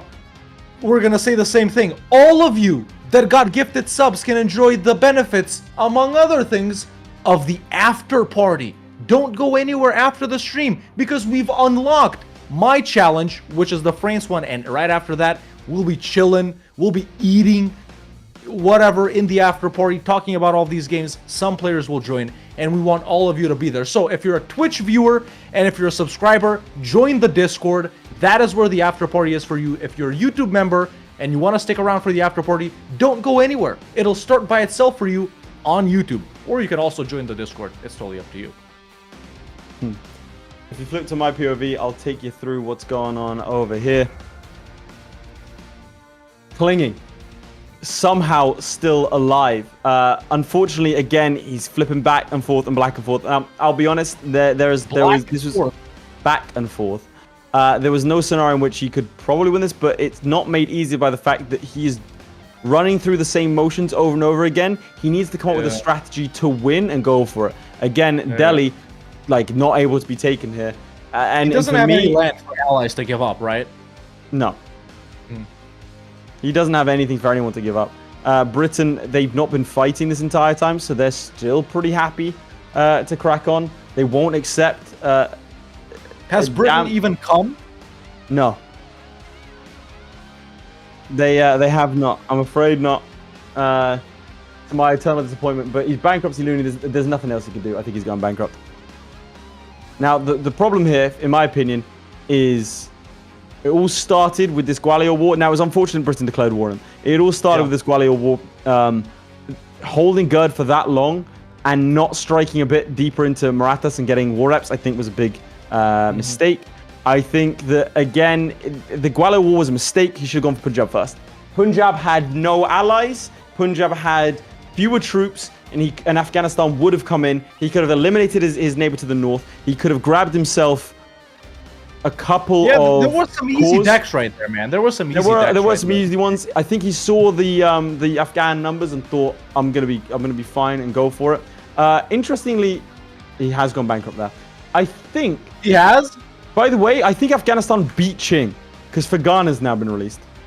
I've never seen Fergana. He pieced out Britain and gave away land. Fergana was actually where the Mughal Empire came from. Glossed over the fact that he went bankrupt. Did he actually go bankrupt? Yes. Fully bankrupt. Well, let's get some L's in the chat for the chairman, ladies and gentlemen. As is tradition, we have to make fun of our players who go bankrupt. So let's get some L's in the chat for chairman. Afghan W, L chairman. Shout out to all my Talib bros and shout out to all my subscribers on Twitch right there. We've got a lot to talk about in the after party, man. Yeah, we got a lot. We got a lot. After party is going to be good. If you're not a member or a subscriber yet, I was telling you earlier, what are you doing, man? You're not going to be at the after party? Cringe. Ridiculous. Oh, 2023. Now, there we go, Larry. Gifting 5. How are we doing on YouTube, Midge? We're almost. That's another 5. Then we're closing in. As It's another 5 gifted. Again. People want to see. Bear in mind, we have one more week before. We're 85. We're 15 away from 100. We have one more week before the grand final. Everything's still to play for. Currently, we only have one confirmed in. Zlewikk is the only person. Next week, we will find out who our finalists are, who is getting eliminated, and who will fight for the third place playoff match. That third place playoff match is so important. Not just because you get a bronze medal, congratulations, but because you survive until next season. Remember, half the contestants that you've bonded with, that you've cheered on, will be eliminated completely from Para Bellum, and they'll have to requalify for next season. Speaking of, by the way, if you are a producer, and loads of your producers today, we're going to be letting you know on some super secret projects that we are experimenting with, both EU4 and beyond. But I won't reveal too much. That is for producers only. I apologize already. Midge screaming in my ear, calling me all manner of... That was live Midge talking. Yeah. As FLORRY gets ready to peace out Decon here, ladies and gentlemen, going back to the game. He's wrapped them up, losing stab. He doesn't have enough admin to stab up. He doesn't have enough admin to core stuff he's already got, and he doesn't have enough admin to core stuff. That, you know, get me the numbers. We're on 90. 90. Can we do 100 in one stream? We are 10 away, chaps. 10 away from 100. 10 away from making history as FLORRY tears through India as the Mughal Empire. He winced at the start in the interview. He suggested it might be a challenge, but he did say to us he came in angry. And anger is what we're seeing, and that translates into pristine EU4 gameplay. L'Equipe 12 out of 10 maybe incoming. Is this a FLORRY? I'm gonna say it. This is not one of FLORRY's better performances. You don't think so? I'm just gonna be blunt. But it might be enough, ladies and gentlemen. It's not bad, don't get me wrong. Could I do this? Probably not. But you know, knowing FLORRY, we got 15 minutes left to go. He's in a war with the big Decon. I think it is gonna end up being one of FLORRY's better performances. But so far, I don't know. So far, all I can say is Cade Schmidt came in with another 10. 10, there we go with 100. W Cade in chat. W to all of you. We are 101. That is genuinely insane. Phenomenal, chaps. That's a ridiculous record, chat. That is phenomenal. You guys have been putting out such a massive effort, and we really do appreciate it. We want to make sure we're giving you the best of EU4 week in, week out. This was a project that genuinely just came to fruition because I spent some time with Hawk and we went, this sounds fun, let's do it. We jumped on a call with Midge and we're like, yo, how feasible is this? He called us an idiots, but we went through it anyway because we really wanted to see what our players could do. We want to present high production value to you guys, and frankly, it's really touching to see that you guys are responding in kind. Now, flip over here, because Chairman ain't done. He went bankrupt, but that doesn't mean he's out. He's down but not out. Currently, like Rocky, you gotta keep coming back as James comes in with 5 more gifted. Jesus Christ, we're gonna hit 120. What's in the with the final boilers? I don't get it. Where did they all come from? They heard that Para Bellum was coming for them, so they decided to come. Can you nip into and give them a warning, please? Because I want to show off this. They had 16,000 troops. They are trickling down to 14k because they didn't have the numbers to take on Delhi, which requires 19k. On top of that, their 3-star general is gone. He's not out, ladies and gentlemen. He's going through a bankruptcy, but he's recovering, which is the phenomenal thing. He's not yet done. I don't think we've ever seen anyone power through a bankruptcy. Nah, you just gotta push through. Playmaker in the first game. How long has it got left? 1 more year. 1 more year. Don't go. 4 more years. Don't attack. Don't attack. Don't attack. You're bankrupt, buddy. You're bankrupt. Oh no. He should have done that. No, he doesn't know. He baited them into killing his...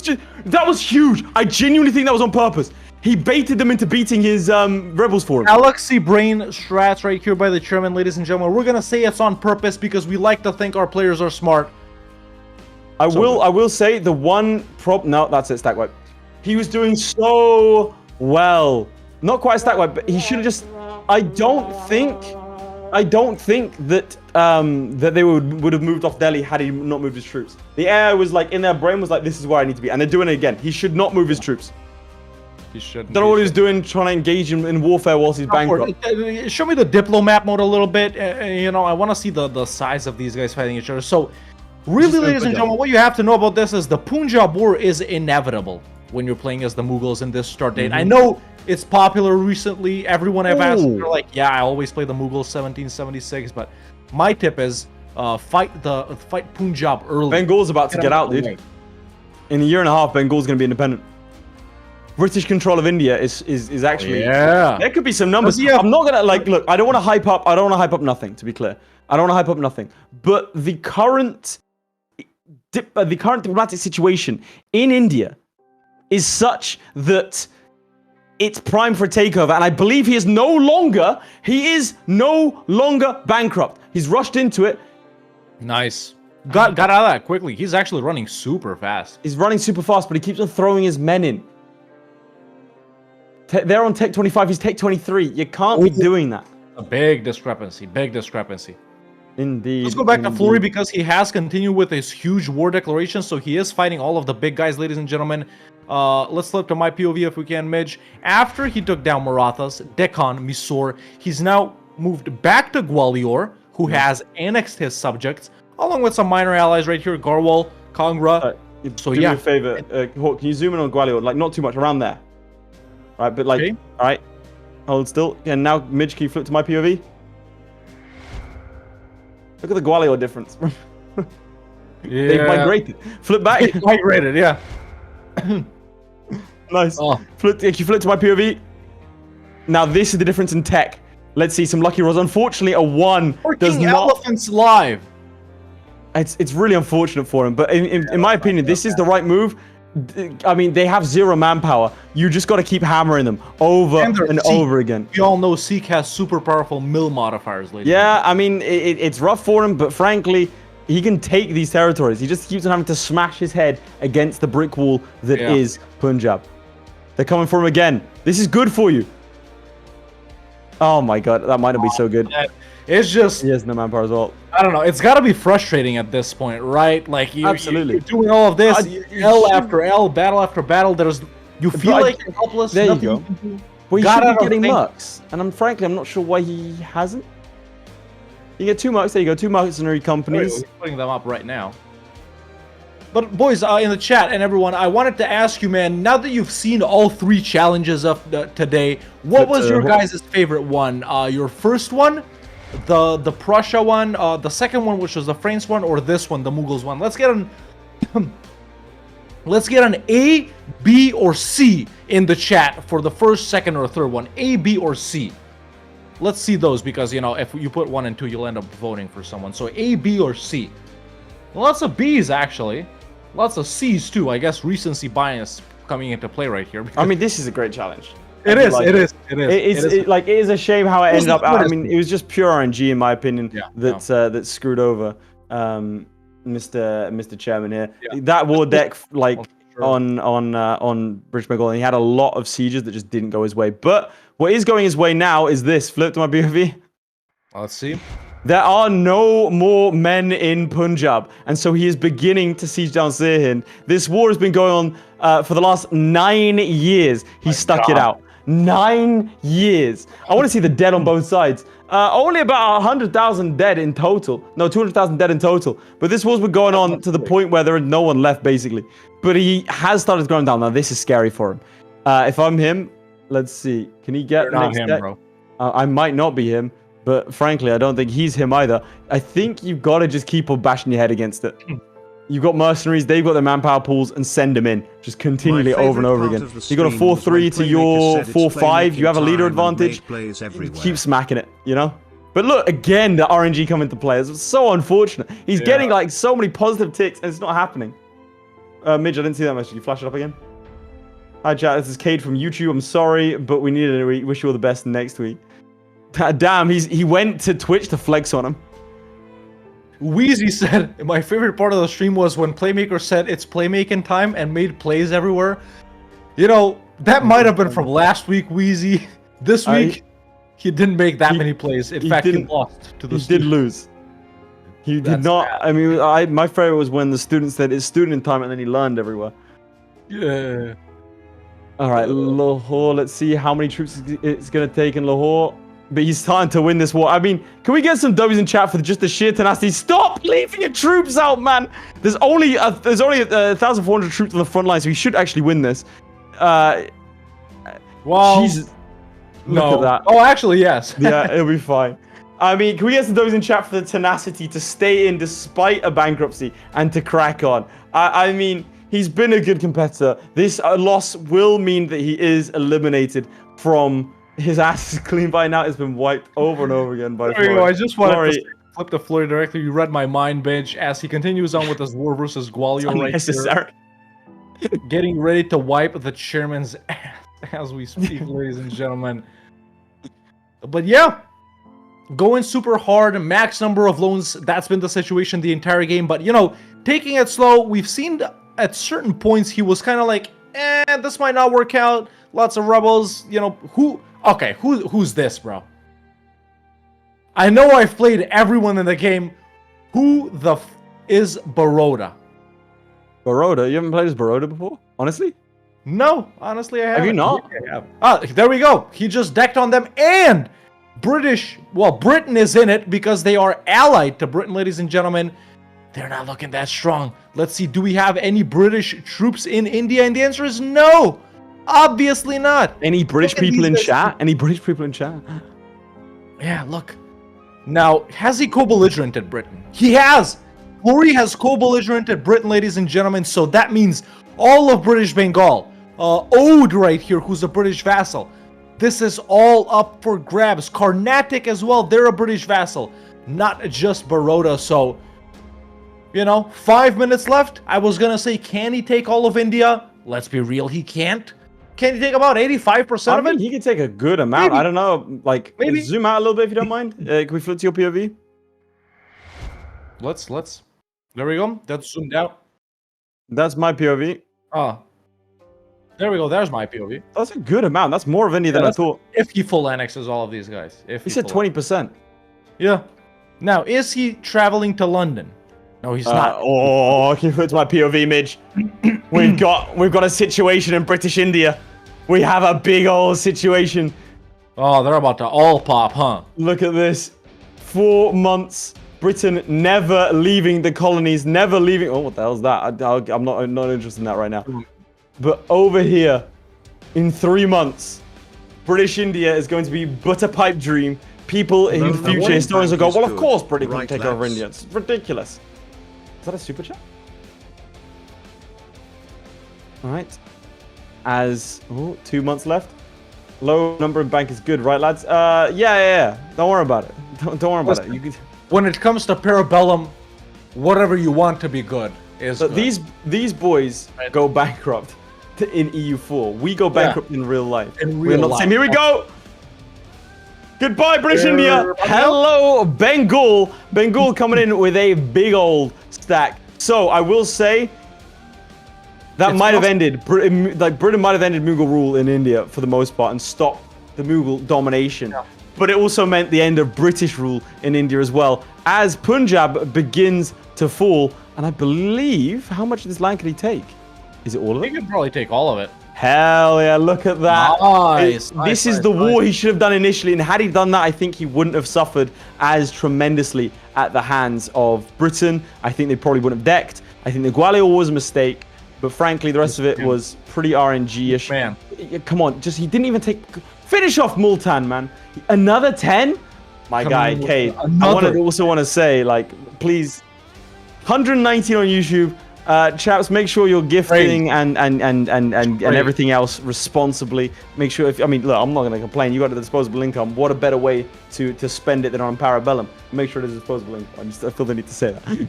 Yeah. Enough jokes about rent being lost. Moving on from that. There it is. He did it. Don't even chat. He did it. Ah, nice. Nice piece out. Excellent. It's massive. Let's go to FLORRY because he's doing huge plays right here. So let me take you through what just happened this past minute. He white beast Baroda. So he gets them in a separate war. He's still in the war with Britain. Now he's just redeclared truce broken Baroda. to do a separate war versus them when they're alone. Currently at 122 overextension, Separatist ready to pop, -3 stab, internal conflict sticking, 13 corruption, 4k manpower, and no more loans available to take. With 2.5 minutes left, it's all to play for FLORRY. So let's see how this progresses. Maybe he's not actually interested in Great Britain at all. He only did that to... But then again, why wouldn't he deck on Britain? I don't know. What's the main... Oh! He did declare on Britain. Yes, he did. I thought that earlier declaration was on Baroda, but no, that was just a bait one. I wonder, can he do it, man, with 2 minutes left right here?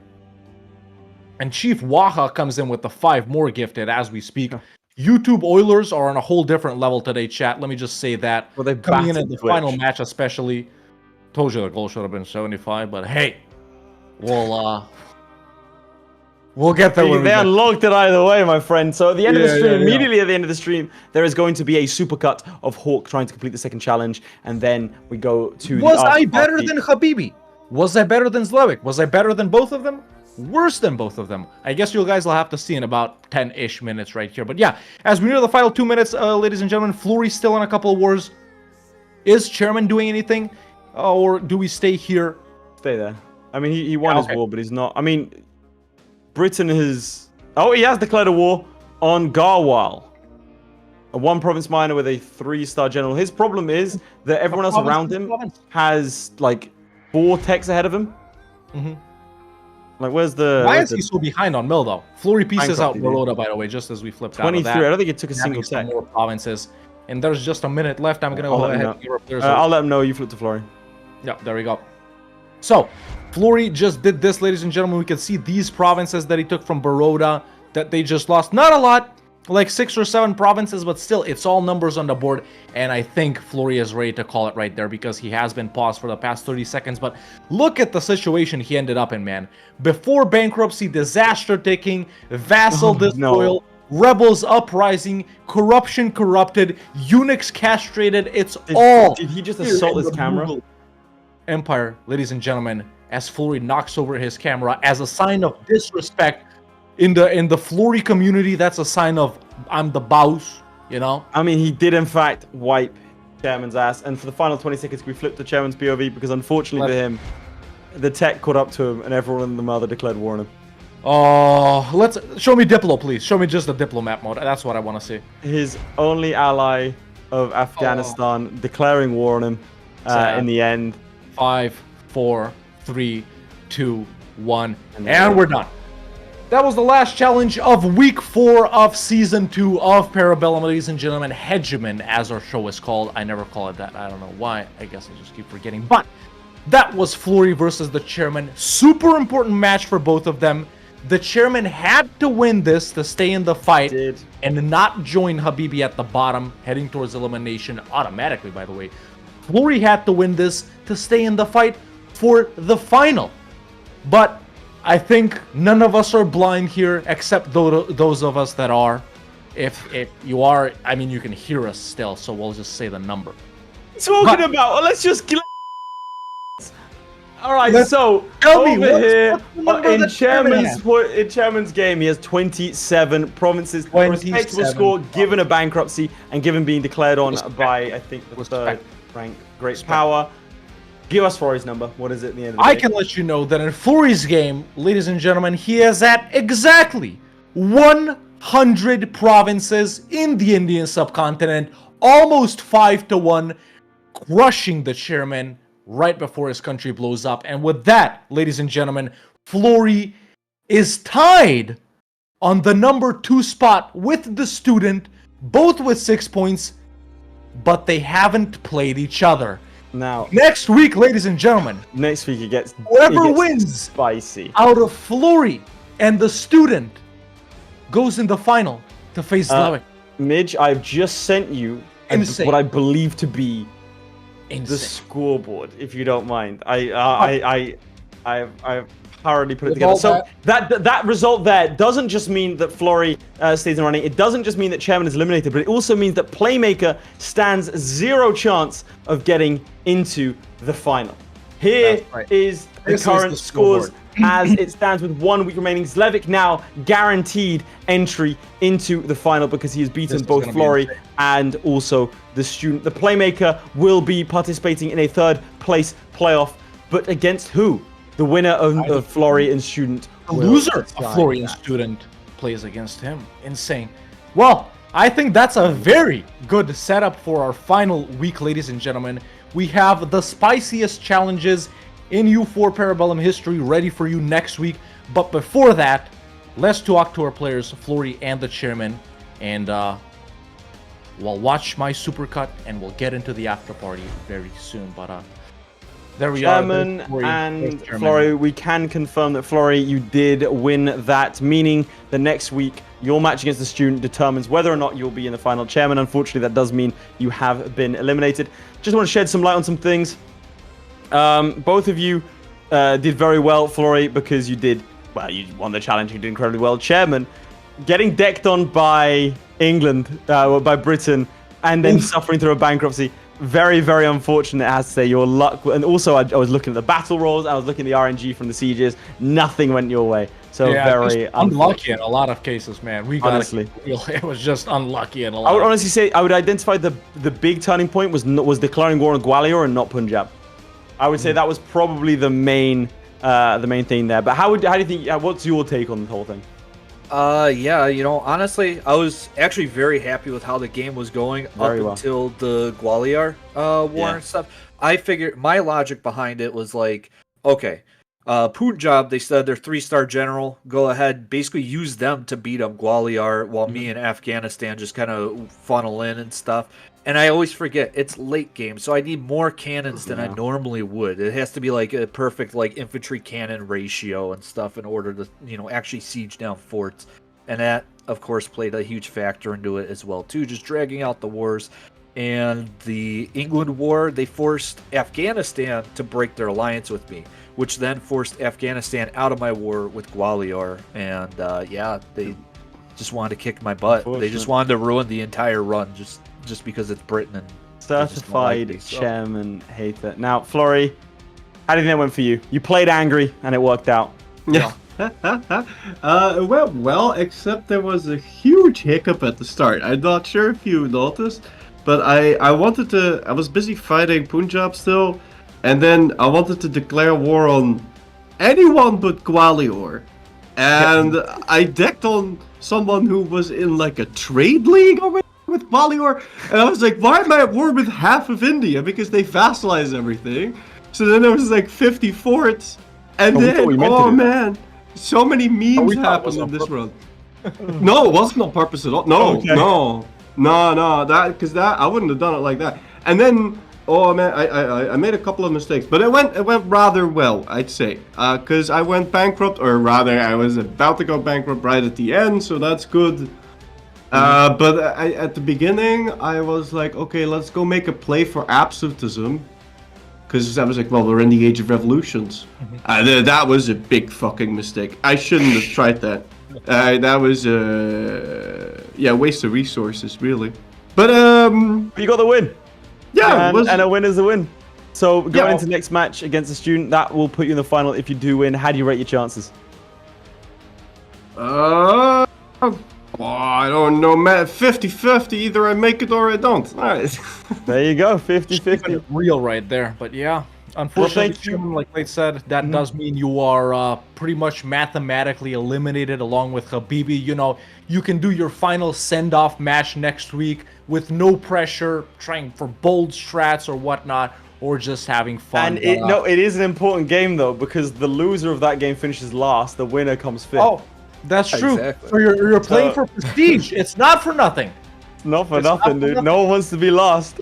They both get relegated, but hey, that's how the cookie crumbles. Someone's has to go. Someone kind of has to win eventually. Yeah. It'll be good to see. Other one. If you guys draw, I mean, actually, that would be hilarious. Anyway, chat. That has never happened. It's never happened. We have a whole column for it. I'm so excited. It's actually never happened in the whole history of Speed 5, Master Universalis, Para Bellum. It has never been a tie. Not once. Bring it next season. It has to be riggable, right? Somehow. But the tiebreaker was always like the in-game date. So We it's don't do like tiebreakers. We don't do tiebreakers. you don't do tiebreak? Oh, No. okay. Well, then it is possible. Yeah, it is. The chairman came within 2 promises had of drawing with Zlewikk. Oh yeah, that's true. Yeah, well, and that things go. trade thing where the The number trade thing with the first one, it was very close. But chats, we'll let you both go. We'll invite you both if you would like to, of course. Your obligation to us is done for the week. But we're gonna go. We've got 15 minutes now when because Hawk has a supercut to show off because Gaming. the stream showed off. He's doing the second challenge, and then we're gonna go into the after party, which obviously you're both welcome to join if you'd like. Otherwise, chaps, thank you so much for your time this week. Look forward to seeing you both play next week. Goodbye. All right. Bye-bye.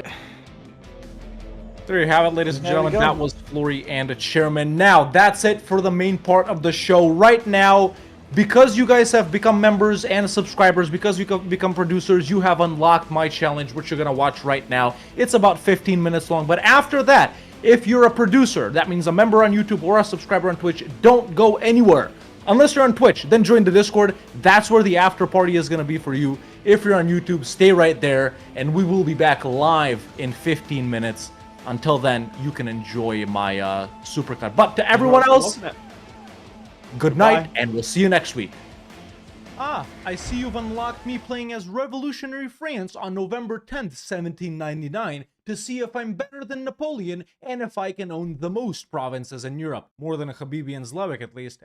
Probably not. But we do start off in the War of the Second Coalition versus all of these guys right here. Spain is on our side, and we're also in the quasi-war versus the US, which we don't care about. Okay, so I think the game plan here is, man, to get out of this war as fast as possible. There's no point fighting all of these guys at the same time, creating a super long truce with them when they have such high dev provinces. I think we peace out of this war immediately, and my game plan here is to go for Denmark and Sweden and their low dev provinces. So it's all about the number, right? It's all about the number. But yeah, Revolutionary France, Napoleon is in charge. Let's see what we can do, boys. Without further ado, there is the start. All right, let's go ahead and take all of these decisions right here, man. We should also have a bunch of missions that we can take right here.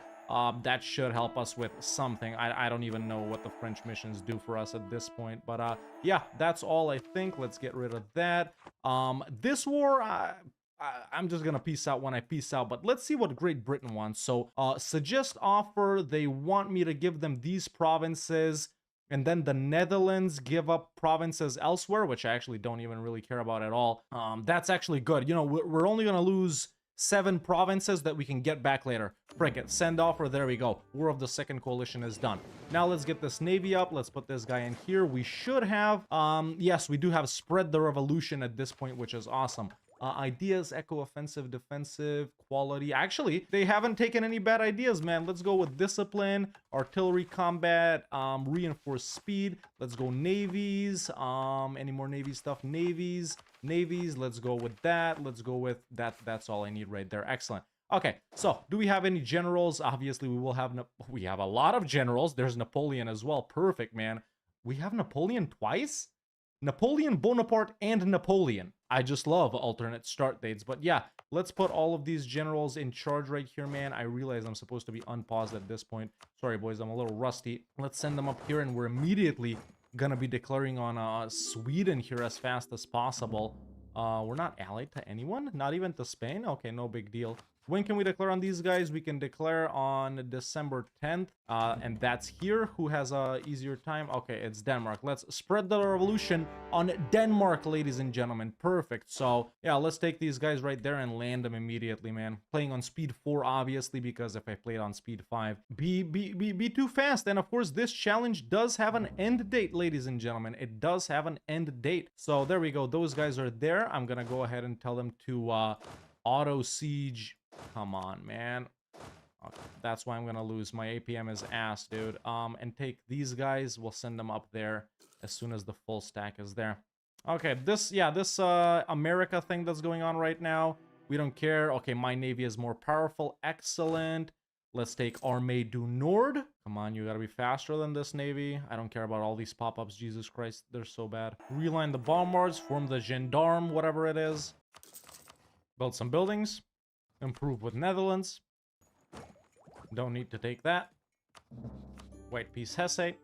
Nice, we got my separatists in these British provinces. Ah, no cannons there, I'm just seeing that now. Nice, mill points. Embrace the Renaissance. Alright, that's 100% on Denmark, man. Let's sort by the least war score and take everything that we can. We actually don't want the stuff in Greenland, do we? There we go. So let's keep going right here. Don't want that. There we go. That's not bad at all. Actually, don't want that last one. Don't want that one. Frick it. I'm just gonna go here, man. Can we full annex Denmark? We should be able to, and it's not even that bad. Okay, well, we're taking everything that they have over in Europe, right? Cool. Okay, there's our first war done, and we've increased our province count by quite a lot, man. I know we have certain provinces that are outside of Europe, but that's not that bad. I think Sweden is next, unless Sweden has a core on here. They do. So let's just start coring these provinces up. We're losing quite a lot of money. Okay, I'm reorganizing my armies here and insta-declaring on Sweden. Good thing we have, what you call it, man. Good thing we have, the manpower coming back if we, dismantle an army or something, right? So we only need 4 of these guys right here. There we go. Let's get rid of that. Delete all of that. Let's get some loans out. And, how many cannons do we have up here? 10 and 9. That's actually good enough. You know, we do have Revolutionary Guards, so might as well put these guys up. There we go. Yeah, I don't know how much I'm building right here. I need like 20 of them. There we go. Oh, wait, Great Britain is defender of the Protestant faith. Do I want to get involved with them now? I don't think I do, right? I don't think I do. Hold up. Shoot. I mean, yeah, frick it. We can do it. We'll just reconquer our course from Great Britain too. Man, my separatists are sure doing a lot of work. They actually went to Switzerland. Let's see if they beat Switzerland. They're actually gonna beat Switzerland. Yo, we have a chance of getting cores back for free here, boys. Do you realize? Tier 2 Gov reform time. What is this, man? Anything good? Great Britain is still on high here. What about the US? Can we white piece these guys? No, not yet. Ooh, Spain might be a good target for later, man. They're someone who doesn't have a ton of allies. Although they do have the entire New World, so that might be annoying. Still Catholic. Mysore? It's so hard to get a war score on Britain. Hey, white piece from the US. I have no idea where Britain's boats are. More galleys, maybe? Get rid of the lights. Nice, Miltech 30. And 31. Ooh, Napoleonic Square. It'll be so easy to naval invade Britain later. There it is. Britain's finally out, white-pieced, and my separatists will get these cores back to me for free. I wonder if this strategy was worked out by Zlewikk or Habibi, because of course I'm recording this before the fact. But either way, it's time to peace out. Let's take everything that we can from Sweden over here, man. Might be a full annex here as well. We don't really care about A or nothing like that when fighting these guys. Okay, that's pretty much everything in Scandinavia. Let's take stuff over here. Let's not, maybe? I do already have a peace with all of these guys. It will take me over 100 though, so maybe not. I'm scared, I know. Okay, that's some more juicy provinces for us. Okay, Spain should be next. I think I can annex Italy here too, so that'll be 3 provinces for free. Let's see where we go after that, man. And I can always release the Netherlands if I get coalition here, which is super nice. Ooh, artillery damage from back row, and we can start a golden era. Nice. Yeah, I think we're gonna go for Spain. We already got a province back from our separatists over here. Nice. Yeah, they need to stay on these, bro, because there are forts over here, Finisterre and Cayenne. They unsiege the stuff they siege. If they go for the fort, we'll get it back. If they don't, we won't. Spain has so many troops, though. I hope they're all in the New World. I can't be busy with these separatists anymore, man. What are we at right now? 165 out of, like, 10-ish aren't in Europe? Not too bad. God, you guys can't see the timer. I'm realizing now. There it is. Now you guys should be able to see it. I'm at 20 minutes so far. There's no way for these guys to get there? Oh, my God, dude. All right, I'm gonna start annexing Italy now. That'll be, like, 3 provinces for free. And frick it, I'm declaring on Spain. Let's see what happens. Can't see Spanish armies so far. Oh, I'm out of manpower already. Damn.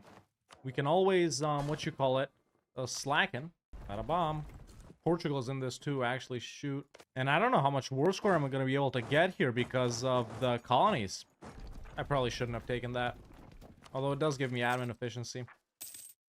I have started using auto siege a lot recently.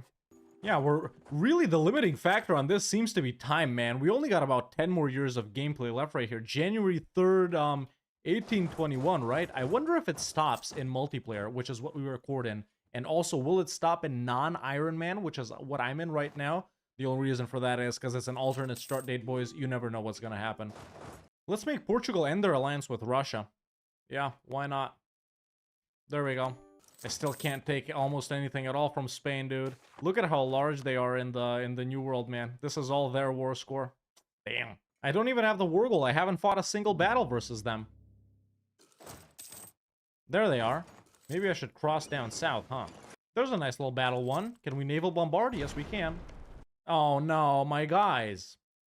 Let's get some Fs in the chat. My separatists. Well, we got one province back. Have I shown superiority yet?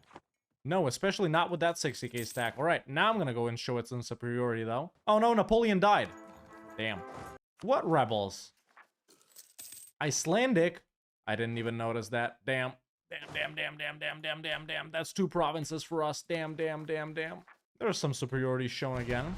Am I gonna make it to Iceland on time? I don't think I am. I think we're gonna lose the 2 Icelandic ones. Yep, there it is. Oh my god. This is embarrassing. Now I hope this video isn't unlocked. Well, at least we can fight them in 5 years. Frick it. Who cares? Oh my god. That's embarrassing. That's embarrassing. Honestly, I apologize for that. Tier 3 Gov reform time. Let's do... We don't want to take the coastal ones here. I know they're super dev'd. Ah, this is not that much, is it? Frick. Do I got war score now? No, still no. When is my truce with these guys up? It's already up. Shoot, I could fight Brittany here, honestly. Yeah, let me see religions. They're Protestant still, so no one will really care. There we go. Now we've shown superiority. Now we got the war goal. I think we got time for like 2 more wars here, boys. I can tick up to 25 more. I wonder if we do tick up. If I just forget about Spain and start sieging Britain. Yeah, let's take these armies up there, man. Let's take them up. There we go, right there. This one too. They are allied to Russia, though. They just declared on Persia. Will Russia help out? Oh my god, it's the same deal with these guys, man. They got 1 trillion subjects. Who else could I fight, though? Yeah, actually, Switzerland doesn't seem to be a bad idea. Frick it, we're doing Switzerland.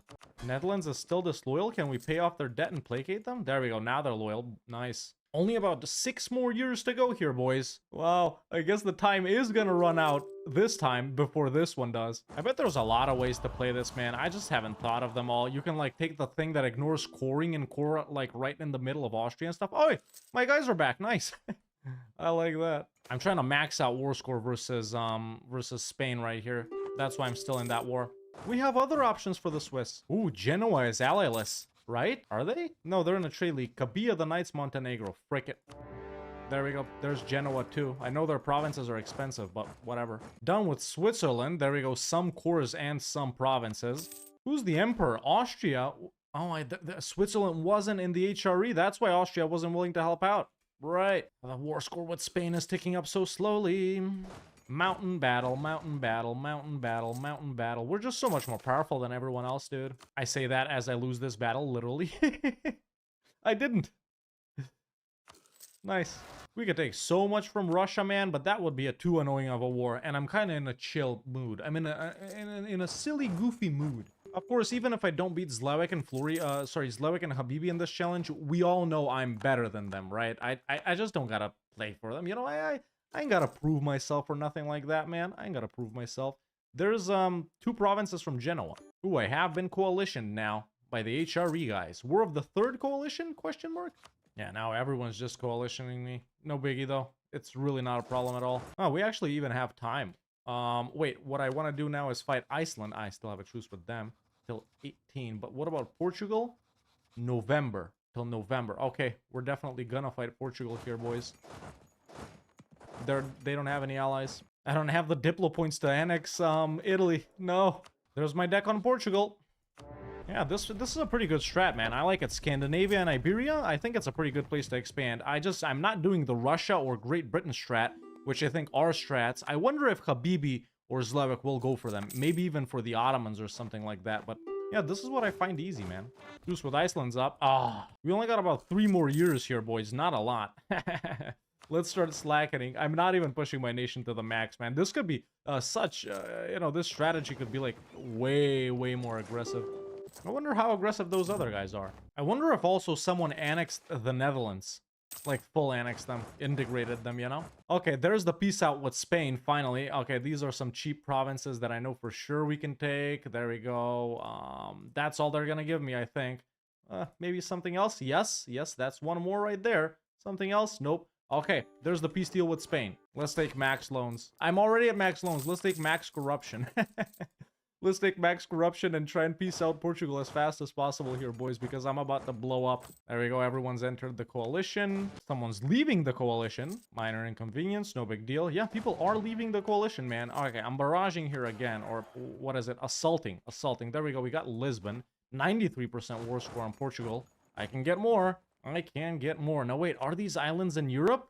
Yes, they are. Ah, these were in Europe too. Frick, I should have taken them. Continent Europe. Yeah, so I can take these two from Portugal for super cheap. Cool. That's good to know. I should have taken these from Spain then. Okay, there's a piece out on Portugal. Let's take the Azores and Madeira. As we just saw on the map, they are in Europe. And then I think we can take everything over here. Yes, we can. And yeah, with bankruptcy looming and just 2 years left, I don't think there's realistically anything else we can do, boys. So if I was playing in Para Bellum and I was in this situation right now, that's where I would call it right there. So yeah, 2 years left to spare, 15 minutes left to spare, just like the Playmaker. But now, let's see my score. So first we need to count our provinces that aren't in Europe. So that's 2 right there, 6, 8, 9, 10, 11, 12, 13. Okay, as far as I can tell, boys, we have 13 provinces outside of Europe. So that means that everything that'll show up there minus 13 is our score. So our score is 224 minus 13. That would put us at 211 provinces in Europe. Excellent. Excellent. I'm pretty proud of that score. Did I beat Habibi? Did I beat Zlewikk? I have no idea, but I did enjoy my strat quite a lot. Thank you for unlocking this video. See you next time.